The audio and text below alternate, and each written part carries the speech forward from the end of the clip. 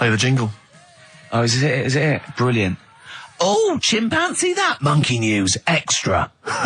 Well, is there monkey news? I'll tell you what, I've been having a bit of a problem this week. Why? It's just been a struggle. Normally, I can come into work on a Monday and there'll be something that's happened over the Saturday, over the Sunday night. Do you know what I mean? Over the weekend, the monkeys have done something. Been very quiet. I thought I'll be alright. Let's see how the week goes on. I don't know if they've caught on to the fact that we're giving this coverage now, or I don't understand. Normally people are emailing me stuff all the time about monkeys. Been very quiet week. Been checking, I was looking in books last night and stuff. Is there any monkey news? I've got some, but just because it's not that good, something else I found out that I thought I'd share with you. Go on. I was looking in the Guinness Book of Records, right, because I thought they'll have something in there about monkeys or something, right? Mm-hmm. And there's a little monkey, I think it lives in Asia, right? There's loads of them live in Asia. Might just be travelling, but yeah. And something I found out, I don't know if they've got it right, and that's why I want to bring it up. Apparently, it's the mammal, right, that's got sort of the pointiest eyes that pop out of their head. Steve.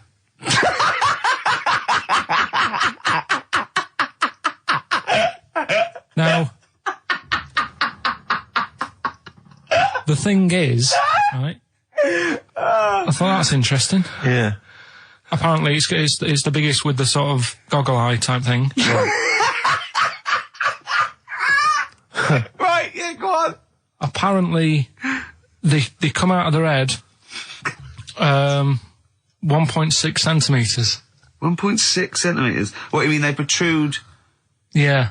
They protrude from the head at 1.6. Okay. What? How long? Have you got a ruler, Rick? 1.6. He's having a go. I'd say I'd be a little bit annoyed if the monkeys beat me. Well, I don't think it has.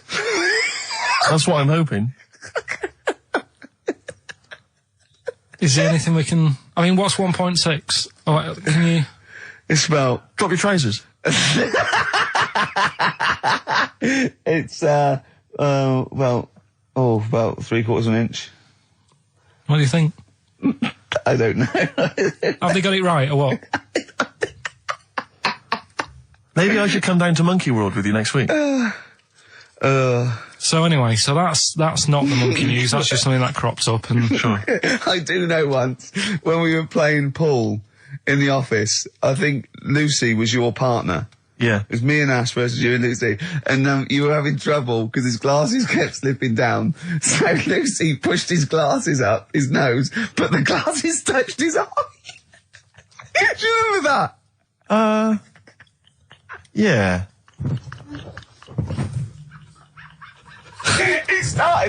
He started it. Well, you're the one who joined in. No, I know, and I feel bad now. Yeah. He makes me nervous when he goes, yeah. It's like, play a record. No, I'm just trying to think about which part of your fat, middle-aged physique I can pick on.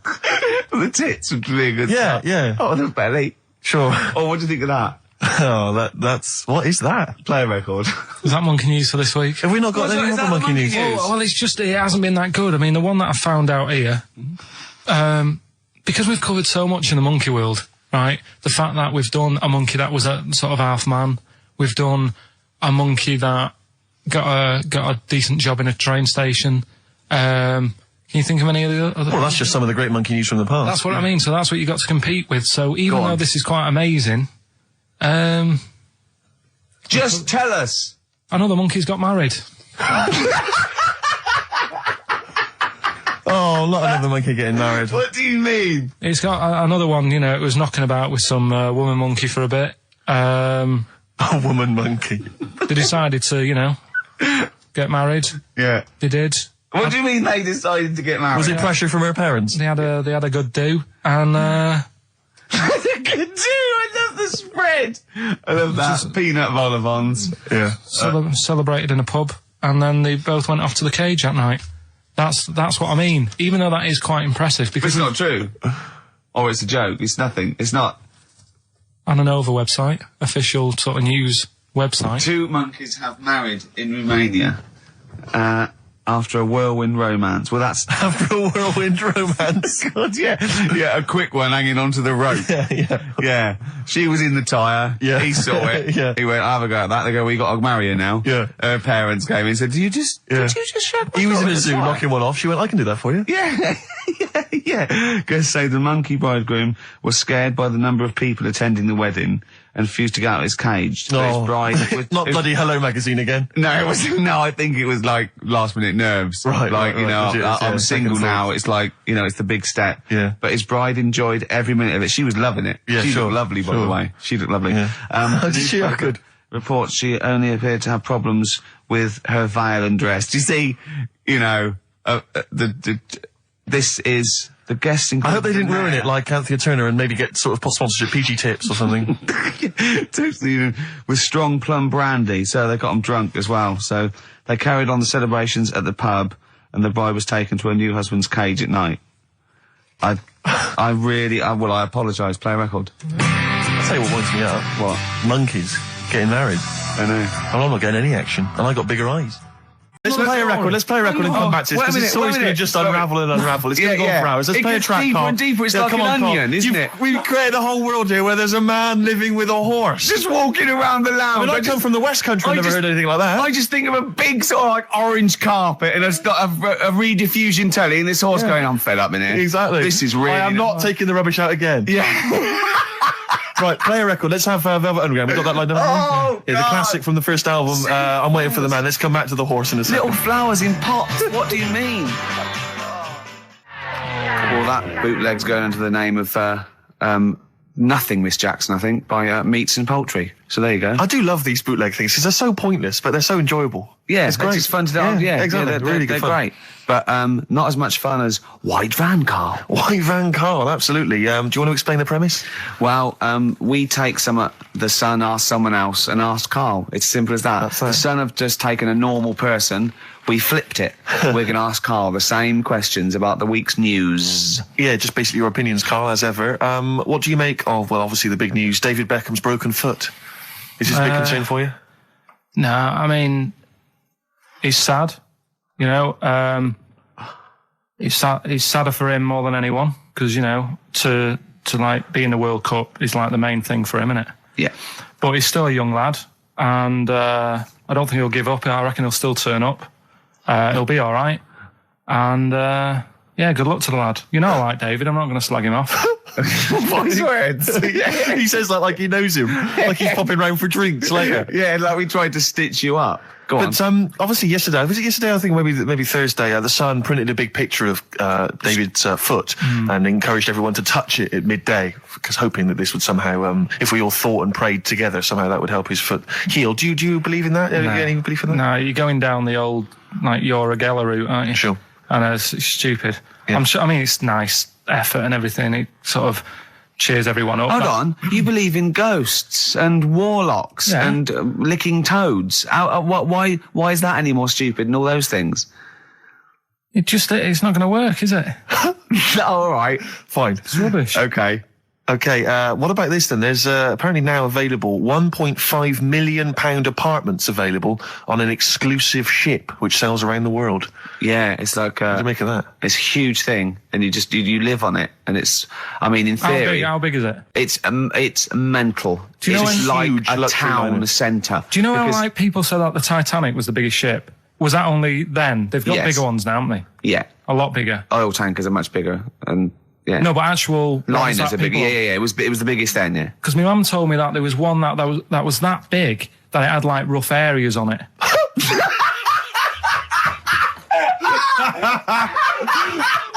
Oh God! Don't go starboard. Oh God! No, but do you know what I mean? Great. It was like we're thinking of moving. We're seeing Yeah. the captain. We're thinking of moving to a nicer area. Oh yeah. I've heard they're very rough in aft. Oh God! Oh, that's They steal your fantastic. tyres. A ship's so big there was rough areas. Oh, how big is this one that you're talking about? Well, I don't know. It doesn't give me the specifications here, but they're it's huge. huge. They're huge.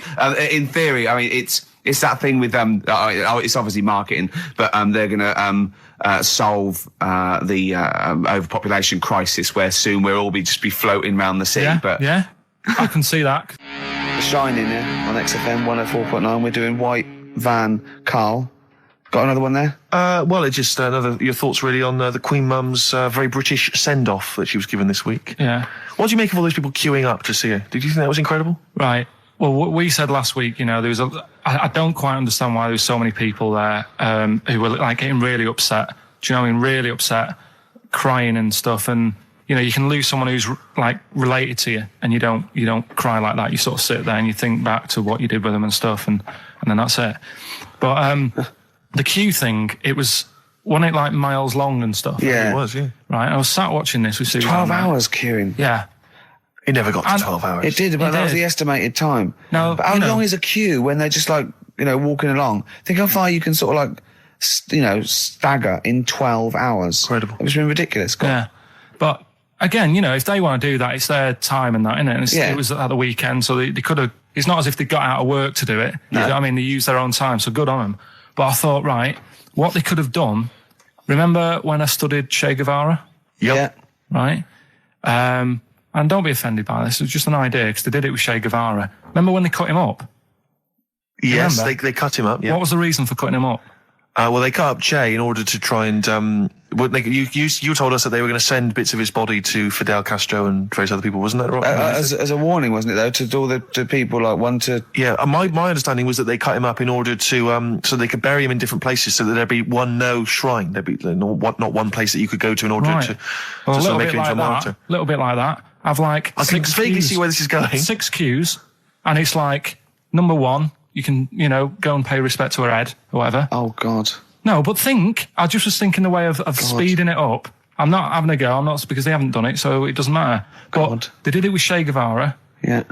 Everybody would have felt like they've got close to her, and it would have speeded it up. No, I mean, but I can understand... Can I just say that genuinely, Karl is not being disrespectful here.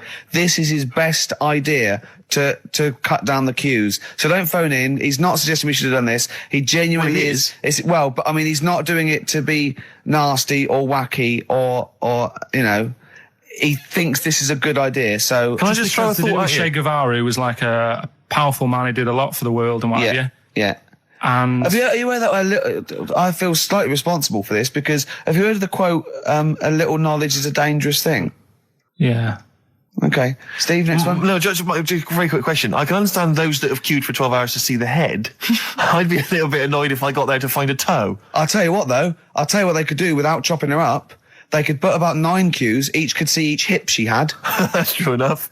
Because she's had about 9 of them. Yeah. So it'd just be, if you want to see the whole body, it's a 12-hour queue. If you just want to see a couple of the hips. Here's another suggestion for you, I've just thought, right? What? Instead of everyone queuing to see her, why not put her on a trolley and wheel her past everyone else? Running. So you could have some students on Rag Week that can combine it, like when they're always pushing a bed. They could just run it along the queue. No, that'd be fantastic. That'd be disrespectful. Right, as opposed to the chopping up. So sure. No, Right. but just an idea. Just I apologise now. Anyone's offended. Anyone offended, I'm sorry. But Okay, we just do White Van Karl then. This is your opinions. You can't be wrong on this, can you? There's no right or wrong answer here. Okay. Right. But so this is where we ask Karl his views on the big news stories of the week. Basically, we've stolen an idea from the Sun newspaper, and So this isn't cruel, this programme, is it? I don't think so. picking on me. It's not, is it? It's weird because a few people have said, "Oh, you're picking on me." It depends how you look at things, isn't it? Sure. Yeah, but you do like it. We could look at it like it's a laugh, so it's not a problem for us. We like you. You're our favourite. Yeah. I'm going to say thing in the world, but I don't mean that, in a derogatory way. No, I'm cool with it. Yeah? Yeah. Right. Okay. So your views, please, on the fact that attitudes are changing to the possible marriage of Charles and Camilla. Oh, what do you think of that? The roars at the moment, because the recent tragedies are apparently high in the polls, and people are coming around to the idea of Charles and Camilla getting hitched. What's your thought?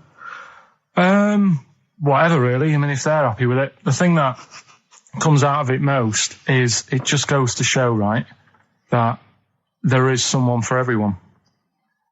Just because, I mean, no disrespect to Camilla, I'm not a good-looking person either. But she isn't a stunner, and yet she's gone and picked up a royal. right? Yeah. So I think it's good for things like that to happen because it cheers you up. Do you know what I mean? Gives you a bit of hope. Thanks, Carl. So yeah, it's good. You know, if they're happy, if anyone's happy, it's a good story, isn't it? Yeah. You know what I mean? Yeah. You know, he's had a bit of bad luck, and now he's got someone else in his life. So. While he's doing this, I'm just doing a list of questions to ask him what he thinks of things in the world. Is that all right? Yeah, no problem. No problem. Okay, what about this then? Are you disappointed by the nation that a third of us are apparently unaware of St. George's Day? 23rd. Is St. George's Day the one with the snakes that we've talked about? No, that's... Are you one of that third, do you think? St. George is the patron saint of England who killed the dragon. Yeah, I mean, there's too many of these days, isn't there? That's the problem. If you make it a bit more special, like Christmas, so you buy presents and that for each other, then people will remember it. But there's so many of these days with Easter and Pancake Tuesday and all that. So it's not surprising. I think as time goes on, we'll find that a lot of these days will just disappear because, you know, people are busy. There'll be new ones, won't there? Right. White Van Karl. White Van Karl.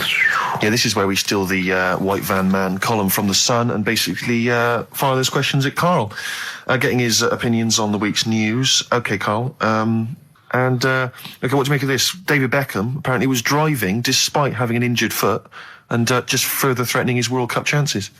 And obviously, you're a big football fan. Well, I'm not that big. I like the odd game. Sure. Would that hurt him? Would that hurt his foot? It can be good. Is it in a plaster? It's not it's a big cast, sure, is it's it? better to drive than it is to walk on it. Good point. Fair enough, yeah. Go. Can't argue with Can't that. get the bus, can he? Okay, and what do you make of this fascist leader who's having a lot of success in the French presidential elections? What's he doing? Have you not come across this story? No. Right, this is one of the big political stories. He's got far right that got nearly 20%. He's a far-right fascist leader and he's having considerable success in the French elections. I don't think we should be asking Karl questions like this. Not something you've got to... I'm getting scared. There's all sorts of bad stuff going on in the world that we don't know about. Yeah. But we know about this. Yeah, but you're better off not knowing because there's nothing I can do about it. You're absolutely right, Karl. Fair enough. I can't argue with that. Oh, God, man that's alive. fantastic. That is brilliant. White Van Karl. Yeah, White Van Karl. I mean, for those that don't know, we do this... we ask Karl the questions that the Sun asked someone else. That's right, the Sun every day asks some, average Joe, his views on the week's big stories. Karl, let me ask you now, what do you make of Prince Harry smoking openly at a polo club? Are you aware of this story? No. Was it? Go on. Prince Harry, you know that he's one of the royals. Yeah. And he was seen smoking openly, a fag, a cigarette, a polo. Third in line to the throne. Something like that, yeah. Imagine that. Someone smoking a cigarette was third in line to the throne. A cigarette, Karl. Is it a non-smoking polo club? Do you know, I don't know, but if it were, would that make things even worse for you? Well, No, yeah. seriously, what do you make of it? This is, the whole, the furore is he's a role model, he's a royal. Should he be seen puffing away in a public place? I don't think it matters, does it? Not a concern for you? How old is he? Is he old enough to smoke? I think he probably is, yes. Right, yeah. Well, fine. I think the trouble with this role model thing, with anything that's legal, it should either be illegal or not. Yeah. I just don't think you can impose things like that, because you could say that it is bad for you, and it is bad to start smoking, and it really is bad for you, it causes cancer and everything. But everyone knows that, don't they? Well, yeah, but you should either make it illegal or shut up about it. So this is Karl you're asking, isn't it? I am indeed. Sorry, So we can throw these questions your way as well if you fancy. Sorry, yeah. But it doesn't matter. But Karl, what are your views generally? I mean, it's obviously cigarettes are perfectly legal and so on, but what about stronger narcotics? Because I know you're very scared of drugs and stuff, aren't you? Yeah, I'm not a fan. I don't No, what's your concern? What's your worry? Just that you might get into them. It's like you might have them and go, oh, this is all right. Exactly, Karl. Exactly. Although I was talking to you about it earlier, and you weren't very sympathetic about a lot of young people who have perhaps gone to crack or smack. You didn't you describe it as their own fault? Sometimes it is, isn't it? Yeah. I mean, I could have turned to it where I grew up, but I said, well, don't want to do that. It's not good for you. Sure. And I avoided it. You turn to ghosts. So you've got no sympathy for anyone who's a drug addict? It's their own fault, is your... It depends, doesn't it? Sure. Do you know what I mean? You can be an addict if, I don't know, something... I'm trying to think of a nice way that Well, you most might people end up... start on stuff like that because something really traumatic's happened to them. Very few people go out for a laugh one night and go, let's all try it. Sure. So, but... Yeah, Just say no, I suppose, is the just say action no. in the end. Listen to the cast of Grange Hill. Now, this will scare you. Now, Karl, you will be a little bit unnerved about this. Have you seen the film Jurassic Park? Yeah. You know what happened there? Well, according to the Sun here, it says scientists are planning to clone mammoths for a theme park. Look at his face. Look at that. He looks like a dog caught in the headlights of a car. He's terrified. I love Carl. He's sprung to attention Carl. there. Is that the best news you could have? Man moths.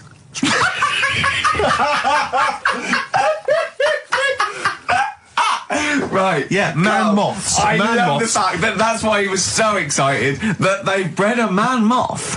What is this? Yeah, it's a human being that hides in your wardrobe and eats the entire jacket in a day. Yeah. What do you mean, man moths? Mammoths. Mammoth, the big hairy cow heard of from the mammoth? Ice Age. I mean, elephant. You're not so excited about that, then? You can take or leave bringing back mammoths to life, but a man moth... A man moth is a different matter. Oh, if we'd have never brought that up, he'd have gone and told someone now. Yeah. You know, they've bred an half man, half moth. This is what we This is how mean. things start. This is what we mean when you hear these ghost Are you stories. slightly deaf? Is that it? When you hear these stories, you're slightly deaf. And his head was in the basket, and he went, "Count how many times I blink." Is it? Carl, is English your first language?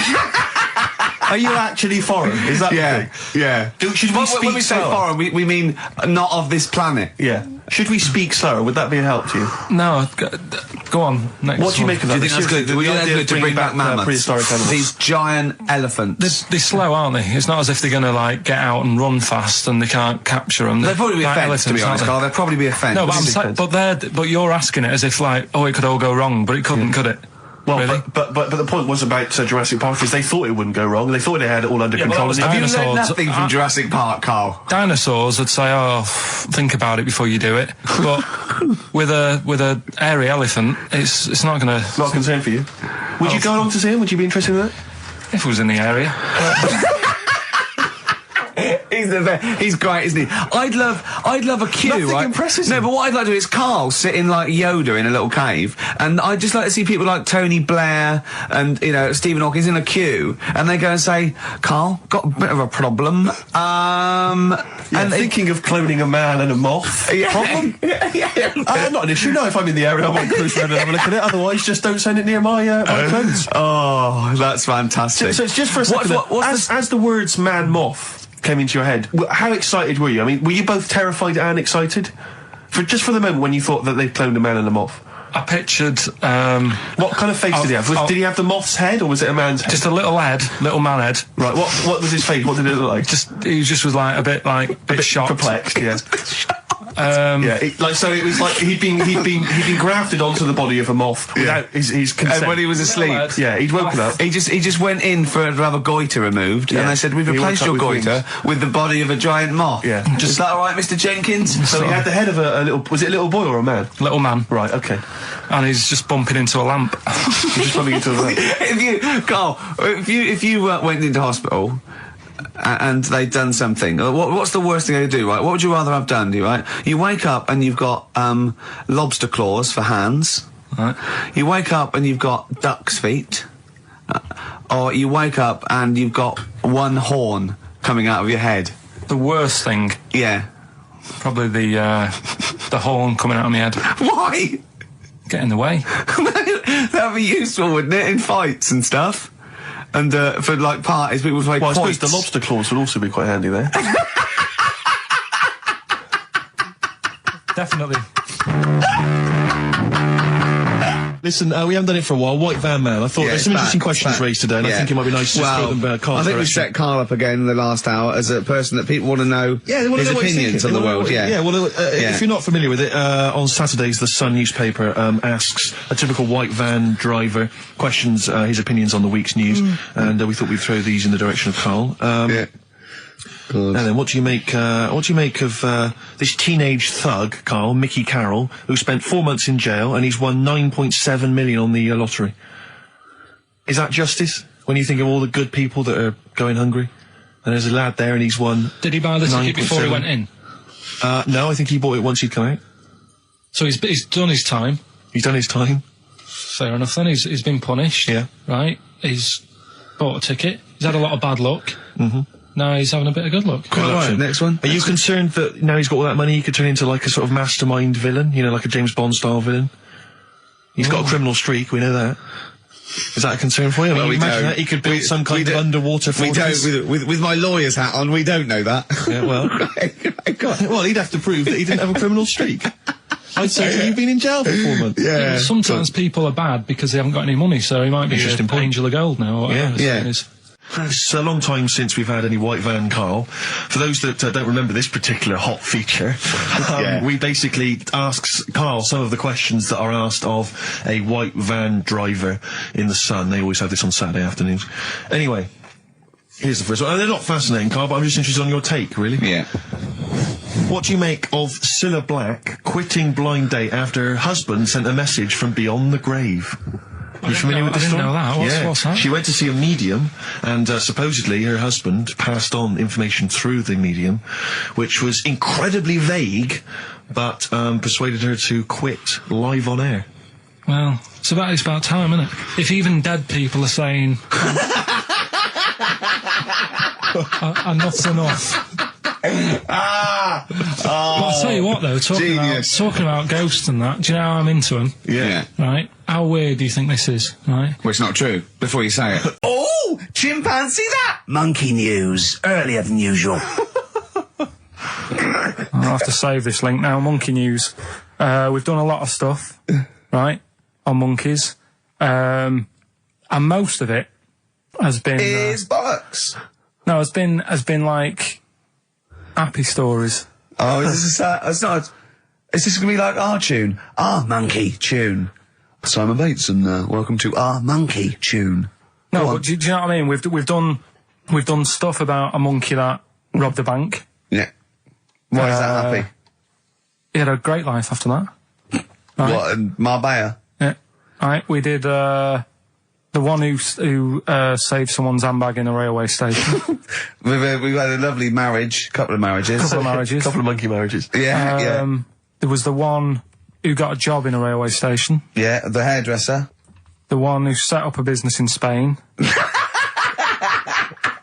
I don't even remember that one. that one either. But, I'm willing to believe that happened. Go on then, Carl. But anyway, yeah. So today's isn't that happy really. It's about some monkey. I think it was a chimp. Who's an ape? Go on. He tried to. I mean, the story sets off at a sort of a weird thing. Yeah. It's something about he went to Russia to do some business. What are you talking about, Carl? I don't. It jumped past that bit though. It didn't start there. What are you? Do you know what I mean? It didn't tell you what he was doing. It just said there's this monkey went to Russia. To do some business. I know. Do some stuff. I don't know. Bit of monkey business. And anyway, didn't work out. So, they were furious. We wanted a surgeon. You send us a monkey. Anyway, ended up being homeless. Oh. No, you're So it joking. was taking a turn for the worst. What, couldn't even get into like a tree hostel or anything like that. That's the problem. And God. ended up homeless. Got in with some tramps. I don't know where to start. Come on. Yeah, so he's knocking about with some tramps and stuff. Sharing drink and what have you around a little fire. They broke into some home, not sort of squatted. Right, so Into not the homeless flat. anymore. Problem was, he had a roof over his little area he had. Yeah. And he goes, this is good, we're having a good time, this is sorting me out. Yeah. He had his He mate. said that in Russian, though. What was he eating? I don't know, it didn't say. But they're in this house. Well, he could only be eating sort of like, fruit, nuts, vegetables. They classically sort of don't eat, pork pies and But they've got drink McDonald's coffee. in Moscow now, so... Sure. You probably chow down on that. Yeah. Anyway, there was a bust. What? I knew this was There was a bust in the flat that they were squatting in. All the other tramps sort of knew what was going on, legged it, left little chimps out there, got arrested. And they thought it was a real fella at first. They were like, get him, he's obviously just a scruffy bloke who hasn't had a shave and stuff. Yeah. Yeah. Hasn't shaved his back for a while. Or his face. Yeah. His head. Got him down the station, and the boss was like, what's going on here? We've got a monkey here. He was like, what? So you arrested a monkey? Well, so the arresting officers hadn't noticed all the way to the station that he kept slipping out of the handcuffs and was going for the entire journey. They didn't notice till they got there. What, did they put a hood over his head maybe and just like, you know? I don't know. I'll give you the story if you want. There's the headline. What is it? What's the headline, Steve? I don't want to see it, but... The headline, this is once again from supposedly reputable news organisation Ananova, homeless monkey arrested in Russia. Did you read on, or did you see the headline and make up that whole story? It's most of it is there. What isn't there? What bit isn't there then? I think you know, Steve can have a look over it, check it out and stuff. Point out the embellishment for me, Steve, will you? Well, what it doesn't say is that the police didn't realise it was a monkey. That's what I was guessing. Really? That they got it back and they said, what are you doing? We've got a monkey here. And they go, yeah? Yeah. Oh, God. There's some more monkey problems in the week. Have you seen the Alfords advert with monkeys in? No. There's a new advert out for Alfords selling bikes and stuff. Yeah. It's got some monkeys in it. It's caused an uproar. Why? People are saying it's, you know, dressing them up in tracksuits and that is, taking the mickey out of Manchester. You know, it's not nice for the animals and that. So there's been loads of But complaints they get a about free it. bike or something, do they, I imagine? I think they kept the tracksuits. Yeah. But, Yeah, record that's the after thing, this though. cheeky freak of the week. No, I'm just saying we're not doing this to sort of, again, take the mickey out of the animals and stuff. These are true stories and that. But yeah, coming next, Freak of the Week. Cheeky Freak of the Week. Right, well, we've had some interesting things we've been looking at. This week, it's about the strangest couple that ever got married.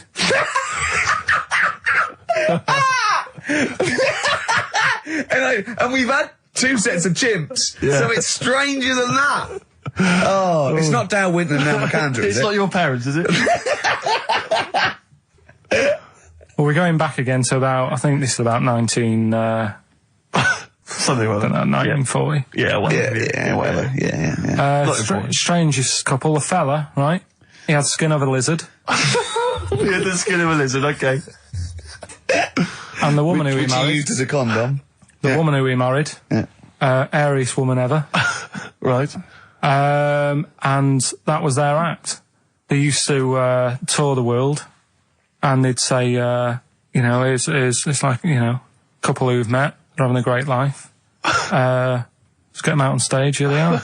And they'd What do pop you mean out. he had a skin of a lizard, first of all? That's what he said. He had some sort of some illness. So he was called Lizard Man, and you like that because it was good description. I thought that's good. I'm here, You know. hello, we've booked a table for 2. Who are you meeting? I'm meeting Lizard Man. Oh, he's over there. Yeah. You know he is, right? Yeah. I'm Look meeting out. the hairiest woman in the world. She's over there. Yeah. Yeah. So what did they do for their act? Now, bear in mind that we had some Siamese twins last week, and their act was having a bath. yeah. So I hope it's an improvement on that. What did Lizard Man? He came out and ate some flies, did he? I don't really know. I just think they stood there and that. Yeah, when you read this and it goes the most interesting fact ever, Lizard Man, and you go, that's enough. That's enough. I can extrapolate from that. Well, straight away I start thinking. I'm thinking, right. I wonder if they got the wedding photos. Right? And then, like you said, that they had a kid. Oh, what would that be like? Half Exactly, lizard, half exactly, that's it'd be what I like was an thinking. ostrich, wouldn't it? It would sort of like. That's what I was thinking. What did you think it would come out like, the baby? I didn't think what that looked like. I just was thinking, oh, parents' evening. Do you know what I mean? You wouldn't want them coming up to the school, would you? So, Well, that's the little problem. Johnny, who starts off relatively normal, he's quite good at, he's good at nature, Yeah. isn't he? And his mum and dad come into the room and they'd be looking round, wouldn't they?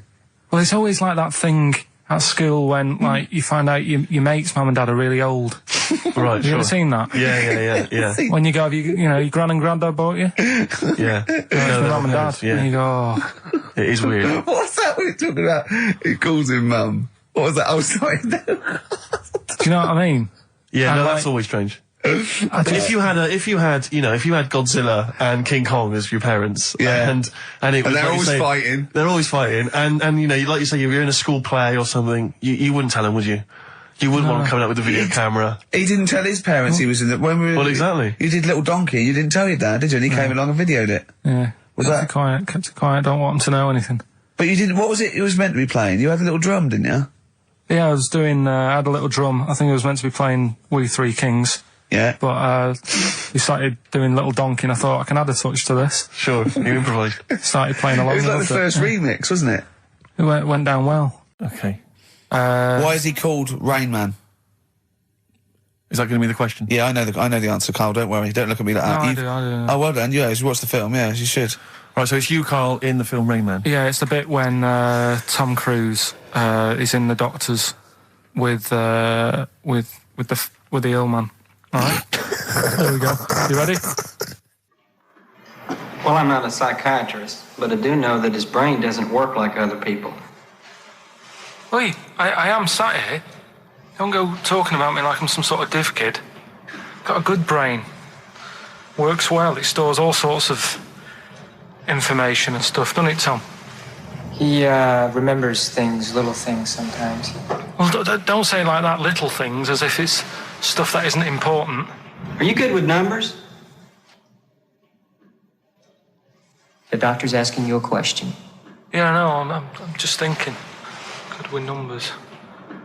It depends. Not that good at maths, but I remember facts that have got numbers in them. Like I know that 1 person in 2 billion will live to be 116 or over. Right? Weird thing is a lot of them are Chinese, so, you know, sort of makes you wonder if they're lying. I'm afraid I don't understand what you're talking about. What do you mean you don't understand? It's not... All right, here's an easier one for you then. Goldfish have better memories than people think. He's right. He's right? Yeah. See? There you go. Goldfish related. Oldest goldfish in the world was 41. No. Yeah. Funny thing is there, if it was a goldfish with a dodgy memory, could have been older. Could have been, you know, pushing 45. So. That's amazing. I mean, that is amazing. He should work for NASA or something like that. Well, don't go that far. You know, they're the sort of things that I like reading about. You know, I've got that big book there. It's full of sort Did you of... read all this? Yeah, don't... You read all these stories that are in this book. Don't bother touching Maybe it. you better put it back. Give it back. Get off. Okay, no, Ray, take it easy. I'm not gonna... I won't touch anything else, Ray. Come out. It's okay, Ray. It's okay. Come on. Can I ask you something else, Raymond? No. Well, you've annoyed me now. You've kept coming here saying I'm daft and that and messing with my book. Just go, will you? Excuse me. Were they messing with your big book of freaky facts? Yeah, that's out of order. Good. Right. So what's the question? Why is he called Rain Man? Yeah? Yeah? Everyone happy with that question? Yeah? Yeah. Okay, Ricky.Gervais at xfm.co.uk. Why is he called Rain Man? Carpe diem, whatever it is, seize the day and all that. Okay. If you want the rainbow, you've got to put up with the rain. Yeah, of course.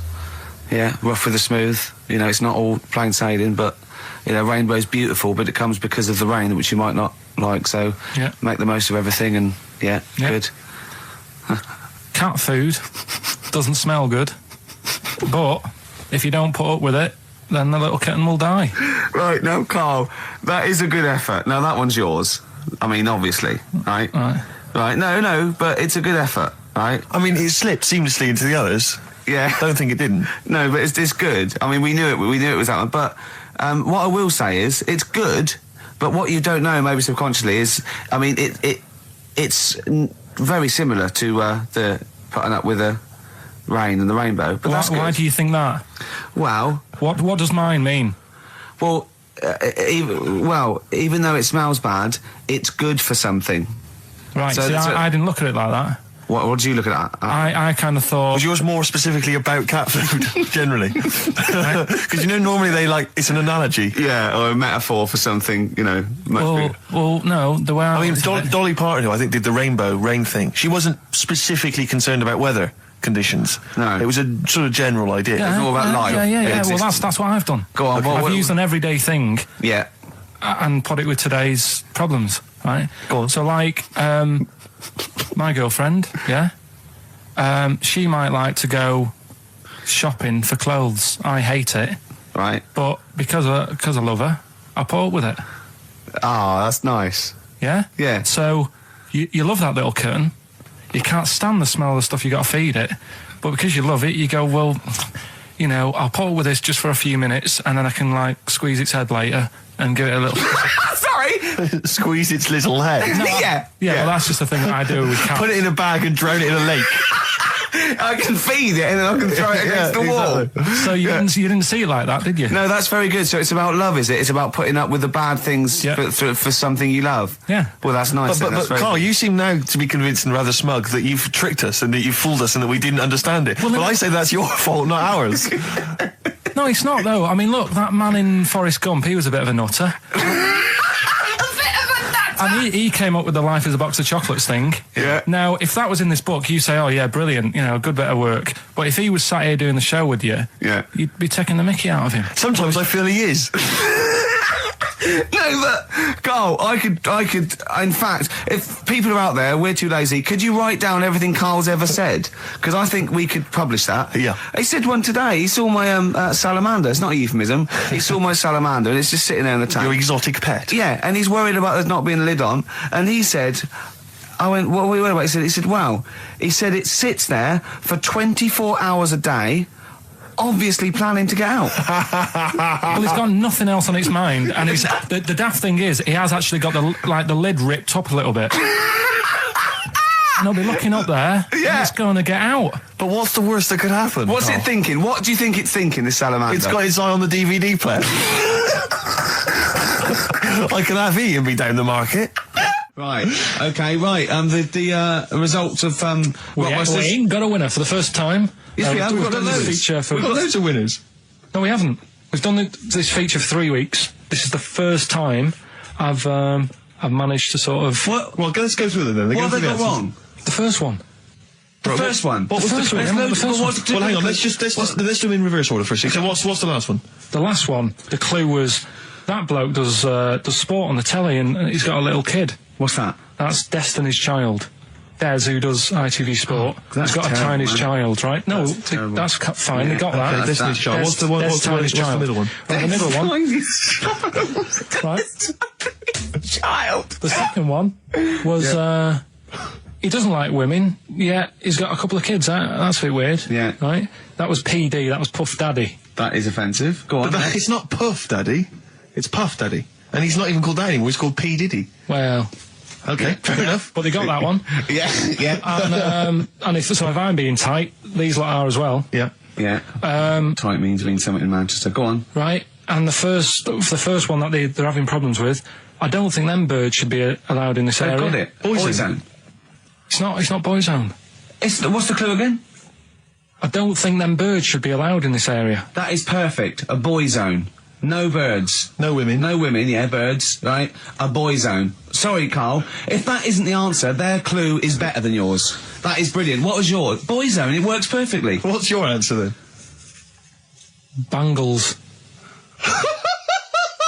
I have no idea what that means. Like seagulls.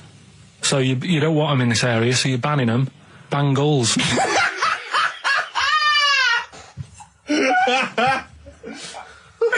Oh! Well, give it to Boyzone, because Boyzone's better. Don't use birds being loud in this area, it's a Boyzone. I think we should have a rollover. Carl beat them. Carl beat them. You have to use his logic, surely. But theirs works, you can't... There was a Vietnamese snake that went inside of a soldier. A little, like, maggot or some sort that you have to get out of your body because it causes problems. Yes, and so in order to get it out of the body, they strapped bacon to his head. That is great. This doctor... And did that work? I think so. They had a picture of him smiling. Oh, God, what, the worm or the bloke? The bloke. Oh, dear. Honestly, I hope someone knows the story. And it was about 3 years ago, I reckon. Okay. And, it did work. GI bacon. So this is why what the worm burrowed out of his head to get the bacon? Get to the bacon. Right. Again, most of my knowledge of the sort of Tsarist Russia comes from Rasputin by Boney M. Well, listen. Yeah, he was the lover of the Russian queen. They put some poison into his wine. Yeah, yeah. They shot him till he was dead. Yeah. Which is, go on. Right, well, this. Oh, those Russians. Loch Ness, the monster, Yep. Sure. probably doesn't exist. Okay. What it is, Interesting. Hold on, interesting. Oh, interesting. It's- What they thought the Loch Ness probably didn't exist. Curious viewpoint. Hold on. What proof have they got for that, Carl? How can they go around saying stupid things like that? it's methane, Right. Again, in Loch Ness. and people have seen, what's the lake it's in? Loch Loch Ness. Yeah? It being the Loch Ness monster. Yeah. That's where it lives. That's how it finds its way home. That's certainly the clue. Yeah, If you get again, Carl, that's the clue. Yeah, if it go, and it's if it's out wandering, it goes, excuse me, would you know where I'm being the Loch Ness monster? Where would I be going? Oh, you'd be going to the Loch Ness if that's your home. It's way over there, you So big anyway, monster, you. So the bubbles from the Sure. methane bubble up out of the water. Yeah. People think, oh God, it's a monster's head. But it's not, it's just water sort of shooting up because of the bubbles. Well, that's two of the great mysteries of the universe solved by Karl P on a Saturday afternoon. That is fantastic. So that makes me think a lot of things. So when mediums are sort of like going, oh, I've got something coming through. Do you think they are exhaling a lot of methane gas, and thus making them not think straight? Do you think everything's down to methane gas? Do you think that all the mysteries of the universe are down to methane gas, Carl? What did it say in the documentary you saw? About what? What was the budgie happy? We know that budgie was sad. Was it in a room? Because they used to take canaries down the mines, didn't they? They used to take canaries down the mines, they'd smell the methane, and then the budgie would be happy. I'm not going to teach you anymore. Play a record. Oh, should we introduce this, shouldn't I? Go on then. Oh, it's Beatles, Long and Winding Road. Smooth. Are we getting paid for this? Our Freaks Electric, Richard X and the Sugar Babes on XFM 104.9. Well, nearly through. We've had a few laughs again, a few tears. Absolutely, as always.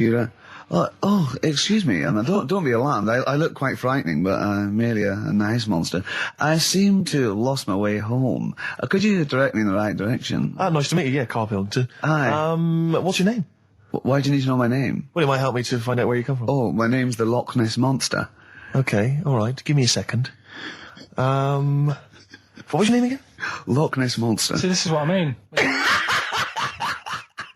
I just run this one past you just on the off chance. Yeah. Because maybe that you change your opinion slightly. Yeah. Feng Shui teaches you to use your environment wisely. Sure. If your land and the surrounding area is undulating, it's said to house auspicious dragons. When land is flat and featureless, the dragon is missing and the land is said to be less auspicious. Excuse me, they call me the Brixton Dragon. Sure. I seem to have lost my way. I know it's South London somewhere, but could you help me find my home? What's your name? Well, they call me the Brixton Dragon. Right, where are you from? I see what you mean. I see what you mean, aye. Oh, okay, man. So does that make you query it at all, the dragon? I'm not into it that much. Right, I'm sure. just saying that if you have your head at one end of the bed rather than the other, it might make a difference to your night's sleep. Listen, we were talking earlier about the fact that Bruce Lee, and it's a well-known fact, Yeah. he faked his own death so he could continue his undercover police work, as opposed to being the Because biggest no one would, superstar. Can I just remind you, when we were in the office recently, we've got a little office that we write in, we work in, and many moons ago, we were doing some work. This was when we were writing the first series of the office, and I was typing away. I was just typing something up we'd written, and I read it back to Ricky, just check he was happy with everything. I was reading it back, and as part of the thing, there was a knock in the script. It said, knock, and I was acting out for him, and I knocked like this, and I realised he wasn't listening. He was in fact asleep underneath his desk, and I knocked like that as part of reading the stage directions. I knocked. He thought someone was coming in. He leapt up, plunked his head, zipped up, thought someone. I said, Rick, it's not. I'm just acting it out for you. He just wasn't paying attention. He wasn't listening. And can I just draw in? So recently we're in another office. We're typing away. I look round. He's got his shirt off. It was hot. He's taking his shirt off, right? So he's sat there, 41-year-old man, or whatever you are, 40-year-old man, there with his shirt out. Beautiful. I mean, I've seen most parts of your body now at one point or another. I think from the early days when we used to work at XFM, you started showing me bits of your anatomy, which is something he does to people he likes, friends of his. I'm sure you've seen most of it, Carl. No. And so, he That's our relationship. Go he on. was sat there, and there was a knock at the door because we'd asked someone who worked in the building to bring us something, and so I had to delay it by sort of not opening the door so he could get his shirt back on. Yeah. So he was running around trying to get his shirt back on. So what would they have thought? What would they have thought? they'd have walked in, he'd have just been sat there, is- stripped to the waist. Didn't they sort of think, hang on, what's going on? Look through the keyhole. No. No. It was ludicrous because as they came in, he was flustered and he kind of was just leaning against the window, just looking like I often stand here with my my shirt back to front. I was getting like Bernard Manning. You see Bernard Manning, whenever he goes into the house, he has to go upstairs to take his trousers off. I'd love that. The fact that in your house, you've just got your pants and your vest on. That's what you want to do. Yeah, but it's all the time. It's not just, I mean, you haven't done that with me, taking your clothes off and that yet. But, like, last night we were sat in the pub and I was saying, right, you know, let's not even worry about new features then. Let's get the current ones, you know, going. Like getting what? Good. Like, the one that I was trying to work out, the cheeky freak of the week. Think of that! Yeah, but I was Think of saying, that, though, as a normal conversation. yeah, but I'd looked online, right? I didn't find that much. I found, actually, I'll tell you what I found later. Brilliant. We're looking for them, right? And then at one point, I think you said to me, go and, you know, what about the Guinness Book of Records? Yeah, you know, they'll have, like, yeah. the best freak in the world or whatever. Yeah, ever. So I said, yeah, bring one in. Now, you've got one at home. Yeah, I got a But you couple. couldn't be bothered carrying that in today, so I had to go out of the pub that I was at, Yeah. nip into Borders, Yeah. buy a Guinness Book of Records, Yeah. out of my own money, $18.99, Yeah.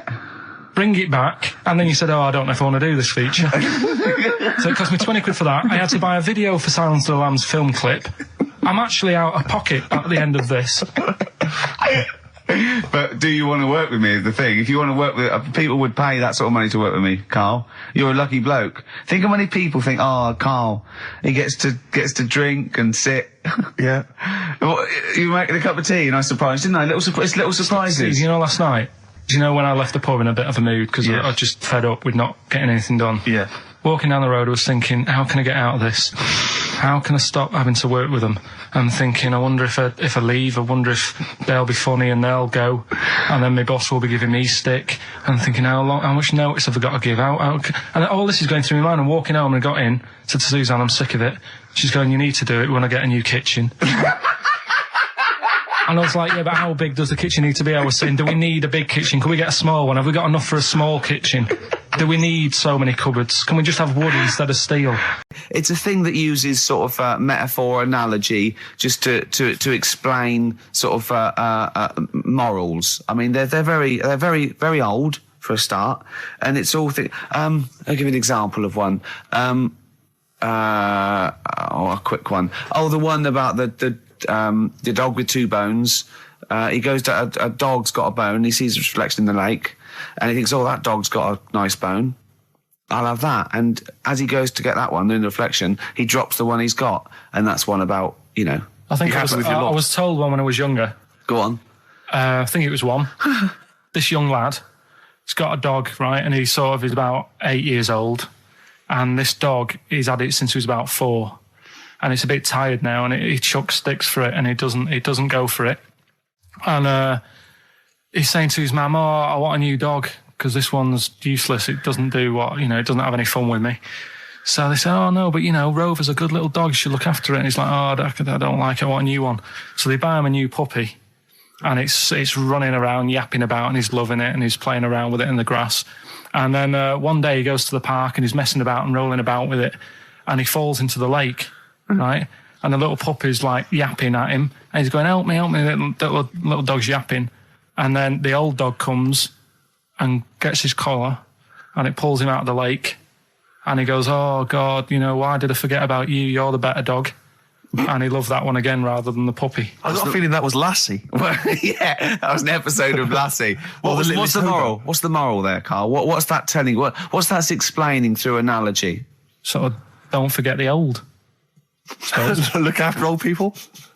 Are you familiar with this thing that they can do if you're dead, right? No, not if you're dead. It's like if you're ill and you know you're going to die, Yeah. right? I don't know what this is anymore. Extraordinary. Have a rest. Extraordinary. Himalayas. Himalaya. What? Listen, this is an interesting fact. Come on. If you're ill but you know you're going to die, Yeah, you can have this thing done in Detroit where you get put in a fridge right? and if they work out, you know, what's wrong with you in 20 years' time, they go, right, that fella is in the fridge. He had that. We can sort it. Let's get him out. and they sort you out. Yeah. Is this the first time you've come across this idea? Yeah, I read it the other day. I didn't know. You've never about heard of this before? It's called Cryogenically preserved. Good, innit? They put you at sort of like sub-zero temperatures, so stop all cellular activity. So do you stop aging at that point? Yeah, it's suspended animation. So, well, what's the law on it, right? Because say if I had something, right? Yeah. And I said, oh, put me in a fridge, and when you've got the cure and that, wheel me out, sort me out. Say if they did that, Yeah. and it was like 40 years, Yeah. and in 40 years' time they get a cure for me. Yeah. Would I have to stay with Suzanne? Because she'd be 70. Do you mean what are the rules? Should you be allowed to date a younger woman? Well, it's not fair, is it? It's like good news, we sorted you out, but... I don't think she'd mind. I reckon she'd have the best 40 years of her life. Yeah. And plus, they're never going to find a cure for what ails you. That is genius.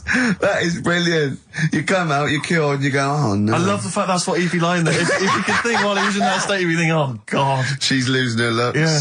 Just, oh dear. But everything else as well, like, my job wouldn't be here. No. No. Although the figures would have gone up a little bit. Yeah. Flat's probably gone or knocked down or whatever. Sure. Yeah. Most of my family would be dead. Yep.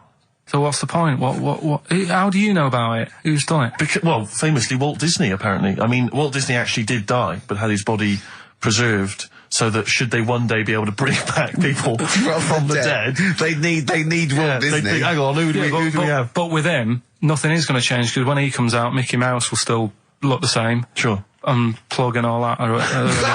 Play a record! I don't know where your mind is! Play a record! You were going to tell us, Pilkey, Pilchard, you were going to tell us what tickets are away. But it worked for me, you see, because when I was younger, I had a mobile disco. Brilliant, so did I.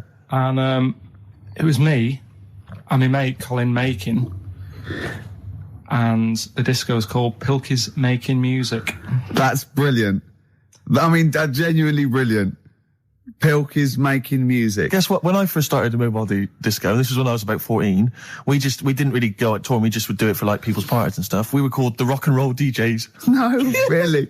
We drew it on some sort of see-through paper and put a light behind it. Rock and roll DJs. My first disco, I had 2 nights a week in this pub. What, you ran a disco? Yeah, this pub near King's Cross, right? And it was just their records, right?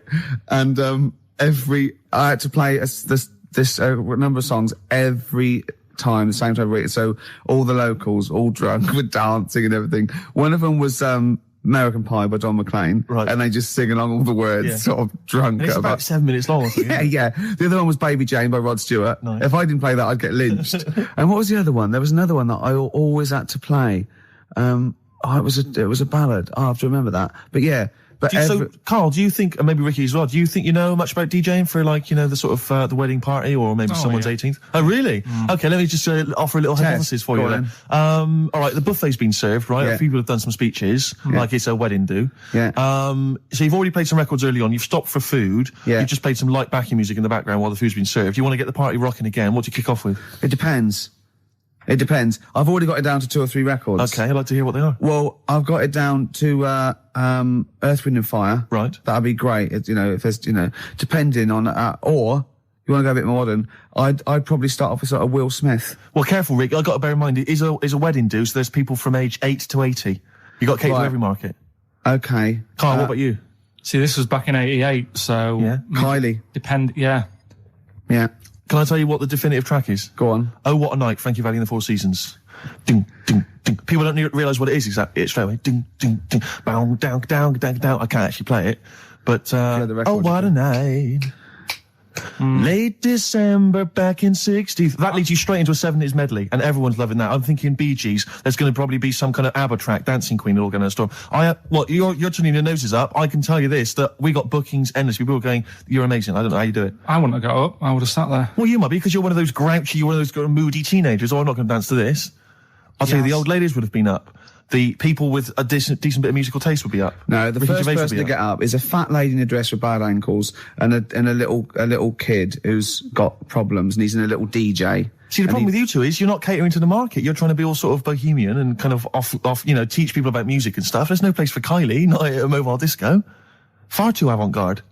All right, kick it in. Grease Megamix. Play a record. Come on, Eileen. Have you got Come on, Eileen? Play that. What are you going to play? Love Shack. Coldplay. Excellent. Yellow. Well, you'd never It's say the that. excellent single by Coldplay. It's Yellow. Oh, Yellow. That's Yellow by Coldplay. That was the stunning new single from Coldplay. There's a fella who was in a coma for 20 years. Just they kept like taking him through like the normal day. They take him to Alton Towers and stuff. Doesn't know anything about it. Just kept going through the motions. Don't know if they kept charging him. Kept putting him through all that. He eventually came out of it. 20 years. And went, stop taking me to Alton Towers, it's shit. I just thought, imagine how much stop post he making, had. How much post?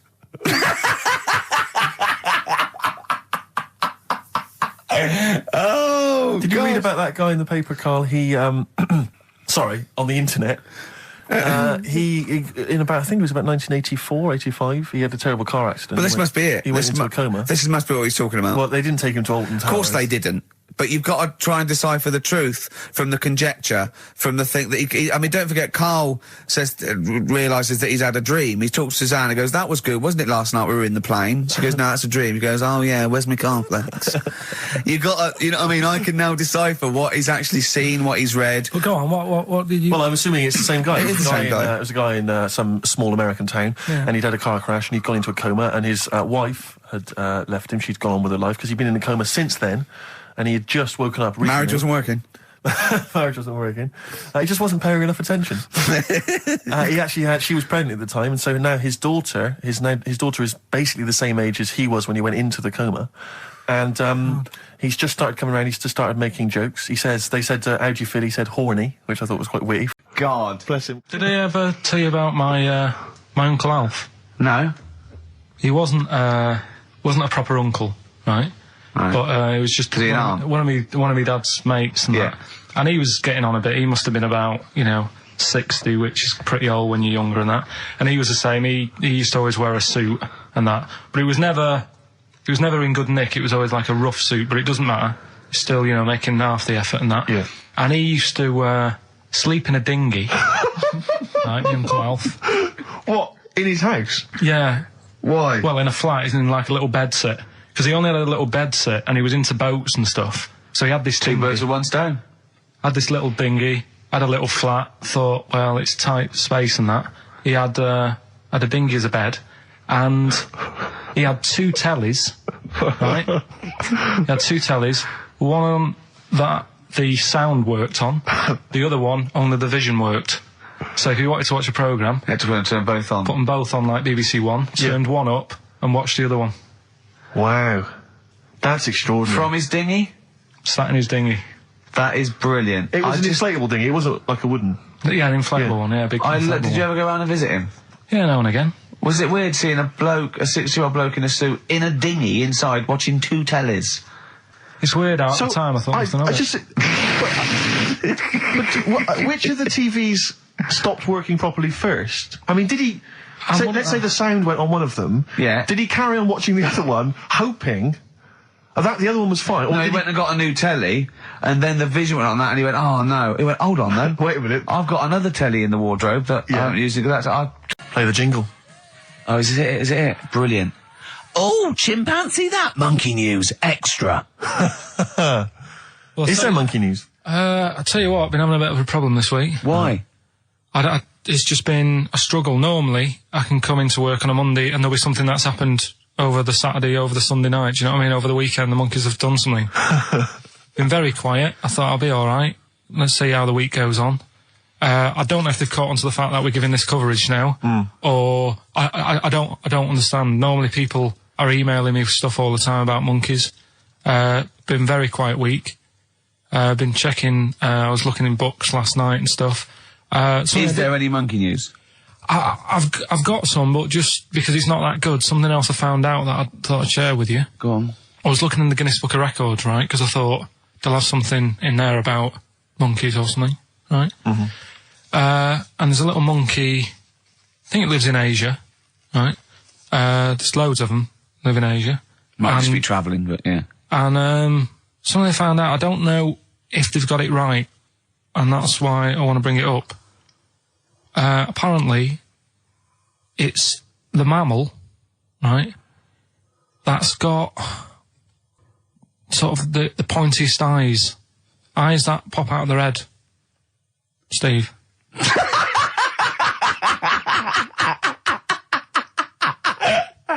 Now, the thing is, right, I thought that's interesting. Yeah.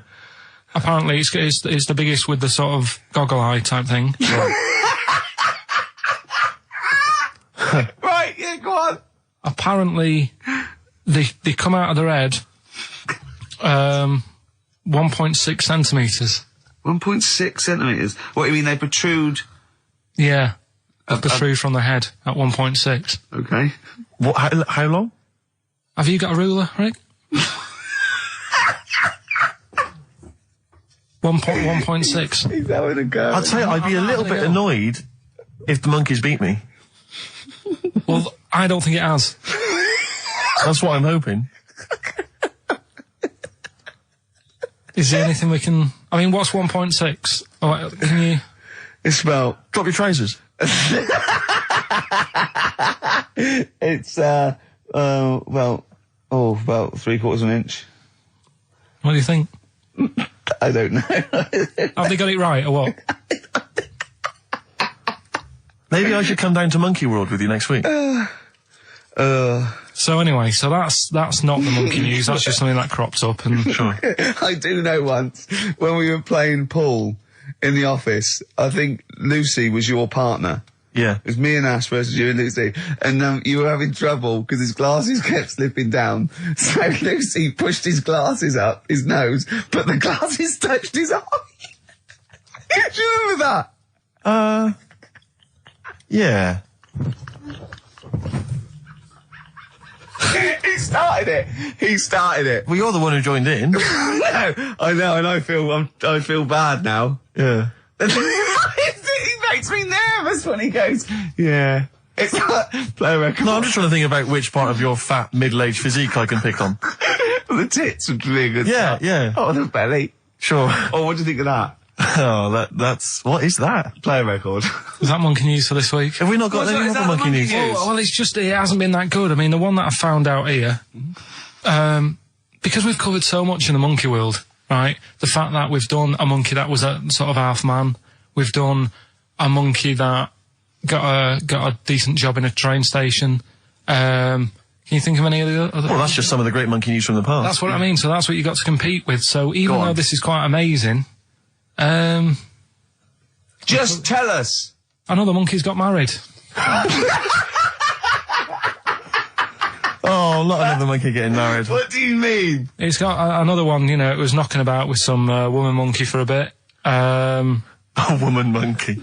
They decided to, you know, get married. Yeah. They did. What do you mean they decided to get married? Was it pressure from her parents? They had a good do, and Good do. I love the spread. I love that. Peanut vol-au-vents. Yeah. Celebrated in a pub, and then they both went off to the cage that night. That's what I mean. Even though that is quite impressive, But because it's not true. Or it's a joke. It's nothing. It's not. on an Nova website, official sort of news website. 2 monkeys have married in Romania after a whirlwind romance. Well, that's... After a whirlwind romance. God, yeah. Yeah, a quick one hanging onto the rope. Yeah. She was in the tyre. Yeah. He saw it. Yeah. He went, I'll have a go at that. They go, we got to marry her now. Yeah. Her parents came in and said, did you just shag my He was in a daughter's zoo wife?" knocking one off. She went, I can do that for you. Yeah. Yeah. Guests say the monkey bridegroom was scared by the number of people attending the wedding and refused to get out of his cage. So his bride was, Not bloody Hello Magazine again. No, it was no. I think it was like last minute nerves. Right, like right, you know, legit, I'm yeah, single second now. thoughts. It's like you know, it's the big step. Yeah. But his bride enjoyed every minute of it. She was loving it. Yeah, she sure, looked lovely, by sure. the way. She looked lovely. Yeah. Did she? Oh, good. Reports she only appeared to have problems with her veil and dress. Do you see?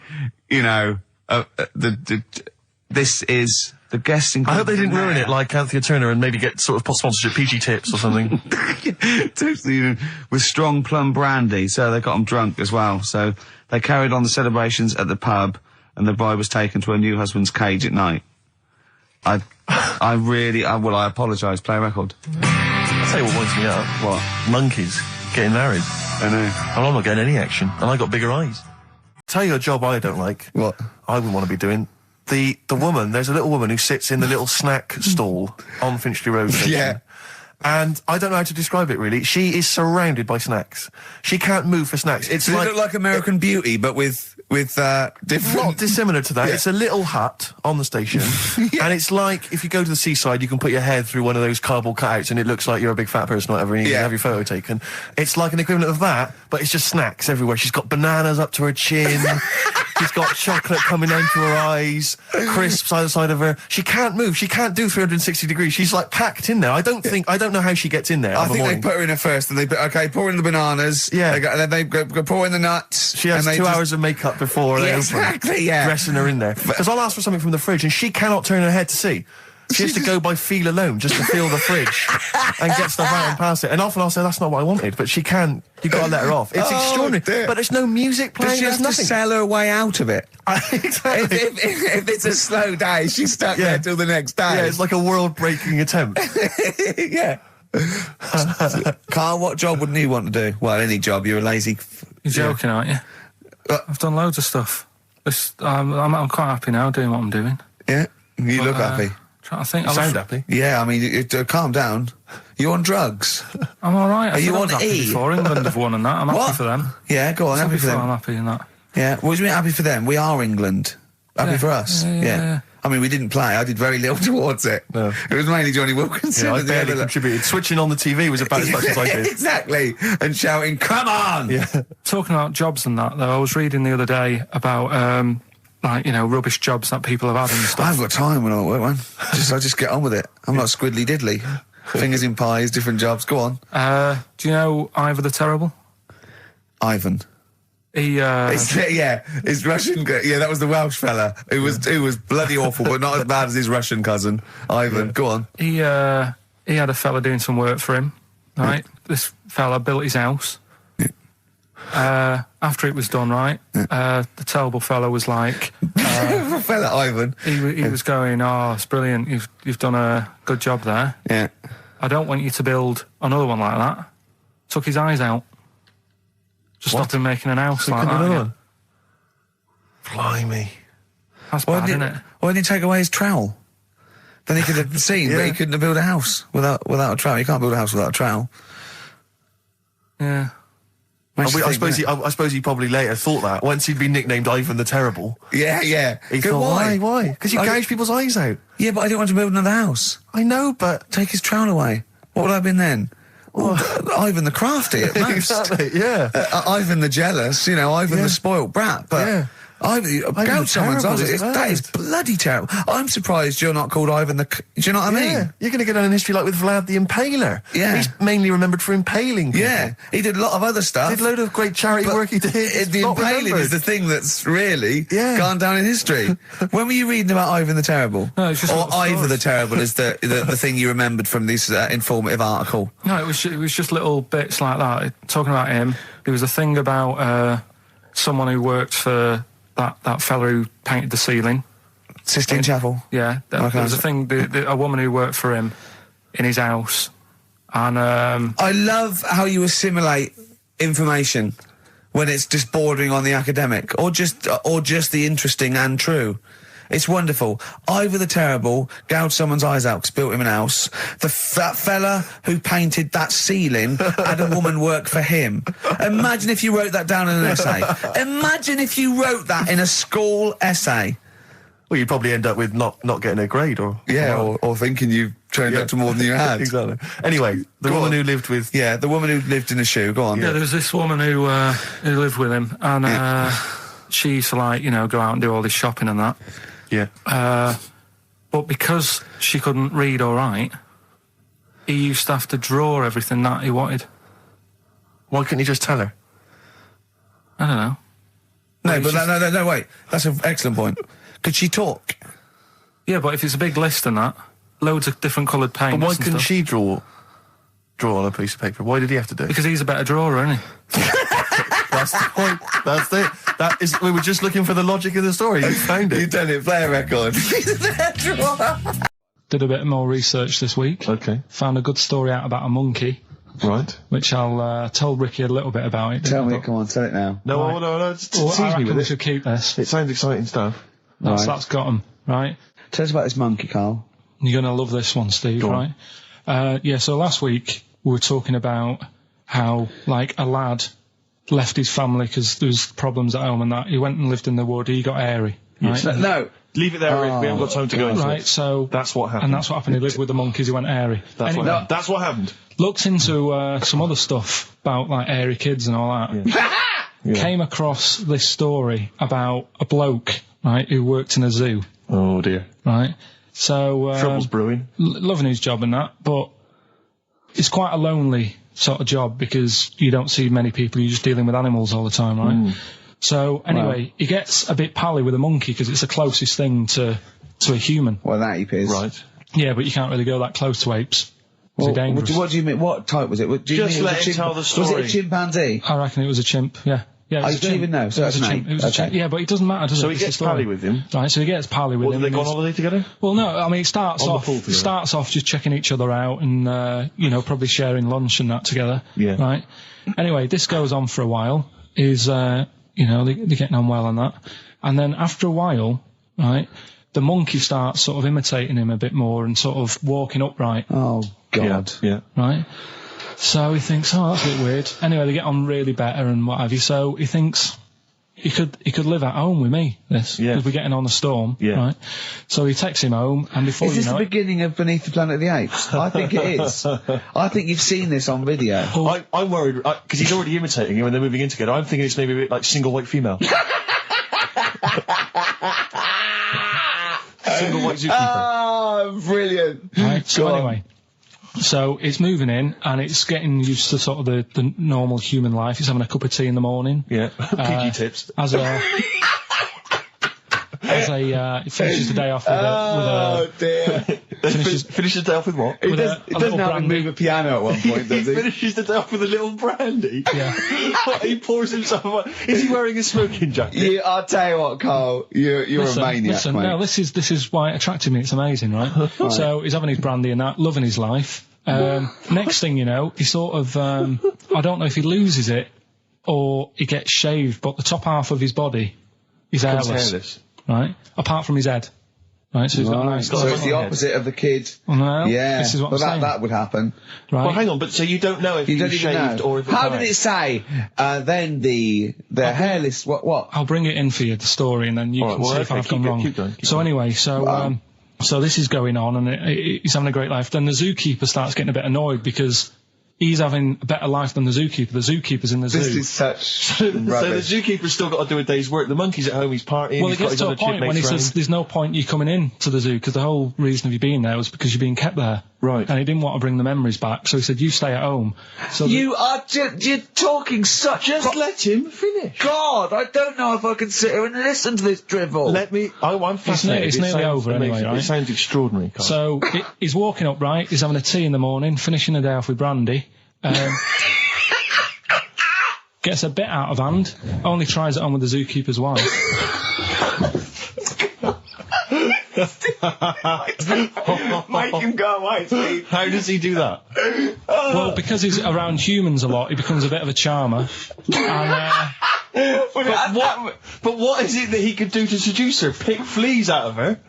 he didn't say. He's But- built. He was built. Yeah, it's well known. So what about What do you mean, what about it, Carl? It's obviously not true.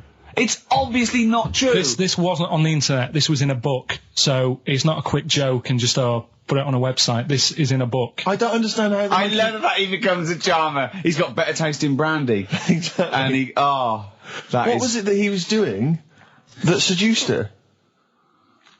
I don't know. Maybe because he was at home more than the zookeeper was. But what would he be doing, Carl? the fact that- He's not going to be talking with her. They're not going to be playing like, Trivia Pursuit. Maybe she liked the silent type. He didn't go into that. He just said that's when the trouble started. Carl, play a record. Right. Is that what Suzanne did when she brought you in? I've never bought a suit since I was like 11, right?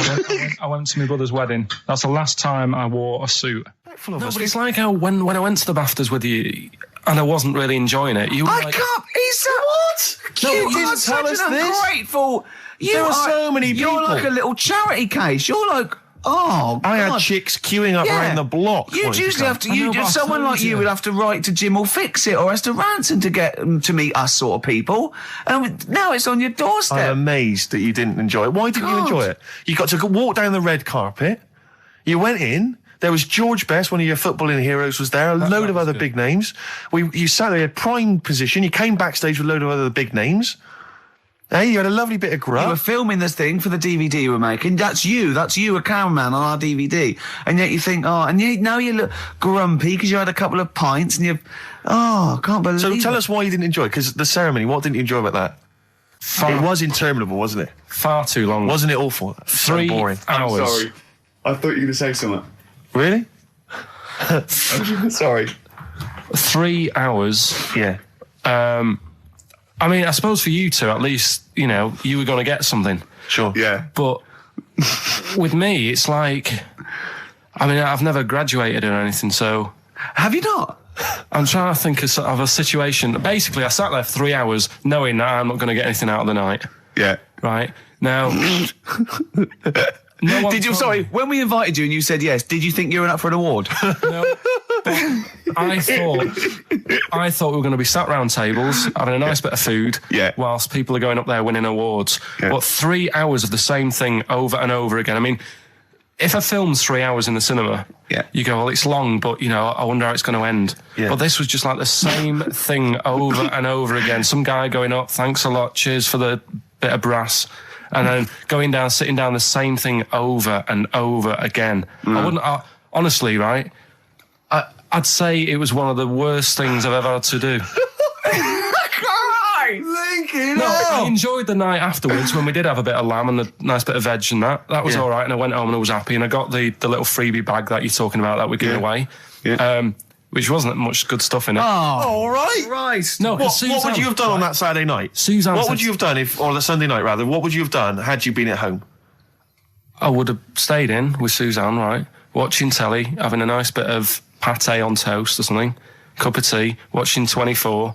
But instead, I had to buy an expensive suit, so I didn't show you up, right? Jesus, what are we doing? Yeah. How much did you spend on your suit? Well, in total, right, because, you know, the shoes and the suit and the shirt and the tie, it was about 600 quid. That's the most expensive evening ever.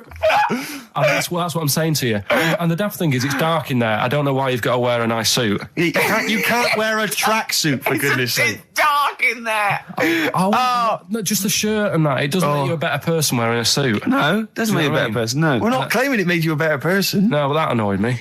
Yeah.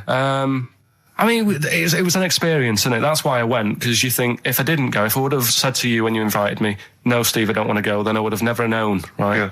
And that's my sort of thing in life, right? If Yeah. something comes up, you should take it, even if you're not going to like it. It's a bit of an experience. Right. Do you know what he said to me? I phoned him up because we had to meet up, and obviously he had to pose as my gay lover. Yeah. To get in, right? Yeah. He phoned me, what? You said something to me like, I bought a suit, I'm looking good. He said, I'm looking good. People will think, how on earth did he end up with that good-looking guy? So he got into the role. That was what he said to me. He started getting into it. Such an insult. Play a record. I just must say that we've had an email from Daryl Foss. Lots of people have emailed in and said, well done on the BAFTAs and well done on your Room 101. They really liked that. Thank you. There's one guy, Daryl says, Ricky, has your dad only got one D-Mob suit? Because I don't know if you noticed, but Ricky wears the same suit every single time he appears on TV because he spent a fortune on it getting it tailor-made. I've only got one. It's a good suit and I he wears it know. all the time. And it's winter as well. It's like a pure wool, so I'm sweating everywhere I go. Anyway, usually it's too much cheese. I won't be buying another.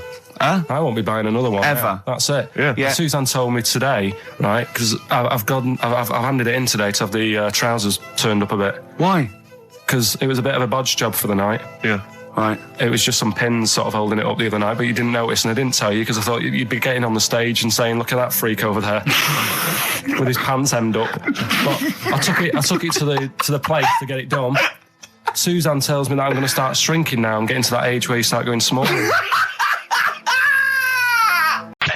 Carl, have you ever logged on to Friends Reunited? It was the site that everyone was talking about last year. No. Are you aware of the concept? I've heard about it, but there's no one from school who'd want to see it again, really.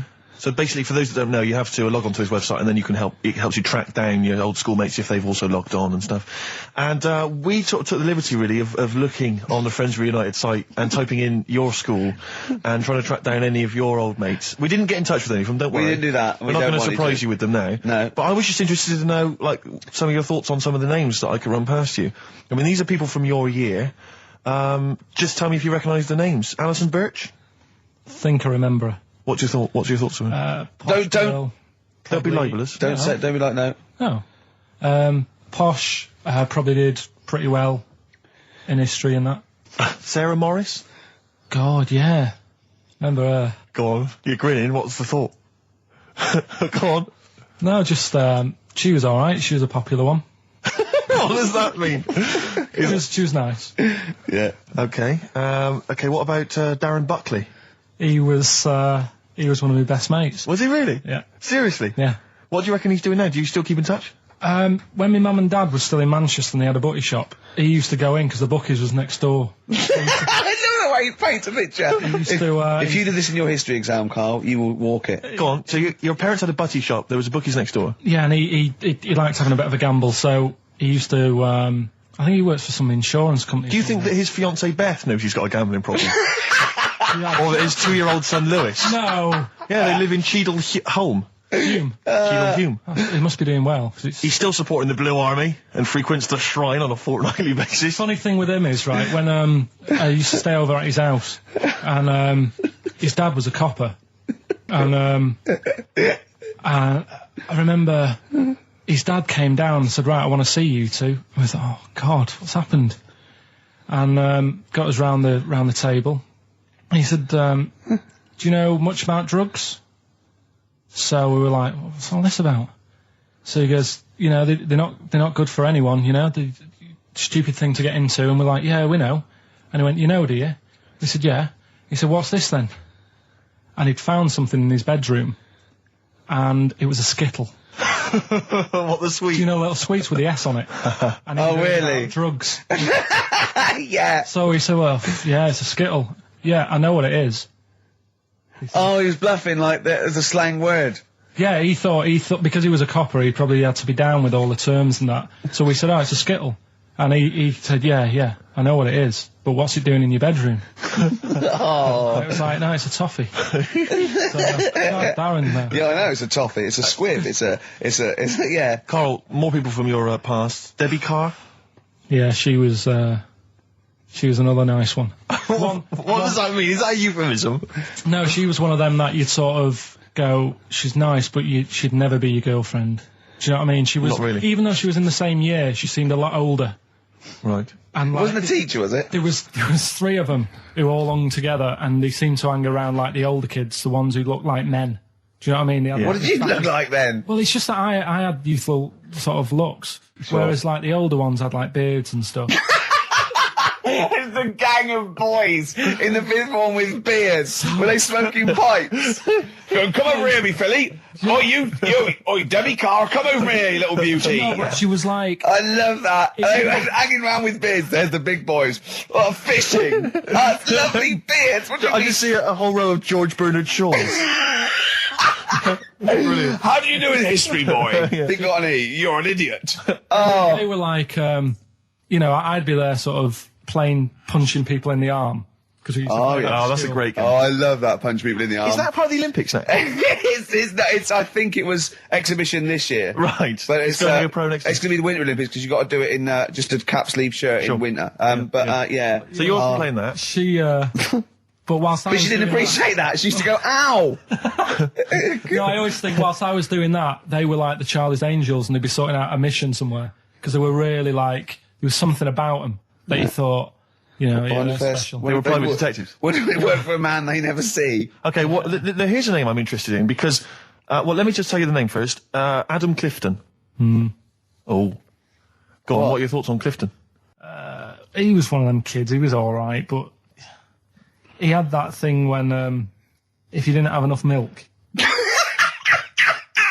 he had like wrinkly hands and like white bits in his nails. Oh, Because you didn't have enough milk. Yeah. yeah. So therefore, you didn't like him because you didn't get enough milk. This is not to be confused with the two people with the big heads and the web feet, is it? Web hand. Well, this was I know interesting. that they weren't related. They must have been somewhere along the evolutionary sort of trail. Do you know what I mean? They must have come from the same sort of stock. But No, you wouldn't have liked him. He's just one of them people. He was all right, but before you say any more, on Friends United, you can leave a little message which explains what you've been doing and what your life's like now. And most people leave maybe 2 paragraphs. Adam, I've printed it off. He seems to have printed. I think there's about 6 pages here of stuff. He keeps updating it, and he just basically lists his memories about everyone. Okay, at the school and what he thinks of everyone. And he says, I often see Simon, he's doing all right for himself, self-employed illustrator, Mark Cooper, Karl Pilkington. right. Good story that happened. Basically, I don't know if I told you about it last week when we were having our spaghetti, but I think you did. Right, I this know what it is. I know what this is. Yeah, I've not heard this. right, there's a little midget. Right, there's a circus, I'm loving it already. circus going on somewhere. I think it was in America. And Is that present day or old times? I'm talking like in the last 3 weeks. Okay. Right, little midget. Circus, really packed out show. People are loving it. Right, Steve, you're asked the same question I did. I know. So there's a little midget jumping up and down on a trampoline. What's circus is this? Right. I pay good money to see it. So everyone's clapping, and he's getting carried away. Because he can't believe he can't believe they're loving it. I didn't know they'd like a little person on a trampoline, but they love me. But you know what it's like when if there's a crowd of people sort of encouraging you to sort of go higher and stuff. Yeah. And I'm sure he knew it was getting out of hand. But he was jumping and he was coming down the road going higher, and he's going really high in the air, right? So he's doing this. Crowd are clapping. There's a hippo, right, just sat next to the trampoline, getting ready to come on and do his act. Oh, right, I thought he was in the audience. Getting ready to do his act, Steve. So the He's a ventriloquist. What do you mean he's sitting by the trampoline waiting to do his act? Because he's Why does he sit in the dressing room and they go, 5 minutes, Mr. Muss, 5 minutes, Mr. Muss. So anyway, right, so the hippo's there. He's getting annoyed, is he? Because the midget's He's eating going, into how his can I tongue. follow this? How can I, this is really annoying. They're going to be, no. So He's thinking, he's already done the trampoline, my pogo stick act is never going to work. Yeah, go on. So there's a hippo waiting. See, it's a great story, and I just know he embellishes it or it gets slightly wrong. Go on. So there's a midget jumping up and down, the hippo's getting annoyed. The crowd are going mad. The midget's loving it. Can't believe his luck. Although you think he probably knows he's dicing with danger. Yeah. So next thing you know, they're all saying higher. He gives it one big, like, heavy sort of landing on the trampoline, goes really high, but goes off at a funny angle. Oh. Hypotenuse. Okay. Yeah. And sort of flies off. Hypotenuse! Sure. Flies off at a funny angle. Oh, dear. Hippo's there, swallows him whole. Crowd are clapping, thinking that's why the hippo was waiting there. Rubbish. Rubbish. It's not rubbish though. But no, maybe there was an accident in a circus with a midget and a hippo, but at no point was this hippo waiting to go on, going, come on. The midget flew off at hypotenuse and landed in the hippo's mouth and was swallowed whole. This is what you embellish it. That is great. And what's I that? have to say though, Rick, when I heard midget, trampoline, hippopotamus, I was thinking accident waiting to happen. Yeah. So, Yeah. maybe. I mean, It is that you should never put those three together. Never. It's a recipe for disaster. It's Everyone textbook. knows that. Midget, trampoline, hippopotamus. Are you mental? You're asking for trouble. Well, You know, when he told me it, he said, and the midget, he didn't mention the hippopotamus, and he said the midget went on, and soon he fell off, and the hippo ate him. And I said, sorry, what was the hippo doing there? He went, it's a circus. I've never heard of a circus having a hippo. No, what do hippos do? What can they do? You can't train them, can you? What do you... Aren't they like very deadly? They're huge, aren't they? You can't have a hippo in a circus. Are you sure? You're not thinking of Zippo? He's neither kind. Yeah. And it wasn't some sort of where Zippo was eating a midget, and it's some sort of horrible sexual act. No, it was definitely. I heard it on breakfast, right? Oh, okay, sorry. No, it's definitely fact. Yeah, okay, It's right, definitely okay, good. Chicken, you believe it? Chicken, you believe it? So, they're the two that are left. Which one's you going for? Chicken, you believe it, is not that picture, is it? That we saw. Which picture? The bloke with the... No. Right, no. okay. God, that was bad. Right, okay. So... I was about to explain We that. can't really discuss this on air, can we? Well, we can. Steve brought in, Karl, the best book ever, which is, what is it? I found it when I was moving house. It's an FHM publication, and it's kind of like lots of grotesque pictures and stories, and like a book of freaks and weirdos and. And Karl opened it, and the first one was like At the back. I at the started back. from the Well, back. you couldn't believe your luck, could you? What was number 50? A bloke with two heads. And he said, "What's number 1?" Yeah. And then number 6, there's a bloke who's a squid or something. Octopus. Yeah. yeah. He's loving it. At number 1, he said, well, it's just a fella under a rock. And I went, oh no, read on, I think I know about this. And it's the fella that was found, he caused a landslide while having sex with a chicken. And they pulled him up, and there he is, the chicken owner. Right, so Karl could not believe his luck. So it's not that. Chicken, you believe it? I'll have that one. You're then. going for that one? Yeah. Right, well, we've talked a lot on the show about... We talked a lot on the show. Yeah. About animals without heads. We haven't! We haven't! We talked about cockroaches could live without a head for 7 days. Yeah, we've talked about that. And then, of course, there was the well-known one about the fella who had his head cut off, and he blinked. He said to his mate, "Count how many times I blink when my head comes off." Yeah, when you told it to me, you said his head came off, and he said, as his head was in the basket, he said, "Quick, count how many times I blink." And it was Nick Frost that had to go, "No, Karl, no, he said it before." I went, and that was lovely. So yeah, we've talked quite a lot about things heads coming off. Go on then. Well, this one, right? Back in 1945. You looked it up the date. It's got a specific date. Wow. Mate Jonathan sent this one. You know him as well. It's a lad at the BBC, right? He emailed this one in. So thanks for that. Chicken. It's called Mike. There's a chicken called... Sorry, I missed a bit there. There's a chicken called Mike. Chicken called Mike. Okay. Right? Yeah. What happened was, it was living on a farm, right? Loads of chickens knocking about. And the owner of the farm is like, getting ready for tea, and his wife says, go out and get a fresh chicken, because my mum's coming round. So he thinks, well, I want to get a good one in, because I want to impress her. Cause back then, even then, they wanted to impress the mother-in-law and that. So they said, right, I'll just nip out and get one. So he sees Mike, chicken, running around. Is this during the war or after the war? 1945, I'd say that was after. No, it ended, It ended in 1945. Yeah, Okay. September, go on. So, chicken's running about. He thinks that one, that looks alright. I'll have that one. Mikey. So he picks it up, and he cuts his head off. Oh. Puts it on the block, cuts his head off, runs about a bit, like they do. He thinks it'll stop in a minute. Keeps running about. Oh, what's going on here? Right? He's now like chasing the chicken without an head. Yeah. He's saying he should die in a minute. Anyway, doesn't die. Chicken's walking around with no head. Lives for 18 months. Yeah. Chicken with no head. Yeah.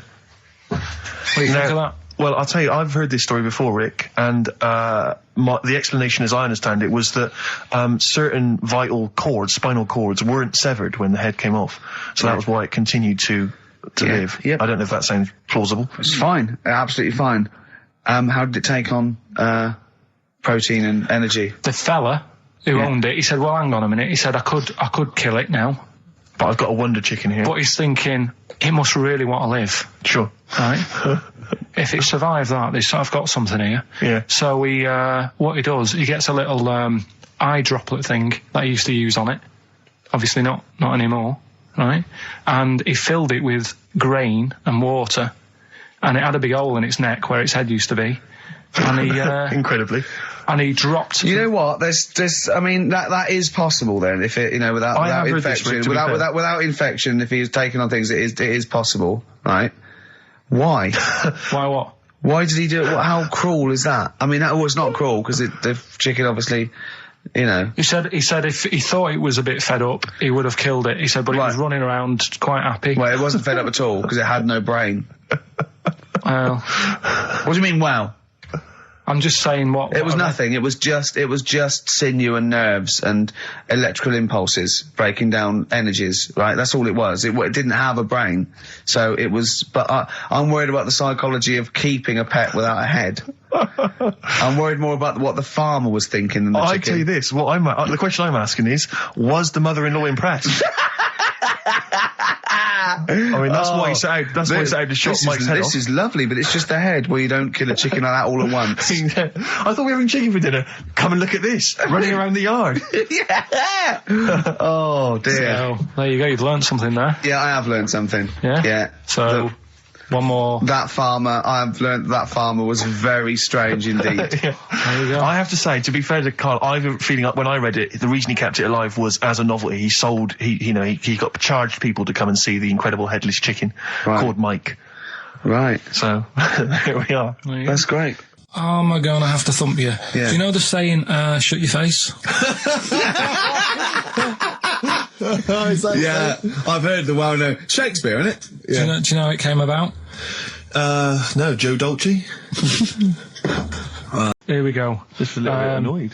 Just 3 clues. We've lost all the energy in this show, haven't we? Well, I can't get over that insult. I'm just a little... No, Three. we did though. It just came out, no, I can be honest with you. Ricky came out of left field. I wasn't expecting an insult. No, And, but I I think think there was a sense of camaraderie on this. No, I'll bring Just it in, email and in you'll see what I mean. ricky.gervais@xfm.co.uk. I'm just annoyed. I can't What are we doing? I'm just reading out the clues. Should we put this? Let's put this one in for the Sony Award. Let's put this show in for the Sony Award. Play a song, Karl, because I need to discuss things with him. I've talked before about him Edit slagging it me down. off. Get this down to 3 minutes. It'd be a great show. Rockbusters in a minute. Somebody if you haven't email. heard the Rockbusters, might as well give them out. Well, let's check the emails working before we do Yeah, that. otherwise it's a complete... This whole show has been a sham and a farce and a waste of time. Well, I think they can take that as read. Rockbusters then, we've got a problem with the email this week. Yeah. It's the So least of our problems, I think. they're not coming through, so I'll give out the clues again, and then you can call in on 08700 Only call if you know all 3, you can rattle them off. Yeah. We'll do it during the next record. So Yeah. the number is... 08700 800 1234. Right. 08700 800 1234. Right, okay, so you got that. So And the call 3 in if you know all 3. Yeah, the 3, just to recap. I've got 3 other jumpers like this one, the initials FT. That bunch of people can't make up their minds if they want to sit in the sun or not, right? That's C. And the Jamaican fella had some aspirin. Why did he do that? Right? That's FD. So if you know them, give us a call, and it's just the first with the 3 Right, correct well, I answers. think they're calling now, Karl, so play a lovely record. I'm really worried about this, because everyone's getting that last clue wrong. I reckon it's so rubbish that even your mental fans can't work it out. Yeah, it's a tough one, but Give that final Rockbusters clue again. the Jamaican fella had to have some aspirin. Why is that? What were the initials? Why did he have to do it? No, FD. hold on, that's changed. Well, it doesn't matter. The Oh, story it doesn't matter. That's the point of a cryptic clue, isn't it? Oh, do. What have you got now? Right. The Cure, obviously. Yeah. That song. Right, Carl's been taking phone calls for these clues. Right, and so everyone's been saying the same thing for the last one. He's been going, no, and I'm worried. I'm always worried. FD.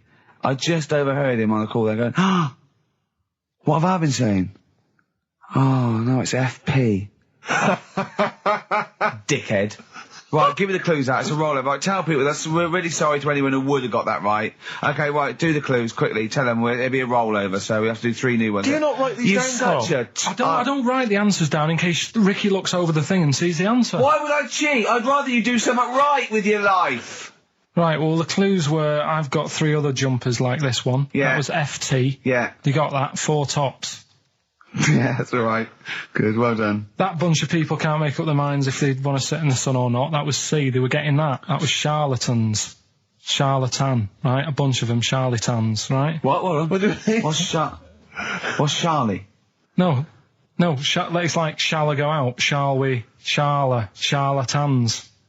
They got it, right? Where I went wrong with this one, the Jamaican fella, he had to have some aspirin. Why? It's my fault. You know, I'm not cutting. There's no point passing the buck or anything. I said FD. A lot of people were saying Fred Durst, like forehead hurts, which is a good one. Yeah, which would have been as good as any of yours. But I made an error, so we'll roll it over. No. What is the answer? What is the answer? Over. Jamaican fella what? Add some aspirin. Why do that? What's the thing? FP. It was Frida Payne. Frida Payne. Frida Payne. Frida Payne. Frida Payne. That's awful. You've got to write these down next week. I'm sorry, you're the producer. I know, but I've had a busy week, haven't I? That's not an excuse. That isn't an excuse. Our excuse is we don't care. Yeah. You do put care. the work in and then make a mistake. Yeah. It's better not to try than try your hardest and be rubbish. Do you see what the point? We don't care. But you've got standards. Yeah. And you're not meeting them. Think of that. You're not even reaching your standards. God. Right, well, that's that, I guess. Well, the prizes will be giving those away next week. Again. Just completely... Song for the ladies to end the show with. It's from Nick Cave's new album, Nocturama. This is a track called He Wants You. Back next week. Remember, Frida Payne. Karl Pilkington in the chair now. The talked about, the acclaimed Educating Ricky. Right, well, just in case anyone's new, doesn't normally listen. Yeah. Basically, I'm educating Ricky. Yeah. Do a bit of research in a week, find stuff, news, history, anything that's interesting. 3 stories. I give them a nice little headline. You take your pick. Yeah. Between now and 3, you're going to learn 3 things. Yeah? Yeah. So, the headlines are, I'll be no buying one of them. Give us that again. I'll be no buying one of them. Nice, okay. Yeah. We've also got hippopotamus. Okay. Okay. And can you believe it? Can you believe it? Well, I'm going to go for hippopotamus. Hippopotamus? Hippopotamus. Right, well, this one, it's... I'm not going to take the credit here. I heard Christian talking about this on breakfast, right? Because it's a good story that happened. Basically, I don't know if I told you about it last week when we were having our spaghetti, but No, I think you did. Right, I know what it is. I know what this is. Okay, I've not heard this. Right, there's a little midget. Right, there's a circus. I'm loving it already. Circus going on somewhere. I think it was in America. Yeah. And is that present day or old times? I'm talking like in the last 3 weeks. Okay. Right, little midget. Circus, really packed out show. People are loving it. Right, Steve, you're asked the same question I did. I know. So there's a little midget jumping up and down on a trampoline. That's what circus is. Right. I pay good money to see it. So everyone's clapping, and he's getting carried away. Because he can't believe they're loving it. I didn't know they'd like a little person on a trampoline, but they love me. But you know what it's like when, if there's a crowd of people sort of encouraging you to sort of go higher and stuff. Yeah. And I'm sure he knew it was getting out of hand. But he was jumping and he was coming down the road going higher, and he's going really high in the air, right? So he's doing this, crowd are clapping. There's a hippo, right, just sat next to the trampoline, getting ready to come on and do his act. Oh, right, I thought he was in the audience. There's a hippo getting ready to do his act, Steve. Yeah. So he's a ventriloquist. What do you mean he's sitting by the trampoline waiting to do his act? Because why does he sit in the dressing room and they go, 5 minutes, Mr. Muss, 5 minutes, Mr. Muss. So anyway, right, so the hippo's there. He's getting annoyed, is he? Because the midget... He's going, how can I follow this?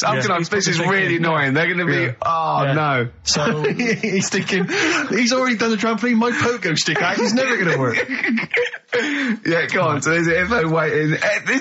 See, it's a great story, and I just know he embellishes it or it gets slightly wrong. Go on. So there's a midget jumping up and down. The hippo's getting annoyed. The crowd are going mad. The midget's loving it. Can't believe his luck. Although you think he probably knows he's dicing with danger. Yeah. So next thing you know, they're all saying higher. He gives it one big, like, heavy sort of landing on the trampoline. Goes really high, but goes off at a funny angle. Oh. Hypotenuse. Okay. Yeah. And sort of flies off. Sure. Flies off at a funny angle. Oh, dear. Hippo's there, swallows him whole. Crowd are clapping, thinking that's why the hippo was waiting there. Rubbish. Rubbish. It's not rubbish though. But no, maybe there was an accident in a circus with a midget and a hippo, but at no point was this hippo waiting to go on going, come on. The midget flew off at hypotenuse and landed in the hippo's mouth and was swallowed whole. This is what you embellish it. That is great. And what's I that? have to say though, Rick, when I heard midget trampoline hippopotamus, I was thinking accident waiting to happen. Yeah. So Yeah, maybe. I mean, it is that you should never put those three together. Never. It's a recipe for disaster. It's Everyone textbook. knows that. Midget trampoline hippopotamus. Are you mental? You're asking for trouble. Well, You know when he told me it, he said, and the midget, he didn't mention the hippopotamus, and he said the midget went on, and soon he fell off, and the hippo ate him.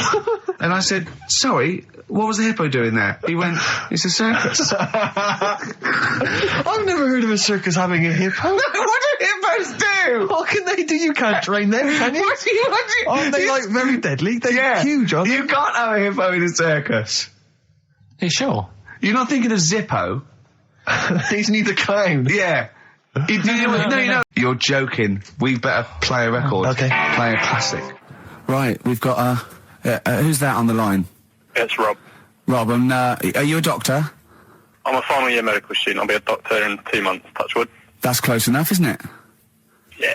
Excellent. So, where do you study? Do you want to give more details, or do you want to remain anonymous as you're calling in to I talk? study at Barts Hospital. All right, great. So, why do GPs sometimes put their finger up a man's anus? To see what's there. You know, if you've got hemorrhoids, if you've got an enlarged prostate, you know, it's either that or they stick up a big tube and have a look up with a light. What? And it's easier to do that. Now, are you dumbing this down for us, or are you going to fail your medical exams by saying stick up a big tube with a light? I'm dumbing it down. Okay, come on then. We're all intelligent people here, and Carl. So you tell us what's that called? It's called a sigmoidoscope. Right. Nice. That was a clever test, wasn't it, Rick? 12 I think he's a real inch long, doctor. Yeah. 12-inch long tube that they can put up there. So, Carl, would you prefer that or a finger? Well, so do they sort of do the finger first, and then, I mean, at what point do they say, hang on, we need a light here? I mean... It's normally if there's something wrong. But, so if I go then, say if I go to this well-known clinic, right, and they go, yeah, the art's good and that, yeah, finger, there you go, and then they go, hang on, I'm going to go and get me light and tube. I could start worrying then because they've sort of found something. And they're not likely to go straight in with the tube. They'll probably send you off some tests first. Well, Carl, there's nothing... But you go to these places to put your mind at rest and to know where you are with your health. I mean, it's not that you go along. That's what most people worry about. They think that because I'll go along and they'll find something. Well, one, that's illogical. It doesn't heighten the fact they find something because you go along. And two, if they do find something, it's a good job you went along. I mean, I'm a hypocrite because I don't go to the doctor, but I've had that done. You should be concerned if when they shine the little light in your ear, it comes out the other side of your ear. No, the other ear comes right out the other side. That's when you should be worried. But Rob, right, you said then, if they find something, they send me off for some tests. Why can't I just have the test without that and cut out the middleman? Do you know what I mean? Because you're wasting lots of money. There's hundreds of tests they could do, and they could do every test, and they could all come back with nothing, or they could do the finger up there and send you for the 3 tests you need to find out what's wrong with you. But in this day and age, with all the technology and that, and like brainy doctors and all that, the only way to find out is sticking a finger up there. What are you worried about, Carl? Is it fundamentally that this doctor who's has done 6 years medical training, is it embarrassing to have a man's finger up your ass? I just don't understand how you can get round to that without... But what don't you like? Is it fundamentally you don't like anything up your ass, or is it the fact that it's a man's finger up there? I don't like going to the doctors. It makes me nervous, because I think if anyone searches you long enough, they're going to find a fault with you, right? And especially if they're going that far into you. They're going to find something. And Probably not. well, you never. I just don't. I don't know how to get round to that sort of that point where you get a. What do you talk to the doctor about? He's like, all right, nice day. Strap your trousers. He goes, I'm just gonna. He says, I'm gonna just Most people just shut up and let you do it, and then breathe a sigh of relief when you say there's nothing there. Yeah. But is that at the end of the test, or is that the first thing he does? It's the last thing. So that trousers up out the door. Because he knows it ends conversation. He knows it's a bit of a faux pas. The doctor says, "Oh, I better not kick off with the finger up the arse." What I do is I'll start on with the the head, and then we'll then go. Oh, one final thing, Mr. Pilkington. So Rob, he drops his keys and he goes, "Pick them up." And as you bend over, will you be doing this, Rob? Is this what you're like open to do? You do all these. I'll have to do it at some point. All doctors do it at some point, no matter what they specialise in. So the first one, is the another doctor there to sort of make sure you're doing it right? Not dentists. No, but do you know? Aren't doctors anyway. But do you know what I mean? Like, normally it's like a co-pilot will have someone with them for the first one. So when you put your first finger in, yeah, will someone be there going, right, you just want to move to the left of it? I've already done it. Have you? Yeah. So that's the thing with a student, you're learning. So you get people teaching and you learn on these things. Can I just point out, Rob, I think I'm right in assuming that you have a glove on. Yep. And there's lubrication. Yep. And it doesn't hurt. No.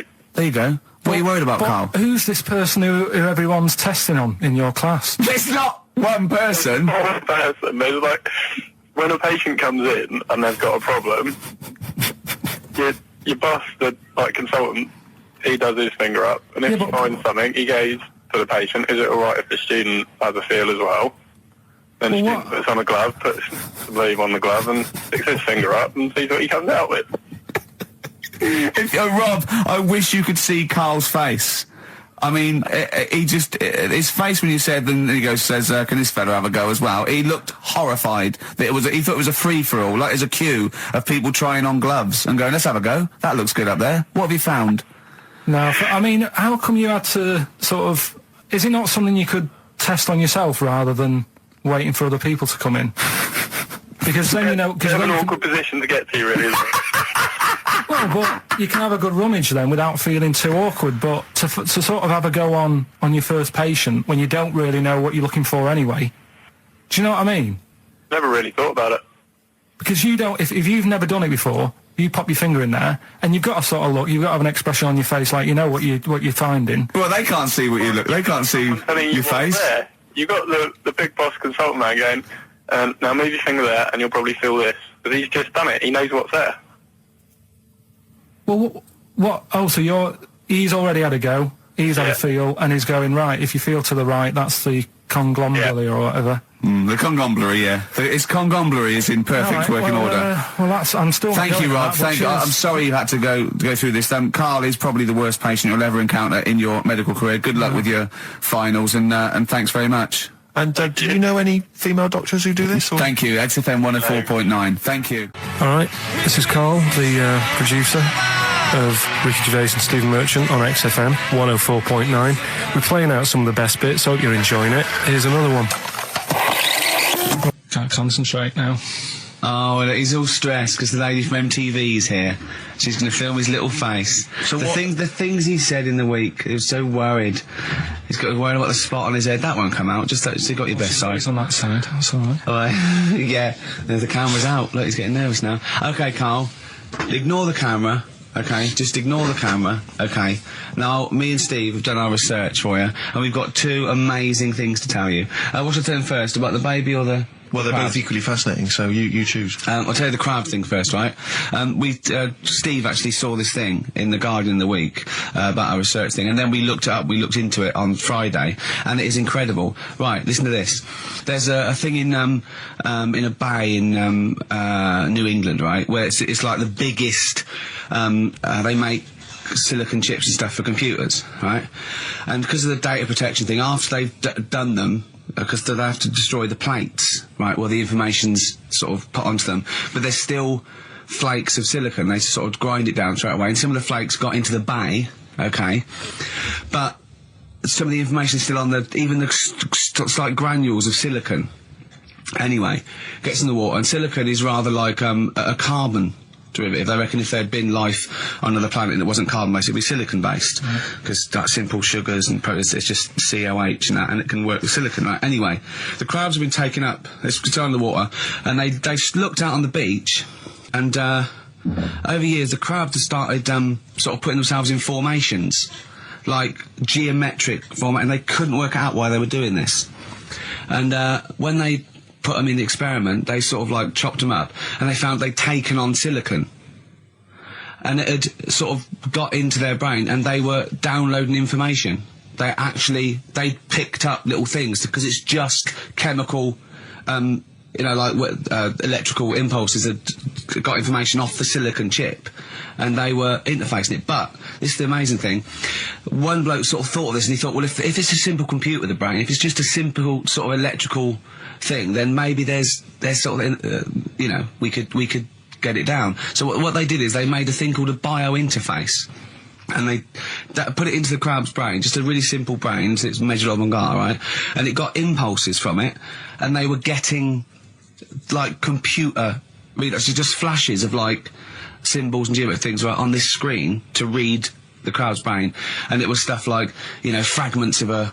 What made them do this in the first place? Because they saw the crabs behaving differently. They were behaving differently to each other. They were just like intelligent, and they were sort of solving problems and all this sort of stuff. Anyway, when they downloaded the thing, it was like they found one of the secretary's names where it had been on the silicon chip, where it was just like a flash of a computer screen. But the most amazing thing is, they downloaded a memory, right? It was like a snapshot where it had been burnt onto the retina of the crab, just a snapshot of something, and it was like a picture of the beach, like a couple of years ago, right?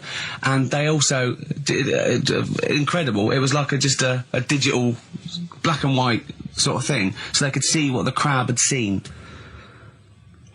Amazing. Jeez. Amazing. So intelligent crabs. What are they doing with them now? Super brain. Well, they think this is the upshot. They think they could use it as spy crabs, because they could get these crabs. Also, the other thing is, as generations went on, right? So they put a crab in to sea or something, right?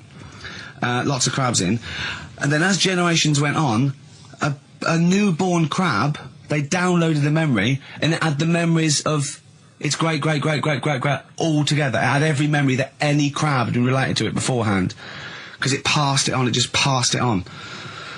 So not even ones that had been eating the silicon stuff. Yeah, no. These are just like ones that have had kids. Yeah, and they've got like. And they know so you'd know everything. Your everything right the way back. So would that work if we ate silicon? Well, possibly. So what are they going to?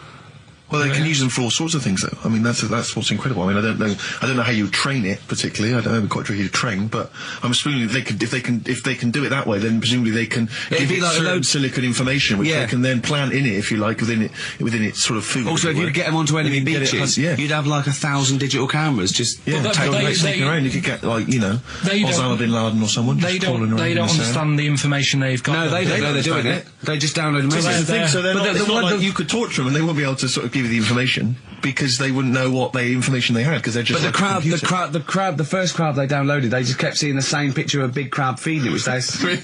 Yeah. Wow. That's what, like its mother crab or something. Yeah. Just memories of it as a child. But they're not in colour, presumably. No, it's all in black and white. It's just a digital camera, because it's just they don't see in black and white, so it's just like I don't know. I think it's burnt onto the retina or something. And the only one that they kept were the ones they saw a lot of the time. Well, I mean, in a way. So, would you like to start on your to Steve, because I've heard all these. We won't do them all. Well, we'll start off with the Mr. Freeze. Tell Steve the story of Mr. Freeze. This is the first time he nearly died. This is the most serious of the lot, really. So, what it was, do you know, like, don't know if your mum and dad did the same thing, but, like, they do the weekly shopping on like, a Friday. Yeah. So when you got to Thursday, there wouldn't be much stuff left in the cupboard. It'd just be like, your Jacob's crackers and stuff like that. So when they'd been to the supermarket and they came back, I was like, what's that saying? Like a pig in. I loved it. It was like loads of food coming in, loads of biscuits. What is that saying? He nearly said pig in shit. Right. Is that the saying? Yeah. Right. So yeah, all this food comes in. Thank God he didn't. Otherwise he'd have been in trouble. That's true enough. Because he's culpable for our actions because he's the producer. So technically, that twat's in charge. Go on. Right, so anyway, there's loads of food, and I'm like, oh yeah, look at this, and chocolate biscuits, and, penguins and stuff. Bacon. And bacon. Just in case, you never know. So anyway, my mum and dad's putting the food away. Me and our kid are like, he's already grabbed something, gone back upstairs. It's like feral children. It's like a quest for fire. And then they ran upstairs. What did he just sit under the bed, gnawing at some sort of pig's trotter? So I saw, do you remember Mr. Freeze Pops? I do, yeah. So they're kind of like popsicles, icicles. Yeah, but really long, like a foot long, right? Yeah. So I thought, I'll have one of them, so I grabbed it. Went for the nutritious stuff first. Absolutely. And like my mum and dad are putting this stuff away and what have you. And I rip it open and knock it back, right? Straight away, just right back like Swallow that. it, Right straight away, But it went down the wrong way, right? So What's down your shirt? So I was like, oh God, I can't breathe. And my mum and dad didn't even know what I'd ate. Do you know what I mean? I ate it so quick. Yeah. And I'm sort of tapping my mum on the back, going, and she's going, oh God, he's choking again, because I was always choking. If it was one thing, I don't know if I've got like a small throat, but I mean, even Ricky knows I can't drink that much, can I? Yeah. Do you know, or eat pebbles. I'm not a quick drinker. I'd always, I think I'm scared of like swallowing stuff. Yeah. And it was like bottle tops and mint imperials and stuff. I was always choking on stuff. Oh, jeez. So anyway, she's going, oh God, what's he picked up on it now? Drop it. So, and hit his nose with a stick. So I was going, I'm choking. At this point, my dad had I think he'd put his share away, his food away, and he'd gone His share! I love it! Yeah. He'd gone to watch, Winner Takes All or whatever in a lounge. And I was in the kitchen, and I was starting to, I didn't care anymore, do you know what I mean? I just got to that point where I wasn't struggling anymore. You just thought, I'm done for. I just was, falling to the ground. And my mum's going, get in here, I think it's serious. And my dad comes in and sort of starts shouting at me, saying that's what you get for being greedy. He didn't even know what I'd eaten. Well, it was the moment to teach you a lesson, certainly. So he's there like that, and my mum's going, oh, look at him. And my lips were going purple, and my eyes were rolling into the back of my head. You look like Marilyn Manson. And so anyway, she grabbed me from behind and did that fireman thing. The Heimlich manoeuvre. Yeah.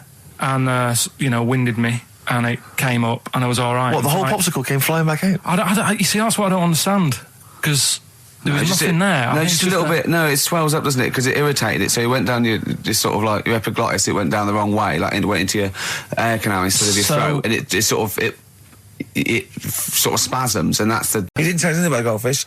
This is your fact, right? You know what? Goldfish might have longer memories than some people think.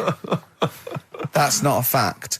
That under no circumstances would imagine Magnus Magnuson saying, what animals might have longer memories than most people think? This is goldfish correct. Imagine that as a question. How is that a fact? If you ever have children and you can educate them with this kind of drivel, is this how you're going to raise your kids? So their minds just pumped full of this That'd be my rubbish? job. I'd keep them interested with stuff like that. Right.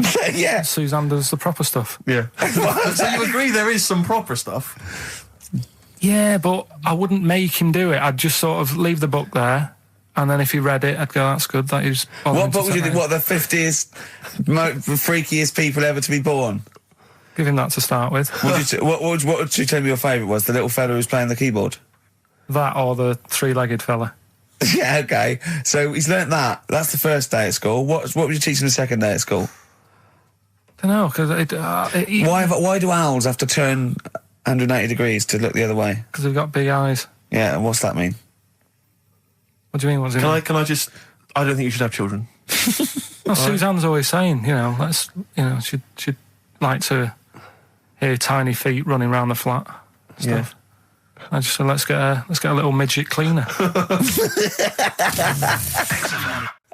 Alright, that's D. Second one, he'll fit some chocolate to your feet. I can't think of any. I can't think. That's A. And do you think your kid will get that strawberry for me? WP. Right, so Ricky.Gervais at xfm.co.uk. Some great prizes to be won. Yeah. So, first of our regular features with Karl, we've got Rockbusters. That's rolling. There's people coming in. They're getting them right. I don't. I don't understand it Well, myself. as ever, Rick, you'll be amazed and confounded. So I don't know the answer, and I haven't looked at the answers. I just like that moment. It's like when you go down Christmas and you're excited about a present, and it's like some condoms. Right, Rockbusters then. Wrapping it up. It needs some work, that game, but I see it's got a lot of mileage. Right, here we go then. The first one, £42 for a torch. That's a bit pricey. Go on. That was D. Yeah. That was Daylight. Right, I thought Delight, and I thought it doesn't work. second one. It doesn't work. I actually thought Delight doesn't work. Second one. There's no, wait. Dear Light, it doesn't work. It's Delight.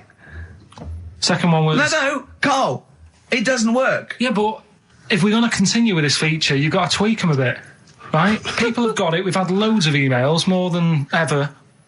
So, do you know what I mean? Let them decide. If they don't like it, they won't email in, but they're loving it. Right? They've all come from the same institution. Go on. He'll fit some chocolate to your feet. That was A. That was Aerosmith. Right? Aerosmith. You've heard of a blacksmith? But a smith is just a workman. It doesn't necessarily... No, you can have anything. You can have a locksmith. A smith doesn't just mean it does shoes. Right. Do you think... Aero Cobbler would have worked. Unfortunately, there isn't a band called Aero Cobbler. Get ready with a winner. Do you think your kid will get that strawberry for me? That's Wilson Pickett. Wilson Pickett. I'll give you that. I have to say that I don't know if these guys have won in the past, but they were the first people to email in. I mean, normally I just give it to anyone, but these guys, literally, you've given the clues, Carl. I'm amazed. Everyone seemed to get Aerosmith. How? Everyone got D-Light. Everyone got Wilson Pickett. I'm absolutely stunned. You know, they deserve it. They deserve the junk prizes, right? So we'll give it to Jonathan and Louise, who, as I say, may have won in the past, but as I say, they were very, very quick. You've got to be them if you want to win. And they're from Wrexham. Brilliant. So good luck to them. So that's I hope that they then. enjoy Jerry's yoga diet. Back next week then. Yeah. See you later. See ya. Cheers. Carl, what have you got lined up for us as the producer? Right, well, Rockbusters. Been off this week again.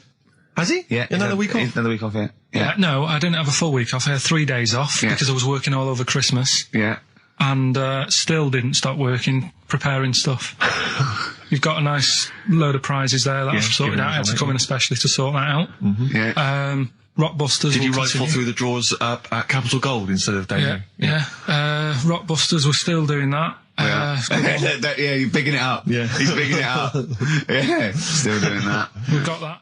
Well, it's coming up to 1:30, and so it's time for Rockbusters. It's a structured show. It's a new leaf. This show in the new year is going to be structured. Set pieces, hitting our marks. Do you know what I mean? There'll be time checks, weather checks, quick hold out. If you're driving, careful on that. So do the prizes. Check for traffic, if it's bad. Yeah. Okay, well, again, an arbitrary selection of goodies. What are those politicians doing? Was that XFM News? Yeah. Right, what have we got? So we've got, for those that are a fan of the movie Donnie Darko, which a lot of people rave about this year, a sort of weird teenage movie, then there's a sort of sweatshirt there. It's actually quite nice. It's not bad at all. It's medium, so if you're a bit of a bloater, don't bother to apply unless you've got a friend already. We've also got here a Graham Norton video. Certificate 18. So please don't phone up don't email in unless you're above the age of 18. Yeah. And that's, I think, the best of his TV show. Yeah. Look forward to that. It's a big stiff video, that, isn't it? It's a big stiff cock of a video. Thanks very much. I meant you meant the bird. Yeah. There's also a fairly mediocre British wartime thriller, Enigma, which a lot of people, it was hyped for a while, but it's actually interminable. I've seen it. The first series here of The Kumars at number 42 on DVD. I think that's award-winning, so that's available as well. We've got 2 CDs by the look of it. We've got Pulp's Greatest Hits, which I don't think sold very well, and so presumably they are giving that away. And Johnny Cash's current album, American For the Man Comes Around. There's some good cover versions there. Again, another big sell. A big sell. We're really pushing this. It's quite kooky. Johnny Cash here does covers of things including Personal Jesus, All right. by Depeche Right, Mode. yeah. We've got Bridge Over Troubled Water, his version of that, Desperado. And anyway, it's not bad. That's probably the best treat in that bunch. Right. And, I'm assuming there's some questions there, Carl. Yeah. Right, here we go. If you're a new listener, the way it works, I'll give you a cryptic clue and some initials, and it sort of makes up a band. Makes more sense when you hear it, I reckon. Not particularly. Wow, not really. Although people do get it. I just worry about the state of our listeners. Go on. Right, so there's 3 of them. You email in ricky.gervais@xfm.co.uk. It's email only. I repeat, it is email only. We're not too lazy to answer the phone. Yeah. Okay, Right. here we go then. Number 1. There's normally 2 easy ones and a difficult one. Sure. So here we go. Number 1. Don't argue with him. He ain't going to change his mind. Don't argue with him, he ain't going to change his mind. Yeah, that's AA. AA. That's, yeah. So that's the Don't argue first with him, one. He's not going to change his mind. What do you mean, You've just got them written out, haven't you? I'm just thinking about what the answer is, so I don't write the answer down to Oh, this one. don't worry, they get it. Yeah, don't worry. Well, you can't remember it. You came up with it. There's only 3. I know, it's weird, isn't it? No, it's not weird. It's incompetent. Right, the second one, anyway, I hope you get this. I hope you get this. Email in and tell us the answer. This is a shambles. Hang isn't it? on a Come minute. on, keep going. Go on. He always gets what he wants and doesn't worry about anyone else. P. And you don't know You the don't know answer. that is. I'm sure he'll come to me once I see it on email. What do you mean? Once they get it, you'll agree with them. I'll know if it's the one I had down as the answer. This is brilliant. Come on, Imagine it's the- Jeremy Paxman doing that going, Yeah, University "What- Challenge." Is that right? Go on. Right, so that's that one. Give us that one again. He always gets what he wants and doesn't worry about anyone else. P. But you're confused. I don't understand how you can be confused. Yeah. What's the final one? The third one, I'll have to put that woman in the oven. And that's AB. All right, quickly give us them again. Right, so the first one, don't argue with him. He ain't going to change his mind. That's AA. He always gets what he wants and doesn't worry about anyone else. That's P. And I'll have to put that woman in the oven. AB. All right. Okay. Ricky.gervais@xfm.co.uk. I'm going to play a classic track now by forward to it. Neil Young, Alabama. It's Oh. beautiful. Neil Young, Alabama. Carl is still confused. He's waiting. He's biting his fingers, waiting for an email to tell him the answer to the clue he made up but can't get. I love that as an experiment. As a I mean, that would confuse psychologists, that you come up with something that you can't get. It's brilliant. Yeah, you came up with the question. You don't know the answer. And you expect them to, but you can't, and you made it up. 0.9, I'm Ricky Gervais, with me, Stephen Merchant. Yes. I hope you're enjoying the best of. What exactly is there then? Is it just a kind of moon-like kind of surround with just kind of dust and rock? That's exactly what you see. I was there when the Mars thing went wrong. Yeah. I would have just sent a camera crew there, filmed a bit of that, right, and say, here we are, this is it.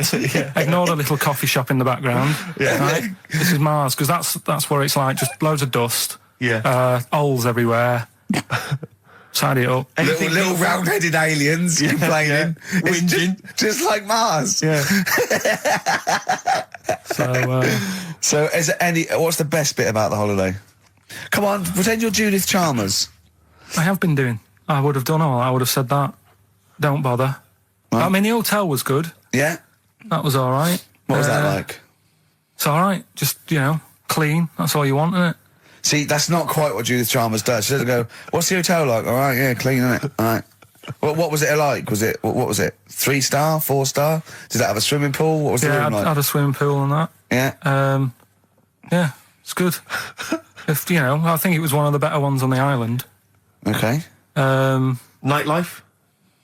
Wasn't really any. There was a bar, there was some bands playing. Yeah. Not very good. Food got a bit boring. Yeah. It was always the same food every night, but they sort of themed it and made out as if it was different. So, like, on Mexican night, it'd be chicken with a nacho on it. Right. And Chinese night, sort of chicken with a little prawn cracker on it and stuff. Sure. But that got a bit boring. That's me just turning on my phone, because I want to read to you a text that I got from Carl. I think you sort of sum up the holiday in this text, don't you? Do you remember I it? can't remember. Let's have a look. Let's have a little look. Instantly, what did Suzanne, your girlfriend, make of it? Similar view to you, that they should fill in the holes? Yeah, it's just that thing, you see, I went on a coach trip, right? And you go and see the volcanoes. Like I say, there's 36 of them. Yeah. Which, how many do you need? And when we're on the coach going round all these volcanoes, the fella on the front's going and look out your left window at the moment, and there's a volcano. And if you quickly look out at the right-hand side there, there's another one. Right. And on the left, he's just like, all right, we've seen it. Sure. Do you know what I mean? Yeah. And that trip, I mean, we'll talk about that trip in a bit. Right, this is the text I got from Karl, right? All right. Been up to a volcano. Been in some dead artist's house who built his house in the lava. They said they would show me science with volcanoes, but all they did was chuck some water in a hole and it shot up in the air. No dwarves in the canteen, no scousers here, but there is a Swede woman with a big head. She looks effing gormless with a cap on. All right? So a little reference there to... A Swede woman? What's that mean? Do you mean Swedish? Yeah. Or she looked like a vegetable? No, the Swedish woman.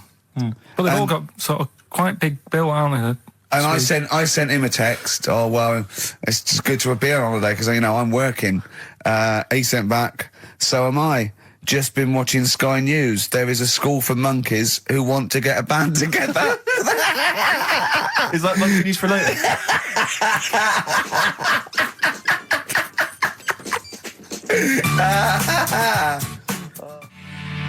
Oh My Corazon by Tim Burgess. I can't get enough of that. I love that chorus. On XFM 104.9. Ricky Gervais, Steve Merchant and little Karl Pilkington. But it was a nice holiday. Yeah, it's all right. It's just, I went there to relax and that. Exactly. Did a little bit of that. Trying to think of some new, features and stuff. Sure, always working. 3 holidays a year, Jesus. Oh, well, not really 3. Oh, 2. It's all holidays, really. one big sort of like work thing to me and Steve. 2 holidays, isn't it? Work hard, you need the holidays. So, yeah, the things that annoyed me was like, you get bored sat around the pool after a couple of days. I'd read my book. Yeah. There wasn't much going on the... Not even any crabs to throw sand at, was there? No crabs or anything. They wouldn't bother with Lanzarote, right? So, decided to go on a little trip. That's when I saw the volcanoes and that, 36 of them. So, we go on the trip, and the thing that annoys me, it does happen every holiday that you go on. If you go on a sort of package thing, they have these trips, right? And you pay about 40-odd quid, and they give you some wine, so it make it feel like you're getting your money's worth. But how many of these trips have you been on then? Loads. Probably about 12. More holidays than I've had. Go on. So anyway, so you're on the coach, right? And they take you for the volcanoes. They took us in the middle of nowhere. Yeah. Right. There's nothing else round there. Sure. It's like I say, it's like Mars, but with holes in the ground. Yeah. Right. And they sort of drop you off, and they go, right, everybody, see you back here in an hour. There's loads of volcanoes for you to look at, and a coffee shop over there. And for a fact, right, you don't need an hour there. You could just say, well, just keep the engine running, because I'll have a look in this hole, we'll get back on, give us 5 minutes. Don't need an hour. Absolutely. But you know that they've got something going. It's a backhander, definitely. What, with the coffee shop? Definitely, yeah. They go there. And they get everyone to have an ice cream and a coffee, and they sit down, have a fag, talking to the bloke. Yeah, and it's like, cousin. Yeah. How much was the coffee? Was it probably about 3 each euro? So I think it was $3.50. Sure. Yeah. Which is, I don't know what, that's about 2.5 quid. Yeah, they've stitched you up. Well, it's like those people who those cab drivers that you'll meet at sort of 3 a.m. who've just got a car. Yeah. And just went out with a car. Yeah. And just I'll pick people up and charge them. Yeah. I got in one once. I said to him, the guy just pulled up. I said, he said, I was in like East London. I'm going back to North London. I said, going to Swiss Cottage. He went, sure, hop in. We set off. He went, do you know the way? I said, well, not really, no. I thought you'd know the way. You're in a cabbie. He went, no, don't really know the way there. I said, have you got an A to Z? He went, no.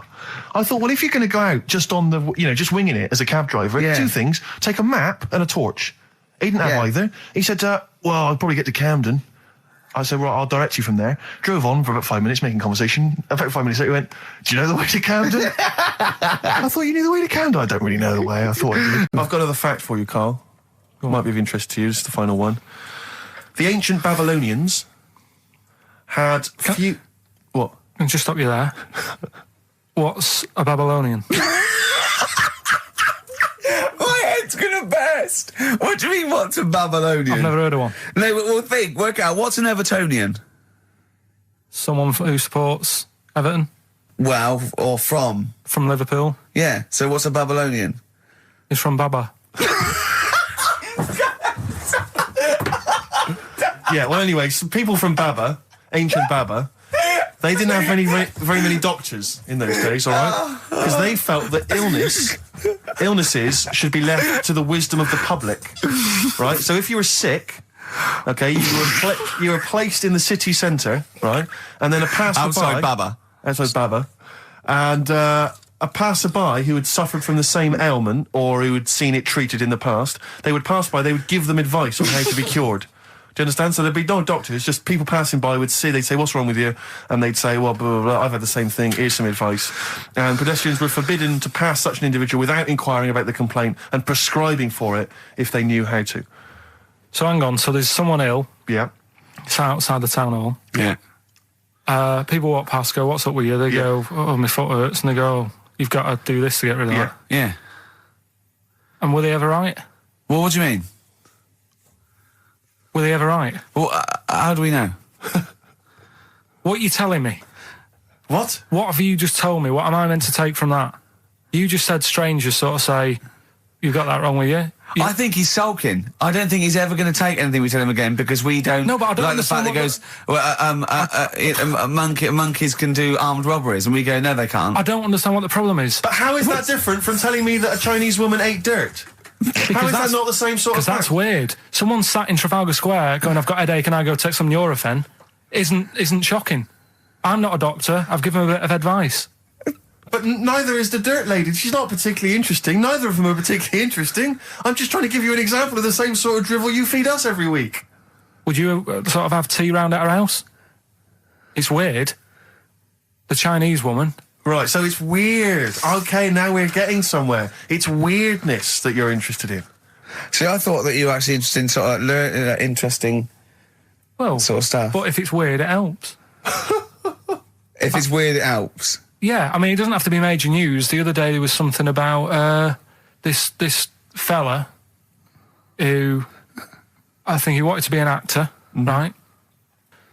And he was trying all his life to be an actor. Couldn't get a gig anywhere, right? So when he died, he said, right, I'm going to leave all my money to the theatre as long as that theatre uses my skull in that play they do with the head. Hamlet. In Hamlet. So that's that sort of news, and it's weird. Right. What money did he have if he'd been struggling actor? He had some money in that. What did he do? I don't know. Oh, that's what I'm interested in, what he did. Yeah, that's what me and Steve. Yeah, that's what me and Steve are interested in, what he did, how he earned his money. So, because you were going to educate us this week with some interesting facts. Oh, yeah, come on then. Is that it, or have you got more? Well, that's weird. But that's not educational. You didn't give me his name, you didn't give me when, you didn't give me what theatre. No, but also to take from it. Do you know what I mean? If people listening and go, well, I'm a bit like that. It's like if you've got to be dead and have your skull on stage, that isn't the job for you. That's what I'm saying. If it takes that much, give it up, do something else. Right? What else have I taught you? I don't know. You haven't taught us, so you've never taught me anything. See, we'll just have to sort of... What, agree to disagree? Right. I don't know what you can sort of learn from this. Go on then. 7-Up, the drink. Yeah. Right. We're actually on air now, aren't we? Yeah, this is right, it. Okay. This is it, baby. This is a radio show that we're paid Forget for. That, then. Forget no, come on, 7-Up. It's not really...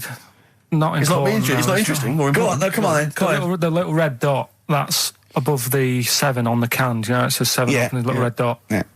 That red dot's there because the creator of it was an albino and he had red eyes.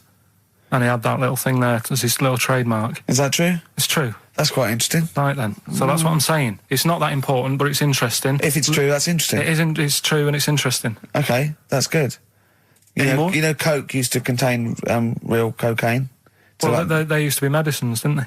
tonics, yeah. No, they were medicines. I read that tomato ketchup and Coca-Cola started off as medicines. Probably not a medicine, probably more of a tonic, because it probably a pick-me-up, wasn't it? If I had Coke in it and caffeine and sugar, and same as ketchup, probably lots of vitamin C and lots of sugar, it was probably more of a tonic. It wasn't really a medicine.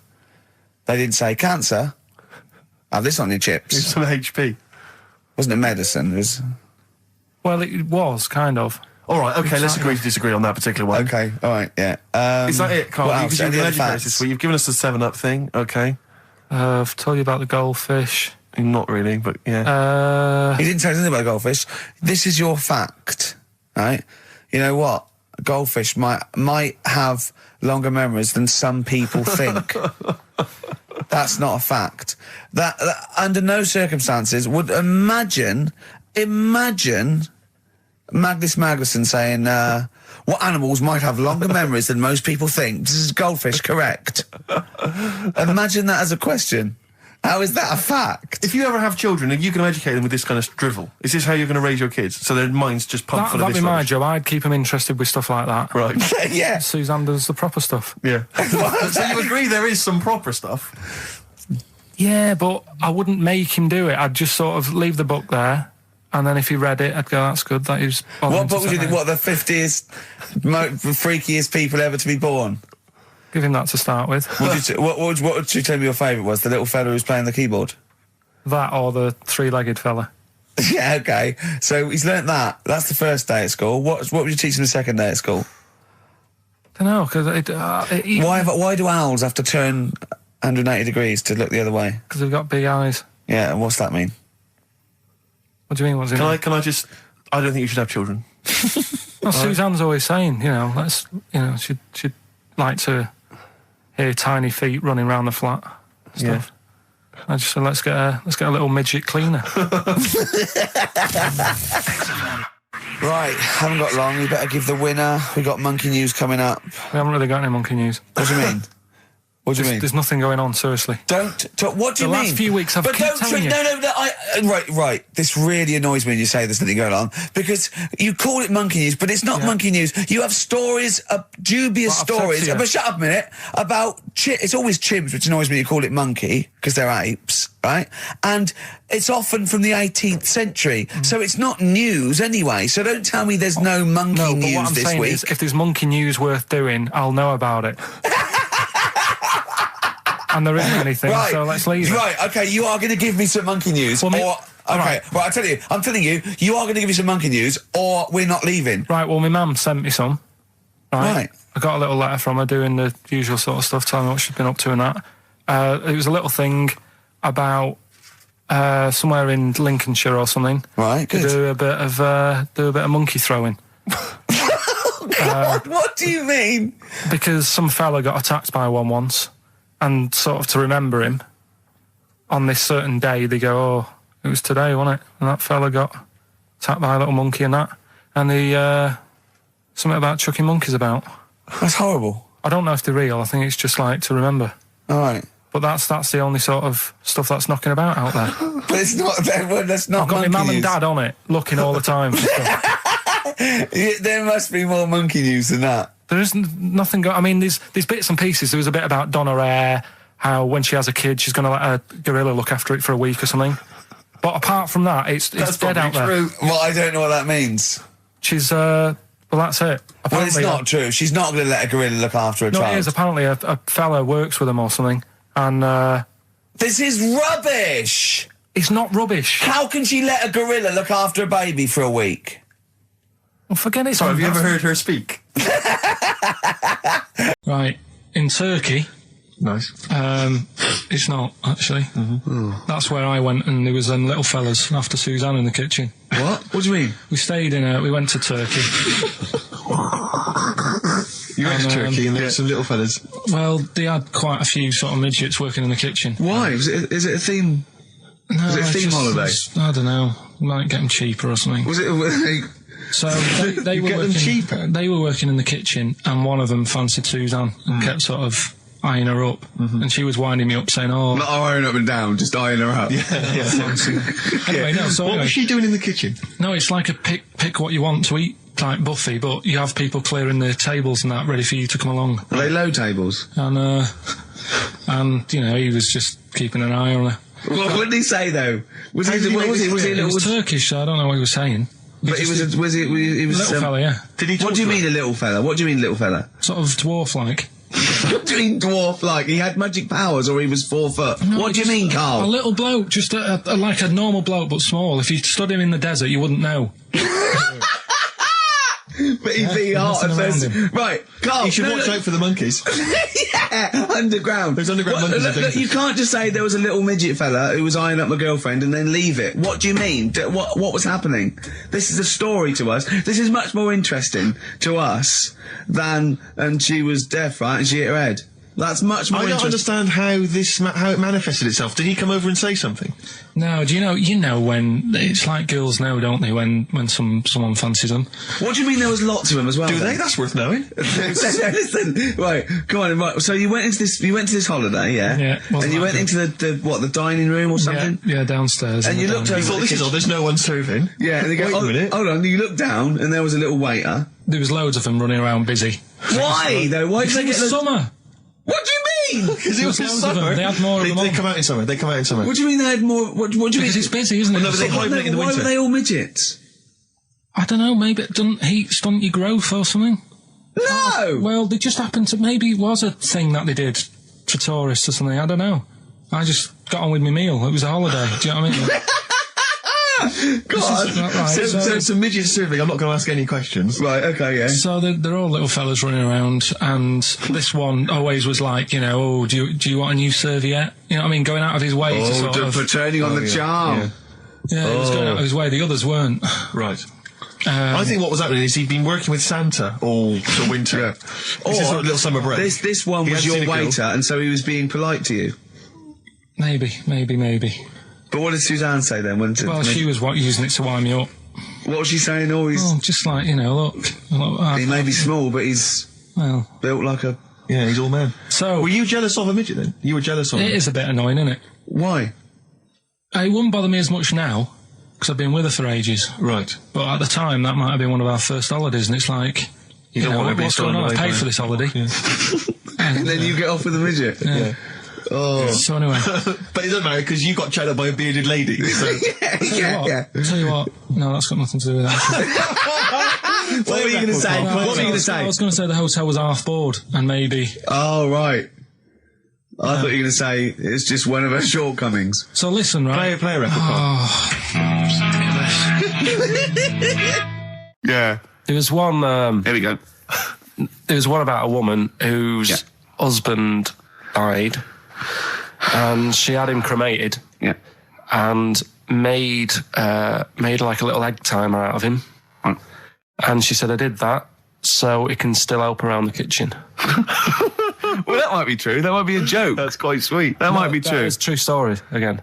It was all... No, not again, because the ones I just told weren't. Nor is the boiling the brains in a bag curry microwave. Head story, true. Yeah.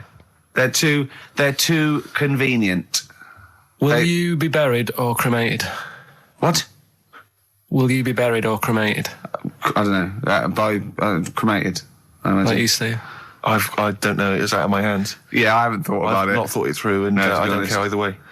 Have you heard the one So about...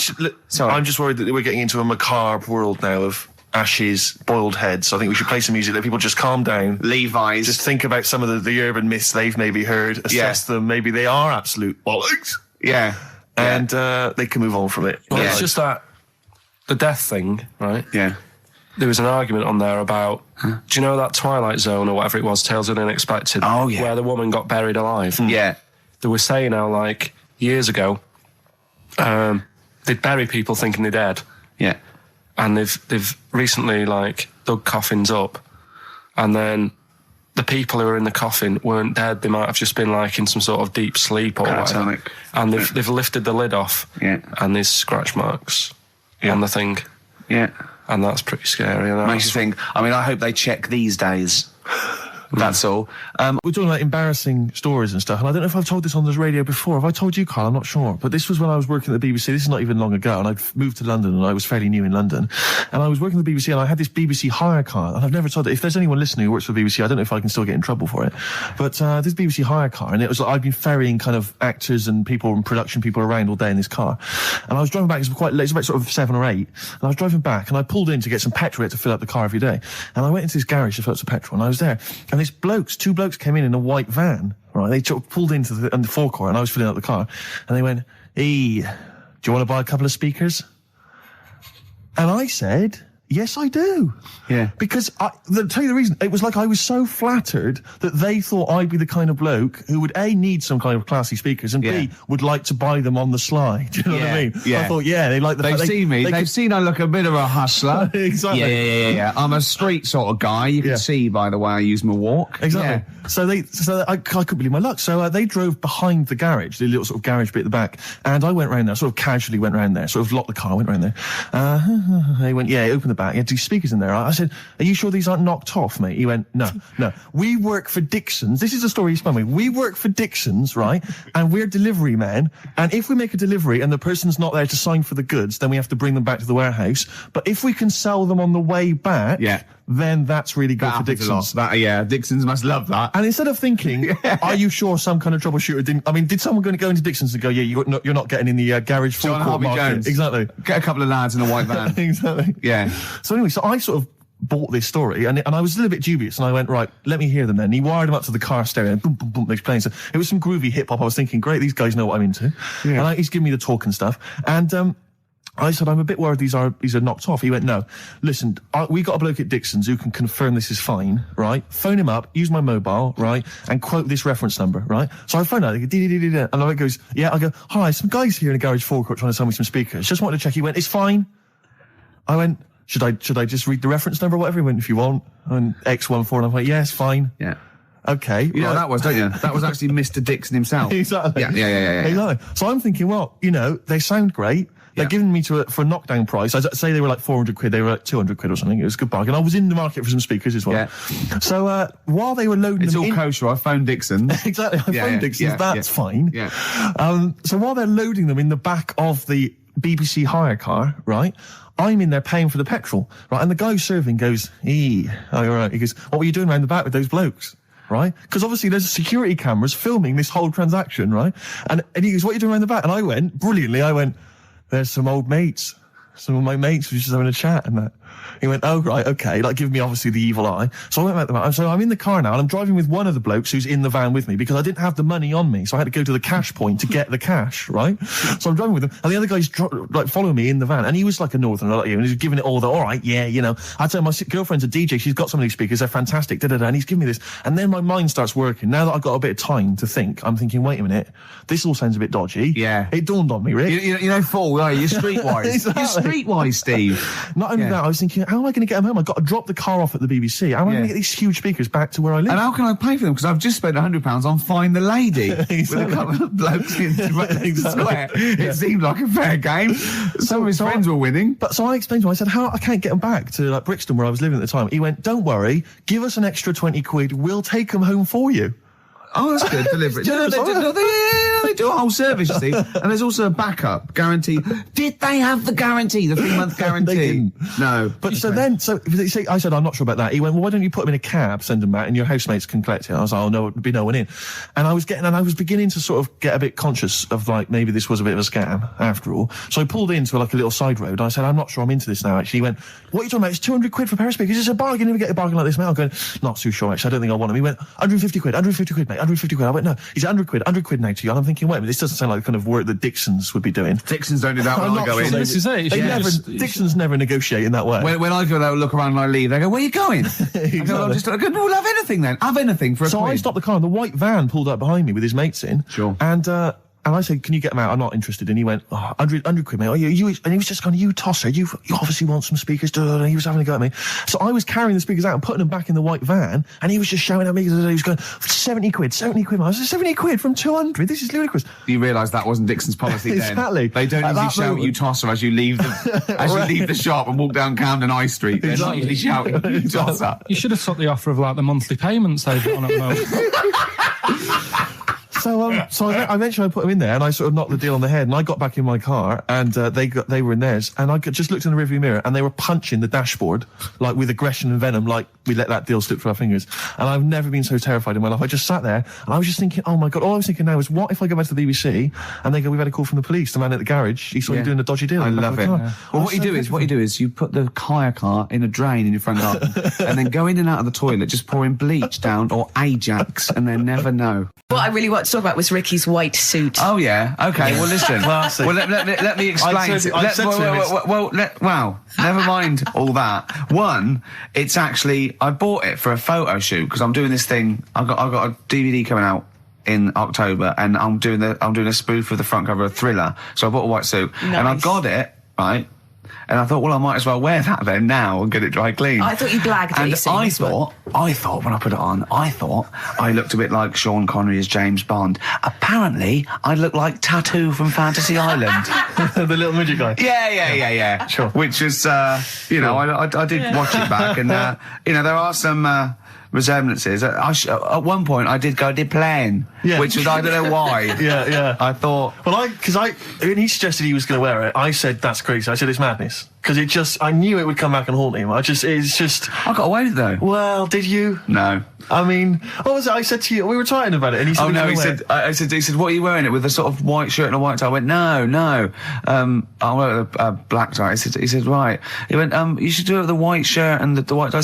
He went, do that whole Randall Hopkirk thing. And I went, well, that's what I'm worried about. He went, what, you're worried people will think you're a ghost? I mean, pathetic. I didn't think it was a good idea. I just love the way that if you're a celebrity, somehow you're allowed to wear, nonsense, outrageous clothes because it's kind of expected of you because, you're But it wasn't mental. It wasn't like Graham Norton going in curtains or Jonathan Ross dressing up as Lawrence Welland-Bowen. It was just a white suit. But it's just that thing of, I am. It's cheeky Ricky Gervais here. Look what I'm wearing. I was worried there was going to be chocolate mousse, though. Yeah. Or Johnny Vegas was going to greet me and throw up immediately. Yeah. It was sort of I had to keep away from people. And what you're sitting on. But I tell you what, I think it worked with Anne Robinson, didn't it? Do you think she winked at you when you went. She liked you. She just can't stop that.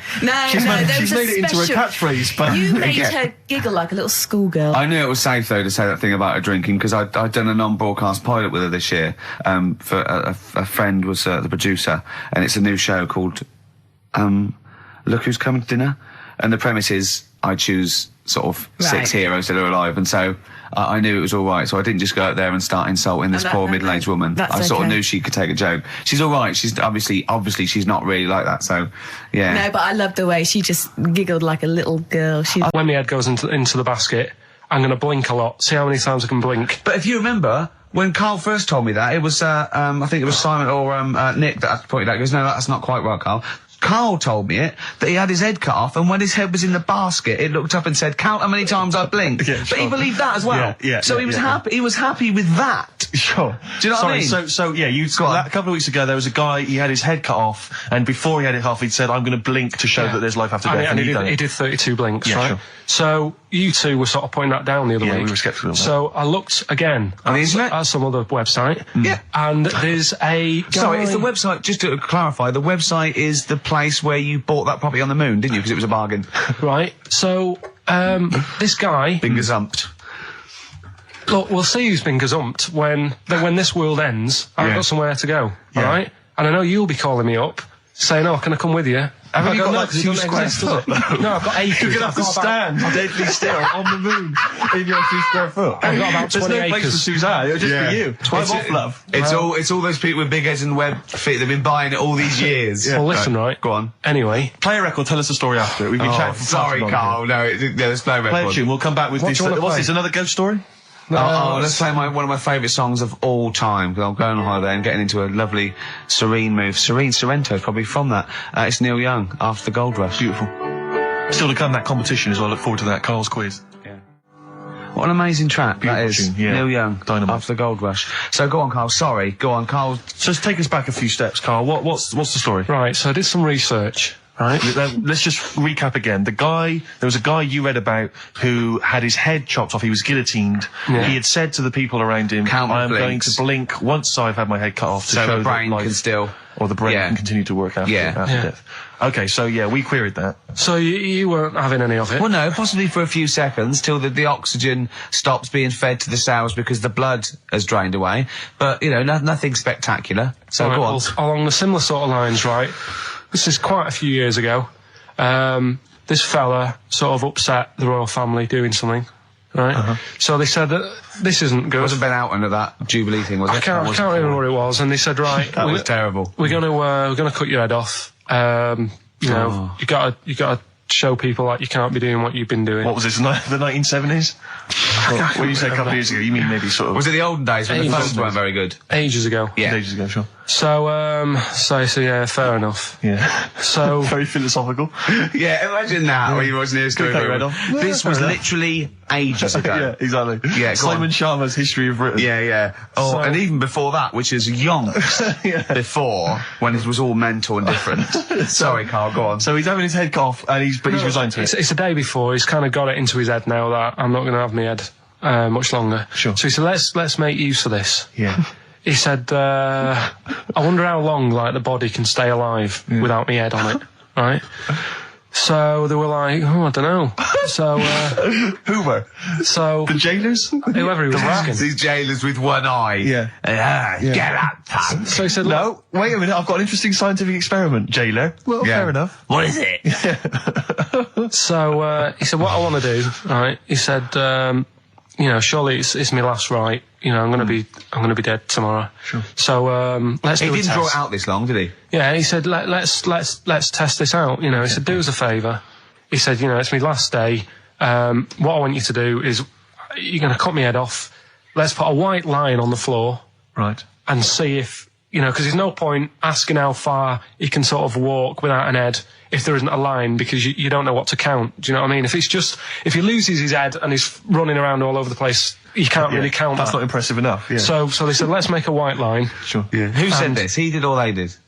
I think they started to join in with him and saying, well, let's make this a... you know. You guess it. Go on. So, They got Norris McWhirr down. The Guinness people. Oh. Yeah. so they said, let's get this white line. Yeah.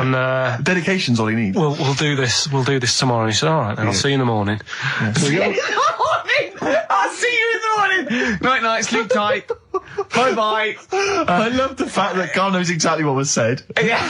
Oh, that's beautiful. Yeah, he doesn't know the story Yeah. or what order it is in Yeah, or when but it he knows was. exactly what or was who said. said what, but he knows the intricacies. All right then, see you in the morning. Bye. Oh, kissy, kissy, kissy. Oh, I'm not like that. Oh, you joker. Don't let the bed bugs fly. Yeah. Anyway, So he gets up. do you want a paper tomorrow? No, I'm all right. Go on. He gets up and they say, right, you know, today's the day and that. And he said, well, you know, I've got used to the idea. So here's a white line for you. I'm used to the idea. Go on. So they go, right, you ready then? And he said, I go on. And they cut his head off. And the body walked 32 steps without a head. Wow. 32 steps. Incredible. And that's the lesson, really. Did it get as far as it walked along the white line, did it? Yeah, he stayed along the white line, did 32 steps, and then started to stumble a bit, and it just fell over. yeah. But, It you know, would it was a test that your body can still keep alive for a little bit Yeah. when you've lost your head. Absolute twaddle. Absolute twaddle. What do you reckon you can do then without an head? How many steps? There'd be muscular spasm, right? Yeah. It would twitch a bit. It would, yeah. You could not distinctly take 32 steps. The body... Well, don't... Yeah. Is the doctor still on the line? Yeah. The fella that bought 6 parrots. Yeah. And, you know, you could Incredible. have got 32 steps. Right, so you The don't headed believe man that. doing a bit of line dancing. Right, you don't believe that, but something that you do believe is that a cockroach can live a week without an head. It can. Slightly different kettle of fish there. Why? Wow, insect to human is what I'm thinking. Yeah, that well- difference. There's not that much difference in Well, of some course there insects. Do you know that a snake has a heart and lungs and kidneys and stuff? Go on. No, well, I'm just saying. So? You're making out as if like they're a totally different like Species. I am making out. I mean, call me old-fashioned. Do you know what you're talking about? I don't want you embarrassing yourself, Rick. Yeah, I am suggesting they're totally different beings. Yeah, that is. Yeah.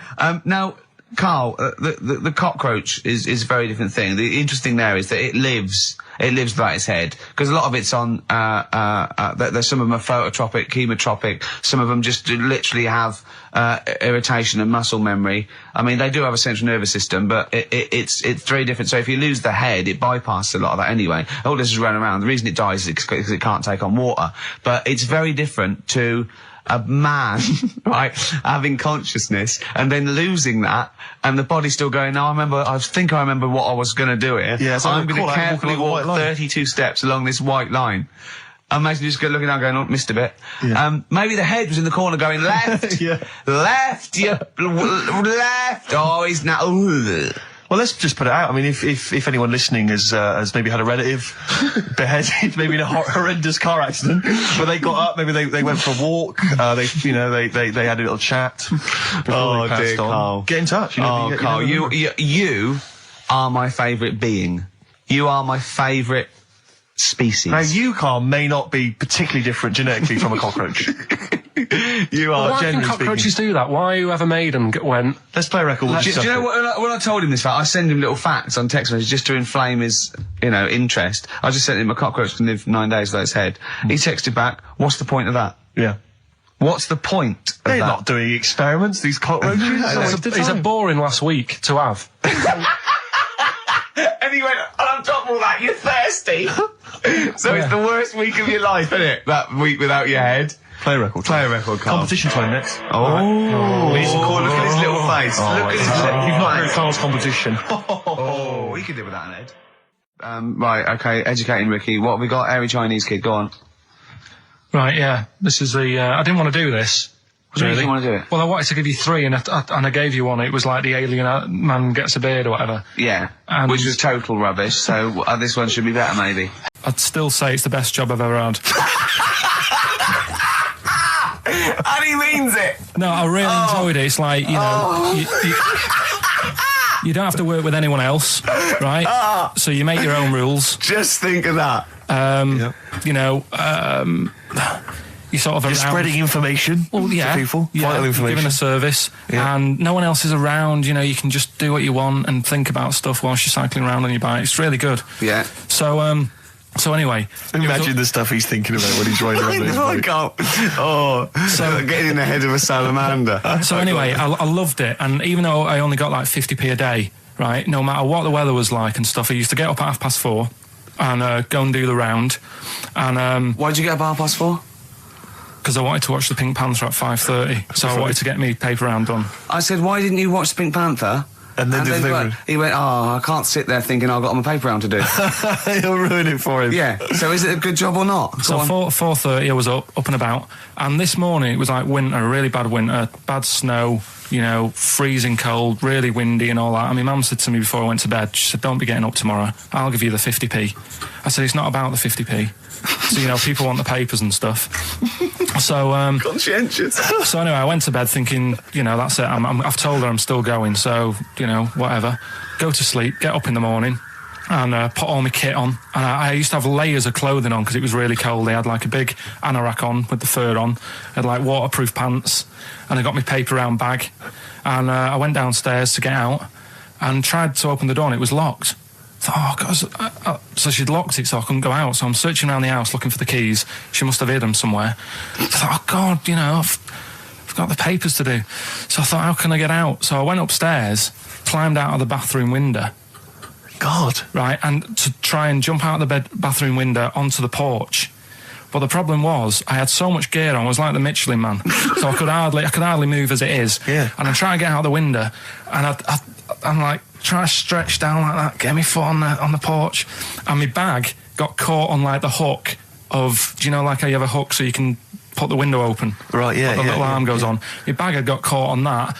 I was holding on to the wall and my foot on the thing, so I couldn't sort of pull it away in case I pulled it away and then fell on my head. Yeah. So I'm stuck there. Dangling. My dad comes back from working nights. Yeah. He thinks I'm a burglar. Gets out his gun. So he's shouting and stuff, going mad and going, Dad, it's me. And he had to give us a hand using a... He's heard that wily trick in Manchester before. He had to help me using a washing prop thing, a big stick. What did he do? Well, he said, just hold on for your dear life, and I'll sort of push the paper bag off the hook. Why didn't he go upstairs and sort it out? It was at that point where I was in the middle. There was nothing you could do. Do you know what I mean? It's at that point where you've just got to make a decision. Yeah. And by the time you go upstairs, who knows what might have happened? Sure. Do you know what I mean? You've got to act there and then, not messing around. Yeah. So And you could hear downstairs, now here he is, the Pink Panther. Yeah. Dad! Hurry up. Panther, ever so pink. Oh. So that was close to death, because I must have been about 30 foot in the air. So, to cut a long story short, he gave me about 4 or 5 near-death experiences, and he went, and the whole point of this, he went, so that's why I think I'm going to die of something horrible, like cancer. And I went, why? He went, right, you ready for this? Yeah. He said, well, I don't check my balls. Wait. He said, I don't like the feel. Carl, always check your balls. Do you I check don't like the yours? feel. Why don't you like the feel of your own balls? They just... I mean, you know that I don't like bodies anyway. Right. Do you know what I mean? It worries me a bit that... Carl, over to you. This is the time where we play, well, the world famous quiz, isn't it? Rockbusters, isn't it? Yeah. Which is Blockbusters, but with music. See you later. Cryptic clues and that. Do you want to say... Not really, Steve, not really cryptic, but go on. We've got a number of DVDs to give away, including some teachers' DVDs. We've got a bunch of CDs here, and also Ricky Gervais's live stand-up DVD. Animals, brilliant. Which Cool. is not good at all. I really would not encourage people to buy that. It is weak observations, poorly performed. I would recommend The Office Series 2 on DVD. Rubbish That's in still that. I'm available. awful in that. You can actually see me forgetting some of my lines. That's true. Go on. Right then, so cryptic clues. Just an example, might be new. I reckon people will be staying in today because it's raining and that, so might not have heard it before. So, like... Or they have and they're not listening. yeah. Well, whatever. Good. You gave up on that, did you? Well, give us an example of the sort of thing. Jesus. All right, maybe don't. Listen, Don't say that long. I'm a broadcaster. Yeah, words are my tool. Go on. All right, forget that. Come on, Baldy. Right, three clues then. Here's the first one. It's a band or an artist. Yeah. Right? I'm going to the northeast. What are you going there for? Good point. Good question. Right? Yeah, if it had been why you're going to the northwest, that's a different matter. Go on. Going to the northeast. What are you going there for? Right. Yeah. S is the initial, so it's a band or an artist it starts with. Get off at the tube at Tottenham Court Road if I want to look at the record shops before I come into XFM. And I always cut through Chinatown. Oh, yeah. And every time I come through Chinatown, the same thought always strikes me. I always feel like I want to just gather all the little locals, all the little Chinese fellas, just gather them round and just go, guys, in what way is this a town? It's not, is This is not, at best, what you've got here is a novelty street. Yeah, Gerrard Street is not a town, No, mate. it's not a town. You've had this Just for like because you put a 100 little years. It's not pagoda. expanding. Yeah, yeah. You can't just call it Chinatown and claim it's a town. If I was them though and you stood there, I go, what are you talking about? It is a town. It is a town. It's What- our in what town. It is a town. It's our town. We got all lots of stuff. Where's your church? Where's your mayor? We needed. We got a betting shop. Not enough. It is. See, all you've got here is restaurants. No, that does not a town make. no. Got a little supermarket with snacks. What does it sell? Snacks. Specifically, I would imagine crackers. Yeah, yeah. Do you want to buy a dragon? Do you want to buy an ornamental dragon? If I wanted to buy one, this is where I would. Do you want to buy a gold dragon? Is it made of gold? No, it's made of plastic, but it's sprayed gold. Do you want to buy that? It's not a town. It is a It's town. not a town. Yeah. And it annoys me because when I first came to London, I genuinely thought Chinatown was going to be this amazing, what they've got there is... You'd hear a gong and... Yeah, every time we went in there. And right? there'd be rickshaws and people walking on those little sort of wooden shoes. You know those ones? They're brilliant, they are. Just clomping around in them. But nothing, it's nothing. Yeah, exactly. Yeah. It just reminds me of, have you ever been to any of those sort of museums? You tend to have them up north where they've got like, you sort of sit in a little cart and it sort of rides you through kind of, I don't know, it might be Newcastle, the Victorian era. Yeah. Can I have half a pound of those sweets, please? Exactly. Of course you can. If there was some animatronic then, it would just be an exhibit. Yeah. Although their concession to being 100 years ago is that there's some scales in the shop and there's a horse outside. Yeah. That's it. That's it. Exactly. Yeah. The traditional sounds and smells of old England. And the voice of going, of course, there was no television. Exactly. Amazing. Yeah. Amazing. Brilliant. Yeah. Welcome to Chinatown. Ding, ding, ding, ding, ding, ding, ding. So it's not, it's a good point. Is that a piece of traditional music? Ding, ding, ding, ding, ding. Is that some traditional Chinese music, or is that music that someone in this country wrote, thinking it sounded like Chinese music? I think it was the Vapors, wasn't it? Oh, is that what it is? That? That's the music, isn't it? But are you sure they didn't take that from some other source? It's that pentatonic scale, isn't it? What is it called? It's the black notes on the piano. Right, that's the one I can play along with EastEnders. Yeah. Do you know what I don't get with it? Go on. Chinatown. Yeah, Chinatown, because I always walk through it on the way to work. A couple of things annoy me. First of all, I think it's bad business, just because if you've got a Chinese restaurant, put it somewhere where there isn't any others. It's a good point. Yeah, but it's also a community. They're not just a theme park for other people. I remember going out one night with Suzanne and some friends, and you got there and there's so much choice. It's that dilemma of, forget it. Well, not really. Specifically, do you fancy Chinese? Well, no, but why don't you go to the one with the dead ducks hanging in the window? That's my favourite. That's the other thing as well. It's like, normally you put your good stuff in the window. If that's what's in the window, yeah. Right? Yeah. And the other thing that annoys me, walking through it today, there's always lard on the floor. What, in the street? In the street. It is, honestly. I'm scared I'm going to slip over. It's because all the restaurants and that. But why is it? That's another point. Well, it's not oozing out of the restaurants. No, but why is it? I don't know what they do. Careful. Listen, no, but why is it? That's why they used to wear those little wooden shoes. Okay, we've got... No, but the thing is as well, they try and wash it with water, which doesn't work with lard, and it's like oil. Famously, yeah. You know what I mean? Even I know that. Yeah, you've got to scrub it. So, you think sorted that out. Yeah. You think they'd know, wouldn't you? Yeah. Right. Anyway. Gervais, Steve Merchant and little Karl Pilkington and his magical little manky round baldy head. He was described as wacky mank in one of the papers this week. Really? Brilliant. Well, remember we were talking about it last week about he came round to my house and I popped out my Mr. Johnson to take a little look at. And his two that made daughters. The papers. That made the papers. Wow. What paper? It wasn't front page of the Times. It must have been like the Daily Star or something. Just squeeze Live 8 on the second page. Yeah, so Wacky Mank. Wacky Mank, that's Wacky great. Mank. Wacky Mank. We had an email from someone that reckons they remember you from body popping round Salford way. Yeah, Eccles Precinct, apparently. You know that, I wasn't doing it round there, though. What do you mean? I was round Stretford. Arndale. And what were you doing? What sort of body popping was it? Just a bit of everything. Caterpillar. Bit of moonwalking. Do you have a little piece of lino you used to carry around? Well, mates had that. Right, you didn't Borrowed theirs. Were you any good? But you weren't breakdancing, well, you weren't spinning on your head and stuff, you were more body popping. Well, I hope he wasn't spinning on his head, because you know that can sort of give you little brain damage and things. Well, it can give you brain damage. Also, it can wear your head down, and also makes your head perfectly round. Yeah. Because the gravity is pulling on. But if you keep on doing it, obviously it's going to wear your hair out, yeah. So you become sort of like a... Stupid, bald, and roundy-headed. Yeah. So I very much doubt that you did do any of that. Did you, Carl? Didn't do any of that. Because you were on Zoe Ball's show talking. Oh, hello. What's going on here? Well, he was exclusively on our show. No, I was in the car. I seem to remember, Rick. He was a nobody. Yeah. That got a chance to come on air and talk about that. And guess what? He's getting auditions for MTV. Guess what he was talking about on Zoe's show? Oh, hello. All the jellyfish stuff and all that about getting believe it. Recycling material that you've done on this show. I phoned in, right, and I went, stop doing material Zoe's boy. He just hung up on me. Well, I had a job to do. Who do you think you are?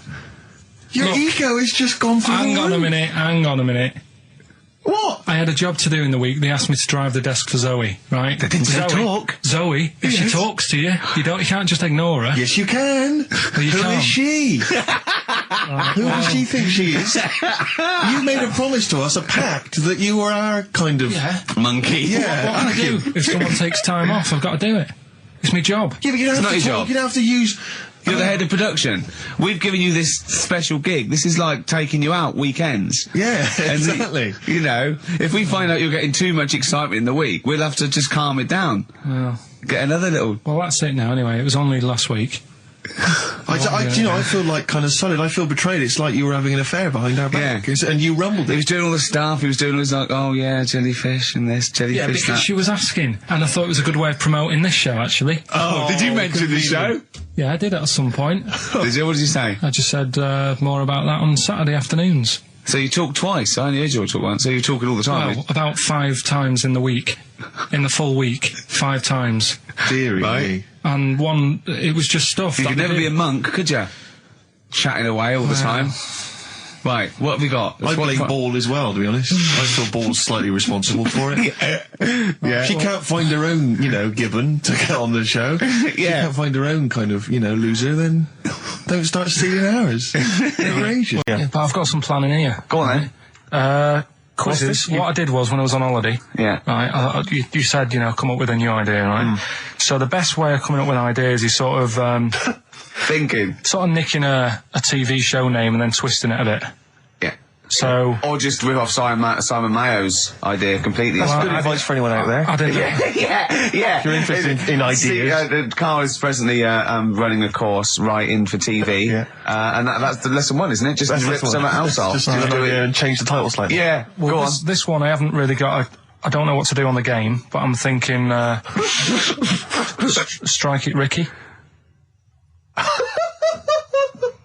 That's all you've got. That's what you've come up with. How long did that take? Through. What is that? I just thought it sounded a bit like Lucky. Forget that one then. Yeah, forget that one. Okay, yeah, well, Right. no, good. No, we all have hits of this. Even Spielberg's, not all his films, can hit the. Go on. Right. No, okay, no, it's a good. Go on. Yeah. Remember Big Brother, Yeah. Do I remember him? Well, no, go on. Big Mother, right? You call in. If your mum's ever, you win a CD. What do you mean? How can you prove that? All right, forget that. Right, yeah. Here's one. Right, ER. Good one. No. Yeah. No. The Price is Right. Remember that? Yeah. Right. The Price is Ricky? No. The rice is right. And what I do, I read from an Indian menu and a Chinese menu. You tell me whether you have pilau or egg fried. He's a genius, isn't he? He really is a modern. that one. Let's go on You don't then. get it. Let's go into this one. Let's not cross this off right away. Go on then. What you read from what? Well, I'll get a couple of menus from like an Indian and a Chinese takeaway. Yeah. And I'll go like, chicken korma. Well, could I just suggest that as it's an Indian, it'll be pilau, and anything you read out that is. Yeah, but you don't know which one I'm reading from. What, the chicken korma's Indian, isn't it? Yeah, so you go pilau. But then Well, then you might as well say Indian or Chinese. No, because then the name wouldn't work. The rice is right. Okay, yeah, I forgot you're working for the title backwards, aren't you? Okay, yeah. I'm so confused. I don't know where I am or what day it is. I've just realised why we talk about Chinese people, monkeys and gays every week. Why? Because this is the sort of replacement. This is what we've got if we're not talking about them. But it was great as well. And there's this parasite, right, that lives in a fish, right? And what it does, it changes the fish's behaviour. Because to breed, it has to get its body temperature up, so it has to get into a bird, right? What needs to get into the bird? The fish? parasite to The complete parasite its needs to life get into a cycle, bird, yeah. right. So it changes the behaviour of the stickleback, and it makes the stickleback sort of suicidal. So the stickleback doesn't flee when it sees a heron, it gets caught. Right. Because this stickleback has changed its behaviour. Carl didn't quite understand this, I did still you? don't really get it. I watched it and you see like the fat fish and that and you go, oh, it's not well. But I don't understand. Well, all it does is, it has to get into a bird because it has to breed, to lay its eggs, it has to have a raise of body temperature. So the fish is cold-blooded, so it has to get into a bird which is warm-blooded. There's lots of things, there's certain things at that level. Why is it doing that? Because it needs the temperature. It needs the heat energy for its reaction. Just like, for example, that's why your balls are on the outside. because the cells have to be a certain temperature to survive. I don't know if it's the sperm or Sertoli cells, but they have to be a couple of degrees below body temperature. Otherwise, they'd be in a nice cage and we wouldn't get kicked in the nads. What do you mean? That's why your testicles are on the outside of your body. They have to be a couple of degrees below body temperature. Yeah, but it's not... That isn't why they're there. You see, this is like the chat we had last week about the giraffe having a long neck. What do you mean? They're there because that's where they happen to be. They didn't go, right... Well, that's what evolution is. It's a selection process. It's not a will. The balls didn't say, look, I'm too hot, let's get us outside, let's get outside of here! All right, hang on a minute then. What? So a little man monkey, right? Theirs are in the same place as ours. Yeah. But they're walking around naked, so it could be anywhere. They could be, like, on the back. It doesn't matter where they are. They call it... Well, they could be on the back, yeah. So why aren't they? This is a completely different... Steve! You started it. I washed my hands of the whole affair. And we're not only back to balls, but we're back to monkey balls. Yes. In one thing from about parasites, we're back to monkey ball news. Yeah. How do we get back to chimp testicle news? All right, then. So this worm's in a fish. Yeah. It's like a little platyhelminth. I think it's some sort of... But what I mean is, why are they about? What do you mean? They Why? evolved. But why haven't they died out? Because they're very successful. Yeah. What do you mean, yeah? What do you mean, yeah? Tell me the brain event that made you say yeah in that 1 second gap. Because in a way I don't get it, and if I think about it too much, it hurts a bit.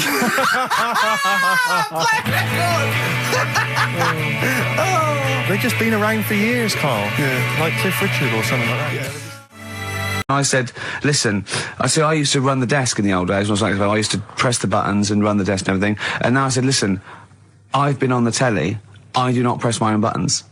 And Carl said, well, I don't really work weekends. And they went, well, you do if you want to keep your job. Absolutely. And we were lumbered with him. And then we discovered that he's not just a little dork, a little manky sort of idiot. Sure. He's got nice shirt. He's got, you know what I mean? He's got something else. Absolutely. He's got a certain, brings another dimension, yeah. Yeah, and he started having a little chat, and we discovered that he had quite a lot to say. Well, I think you're absolutely right, and I think I was wondering we should maybe play another tune, but after that, I just think we should re-familiarise our radio audience with Carl, and any new listeners, just somehow going to let them get to know the real Carl again. Well, if you are new, you'll find that we like some old songs, some new songs, some chitter-chat. We get serious sometimes, there's some tears and some laughter. Yeah. We kicked off with Oasis' new one, Little by Little. We're going to go back in time now to Iggy Pop and his Stooges with I'm Bored. Coldplay and In My Place on XFM 104.9.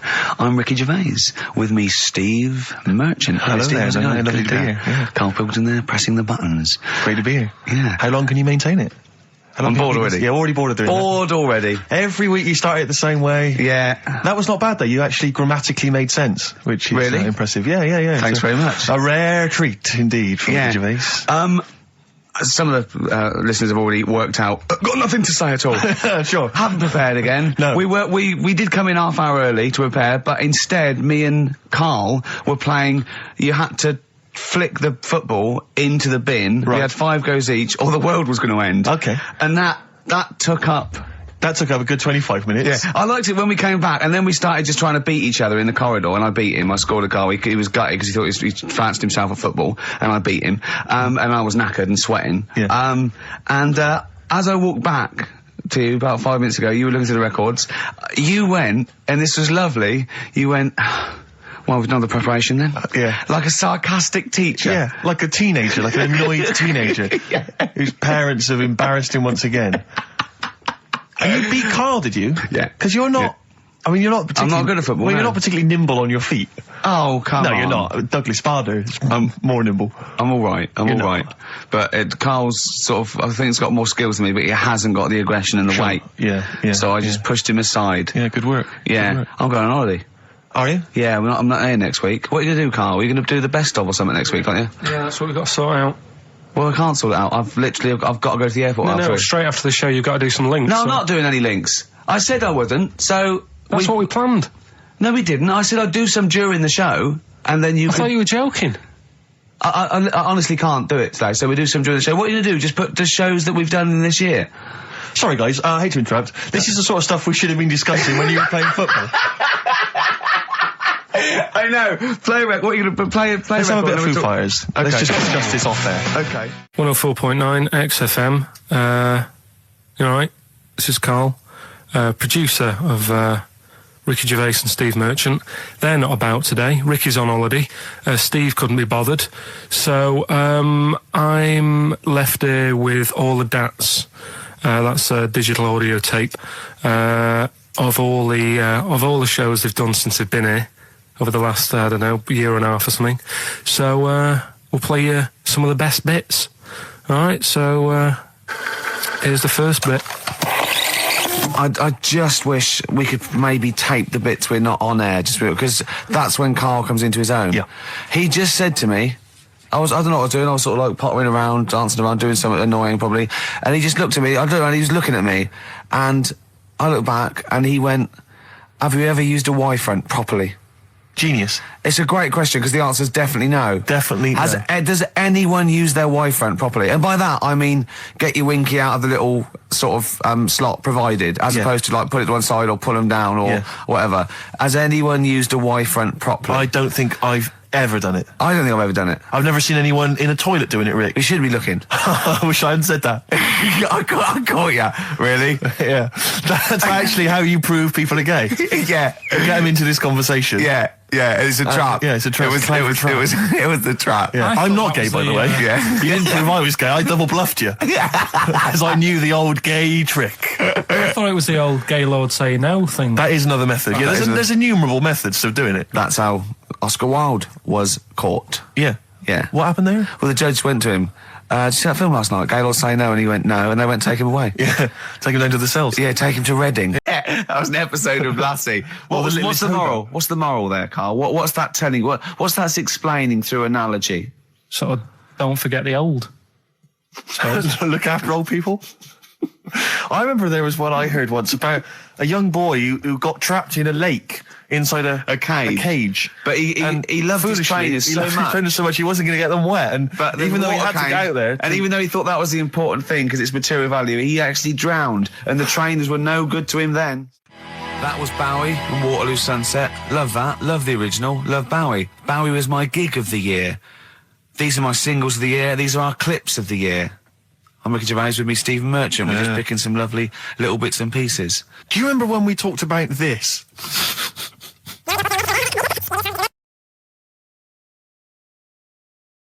So we just had a text here that says, and I don't know what truth there is in this, as ever, but John says there is apparently a nude bike ride today in Hyde Park.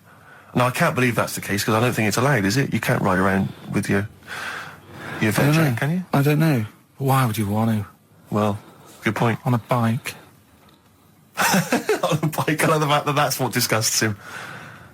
Do you know what? If we did appeal for a nudist to call in, I'd want a very specific sort. I want a German nudist, a middle-aged man called Helmut. Okay. If there is any, or the closest one to it. So I want a middle-aged man from Germany. If your name is Helmut, you're in. But I'll accept hands. Karl would be good, wouldn't it? All right. Yeah. I think I'm wondering if the age might. Maybe we could we broaden Okay, out just a German nudist bloke. Right. Could he at least be fat? Could I find a fat German fella? If your name's Helmut, we're going to give you a big prize. Yeah. But any fat German fella who likes to get his sausage out. Sure. Okay. It's sauerkraut. Yeah. What's the phone number? 0871 222 1049. It'd be good just to get an email or a text with a contact, wouldn't it? And then I can just call them up in the week. Sure. And 83936 is the text number. I don't know what our audience demographic pans out like, Rick, but I'm suspecting that's probably a fairly small fraction of our listenership. I know, but there must be someone out there. If you know a fat German who likes to get his tackle out, phone's going. Straight away. Just answer it, Karl. Just answer it. Just potluck. It could be anything. Well, just see what it is. To be fair, it could be a nutter. But just say hello. Just tell your turn. It's not straight away. He'll stay there, won't he? He'll stay there. Well, answer it. Answer it. Leave it. Answer it. Oh, you see this? It's gone. It's gone. There you go. He bottled it. So, just as well. Well, you took too long to answer it. There's a vicar in Australia who started sort of doing his services and all that in nude. Hot, isn't it, out there? Yeah, Where'd but you get the churches aren't. Churches are pretty cold. It was on some website. Of course it was. Yep. Just saying about a vicar and that who's there's a lot of nudists and that who want to get married. Do it, don't mess about with the wedding dress and that. Just snip up. Cheaper, isn't it? Well, I suppose it's so. I suppose if you believe in God, you believe that that's the way to be in it, because Adam and Eve and that. Yeah, but then in Adam and Eve, the shame made us dress up, didn't it? Yeah. Eating the apple and things. Yeah, but God didn't want that, did he? No, he wanted to see it all. He was loving it. He was having a whale of time getting a life full of all of that, and then the snake said, cover yourself up. Stitched him right up. What exactly is there then? Is it just a kind of moon-like kind of surround with just kind of dust and rock? That's exactly you see, I was there when the Mars thing went wrong. Yeah. I would have just sent a camera crew there, filmed a bit of that, right, and say, here we are, this is it. Yeah. Ignore the little coffee shop in the background. Yeah. Right? This is Mars, because that's where it's like just loads of dust. Yeah. Holes everywhere. Tidy it up. Little round-headed aliens complaining. Whinging. Just like Mars. Yeah. So is there what's the best bit about the holiday? Come on, pretend you're Judith Chalmers. I have been doing. I would have done all. I would have said that. Don't bother. Right. I mean, the hotel was good. Yeah? That was all right. What was that like? It's all right. Just, clean. That's all you want, isn't it? See, that's not quite what Judith Chalmers does. She doesn't go, what's the hotel like? All right, yeah, clean, innit? All right. Well, what was it like? What was it? 3-star, 4-star? Did it have a swimming pool? What was the room like? I had a swimming pool and that. Yeah? Yeah, it's good. I think it was one of the better ones on the island. Okay. Nightlife? Wasn't really in it. There was a bar, there was some bands playing. Yeah. Not very good. Food got a bit boring. Yeah. It was always the same food every night, but they sort of themed it and made out as if it was different. So, like, on Mexican night, it'd be chicken with a nacho on it. Right. And Chinese night, sort of chicken with a little prawn cracker on it and stuff. Sure. But that got a bit boring. That's me just turning on my phone, because I want to read to you a text that I got from Karl. I think you sort of sum up the holiday in this text, don't you? Do you remember it? I can't remember. Let's have a look. Let's have a little look. Instantly, what did Suzanne, your girlfriend, make of it? Similar view to you, that they should fill in the holes? Yeah, it's just that thing, you see, I went on a coach trip, right? And you go and see the volcanoes. Like I say, there's 36 of them. Yeah. Which, how many do you need? And when we're on the coach going round all these volcanoes, the fella on the front's going and look out your left window at the moment, and there's a volcano. And if you quickly look out at the right-hand side there, there's another one. Right. And on the left, he's just like, all right, we've seen it. Sure. Do you know what I mean? Yeah. And that trip, we'll talk about that trip in a bit. Right, this is the text I got from Karl, right? All right.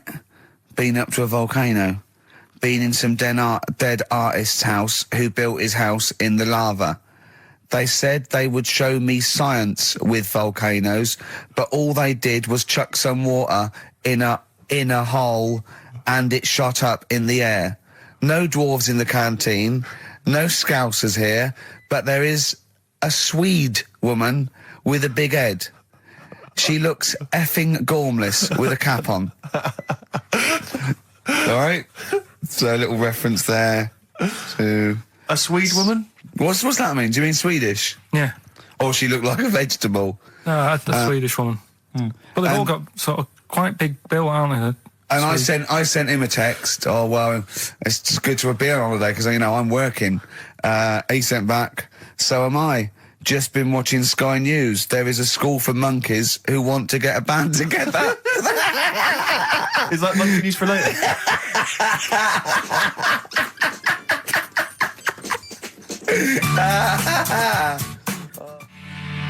Oh My Corazon by Tim Burgess. I can't get enough of that. I love that chorus. On XFM 104.9. Ricky Gervais, Steve Merchant and little Karl Pilkington. But it was a nice holiday. Yeah, it's all right. It's just, I went there to relax and that. Exactly. Did a little bit of that. Trying to think of some new, features and stuff. Sure, always working. 3 holidays a year, Jesus. Oh, not really 3. Oh, 2. It's all one big sort of like work thing to me and Steve. 2 holidays, isn't it? Work hard, you need the holidays. So, yeah, the things that annoyed me was like, you get bored sat around the pool after a couple of days. I'd read my book. Yeah. You know, there wasn't much going on the... Not even any complex. crabs to throw sand at, was No there? crabs or anything. They wouldn't bother with Lanzarote, right? So, decided to go on a little trip. That's when I saw the volcanoes and that, 36 of them. So, we go on the trip, and the thing that annoys me, it does happen every holiday that you go on. If you go on a sort of a package thing, they have these trips, right? And you pay about 40-odd quid, and they give you some wine to sort of make it feel like you're getting your money's worth. But, How many of these trips have you been on then? Loads. Probably about 12. Phew, more holidays than I've had. Go on. Yeah, So go anyway, on. so you're on the coach, right? And they take you for the volcanoes. They took us in the middle of nowhere. Yeah. Right. There's nothing else round there. Sure. It's like I say, it's like Mars, but with holes in the ground. Yeah. Right. And they sort of drop you off, and they go, right, everybody, see you back here in an hour. There's loads of volcanoes for you to look at, and a coffee shop over there. And you know for a fact, right, you don't need an hour there. You could just say, well, just keep the engine running, because I'll have a look in this hole, we'll get back on, give us 5 minutes. Don't need an hour. Absolutely. But you know that they've got something going. It's a with the- backhander, definitely. What, with the coffee shop? Definitely, yeah. They go there and they get everyone to have an ice cream and a coffee, and they sit down, have a fag, talking to the bloke. Yeah, and it's like, cousin. Yeah. Have you How ever- much was the coffee? Was it Probably overpriced? about €3 euros. So I think it was $3.50, Sure. Yeah. which is I don't know what. That's about £2.50. And Yeah, they've stitched you up. Go on. talking about this the other day. What was it now? Listen, the fella. Play a No, listen. record. Do you want, let's just, all right. All right, no, come on. All right, he's got it now. Go on. This fella goes to the doctors, Yeah. right? Oh, right, okay. Right, if this is in any way apocryphal, stupid, illogical, impossible, right, you are never, ever speaking again on radio. So make sure this is at least possible. I'll tell you what, I'll even give you improbable, but possible. So if anything that breaks the laws of the universe or logic, okay, that's all you have to avoid. On you go. Right. So this fella, right, he goes to the doctors because he's got earache. Right. Okay, if a chimp's living in his brain... that he go on. So he's got earache, he's sat in the waiting room, and his ear's all bunged up and it's hurting a lot and what have you. So the doctor comes out and he goes, right?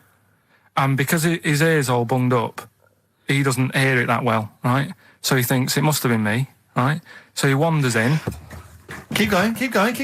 Anyway, Hey, I'm going to hate this. I can just feel it in my bones. Steve, I'm going to let you take over. Okay, Let's hear it. Come so on. the doctor says, sit yourself down there, right? So he sits himself down. He goes, right, take your pants off, right? So he's thinking that's a bit odd. Anyway, he heard that though. he apparently he took his tackle off. The doctor did some operation. What, there in the waiting room? No, in his office. In his office, yeah. What? Wait. So he removed what? His genitals. Yeah. In his office. Why, Carl? Because he hadn't called him in. Oh, he'd called in the bloke who wanted his testicles taken off, and he didn't do it. What? So the doctor went out and said, Mr. Jones, who's here to whip off your cock and balls, just here and now, right? Bloke comes in, didn't it? It must have been me. So the bloke who wanted his balls taken off didn't say, oh, I think he said me. So he didn't interrupt then. So the bloke goes in, he starts taking his testicles off, and he doesn't say, I'm here for me ears. What are you doing with that? That is a blinding record. And before that, Rick, what do you make of those adverts? They were great, weren't they? I like them, yeah. I'm going to buy all them products on the way home. And that's endorsed by Ricky Gervais. He's won awards. Yeah. Rick, do you remember this? This was a hilarious moment. No, you'll remember this when you hear it. It was when Karl said something that was basic. Well, I think for a lot of people it sounded like a lot of old bollocks. Carl's found love on the street before, haven't you?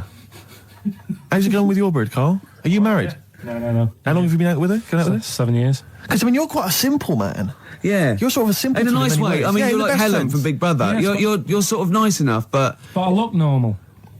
Well, yeah, you sort of do. But you could be one of those that just suddenly go mental with a pen. Yeah, do you know just what I mean? stab people through the eyes. Yeah, you sort of look normal. If I wouldn't really want to wind you up to a point of frenzy. How did you meet your girlfriend? Through work. What, through her work? What, you phoned up and said We worked at the same place. Oh, you're right. Yeah. You're quite an enigma, aren't you? Could you give us more on that? At work. You met her at work. What, she came in selling sandwiches? She was going through the bins outside. And, his mum, right, was like obsessed with cleaning. And I was never allowed in their flat. He makes the place look untidy. So she used to, I don't know if it was just me or all his mates, but I used to turn up and she goes, yeah, he is in, but you know what you've got to do? And I used to have to go round the side of his flat, and he had a computer, right, which I used to play. I didn't have one at that point, but he had one. And I used to have to go round the side of the flat and stand at his bedroom window with his window open, and I'd be sort of leaning in playing the game. You are joking. I'm not, his mum. You had the weirdest upbringing I've ever heard. The things you were willing to do. It's the strangest. What is this town like? No, I stopped going once. Was there always music? Like, there's the horse in the house there. Oh, look at these two kids with big heads and webbed feet. All right, Ronnie. All right, Reggie. What was it like? She was obsessed. It is like you've grown up in a cartoon made for children. Yeah. No, his mum was really obsessed with cleaning. Can I play it through his window? I used to... Mrs. Ramsbottom, can I play it through Mark's window? Aye, you know what you have to do. She used to be up till about 3 in the morning. Pilkington again. Have you washed your hands? Well, up till 3 in the morning, She washing. used to be up doing the tiles in the kitchen. Washing until 3 in the morning? It's at 3 in the morning.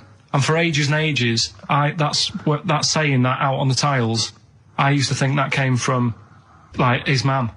Because she was out, like, cleaning them late. So, till I was about 13, I thought that saying, out late, on the tiles, Yeah.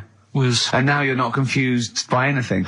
Well... There's no misunderstandings in your life now, is there? See the grass, seen the light. I just think of people...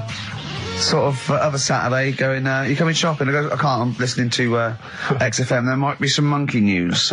And they waited 2 hours for that.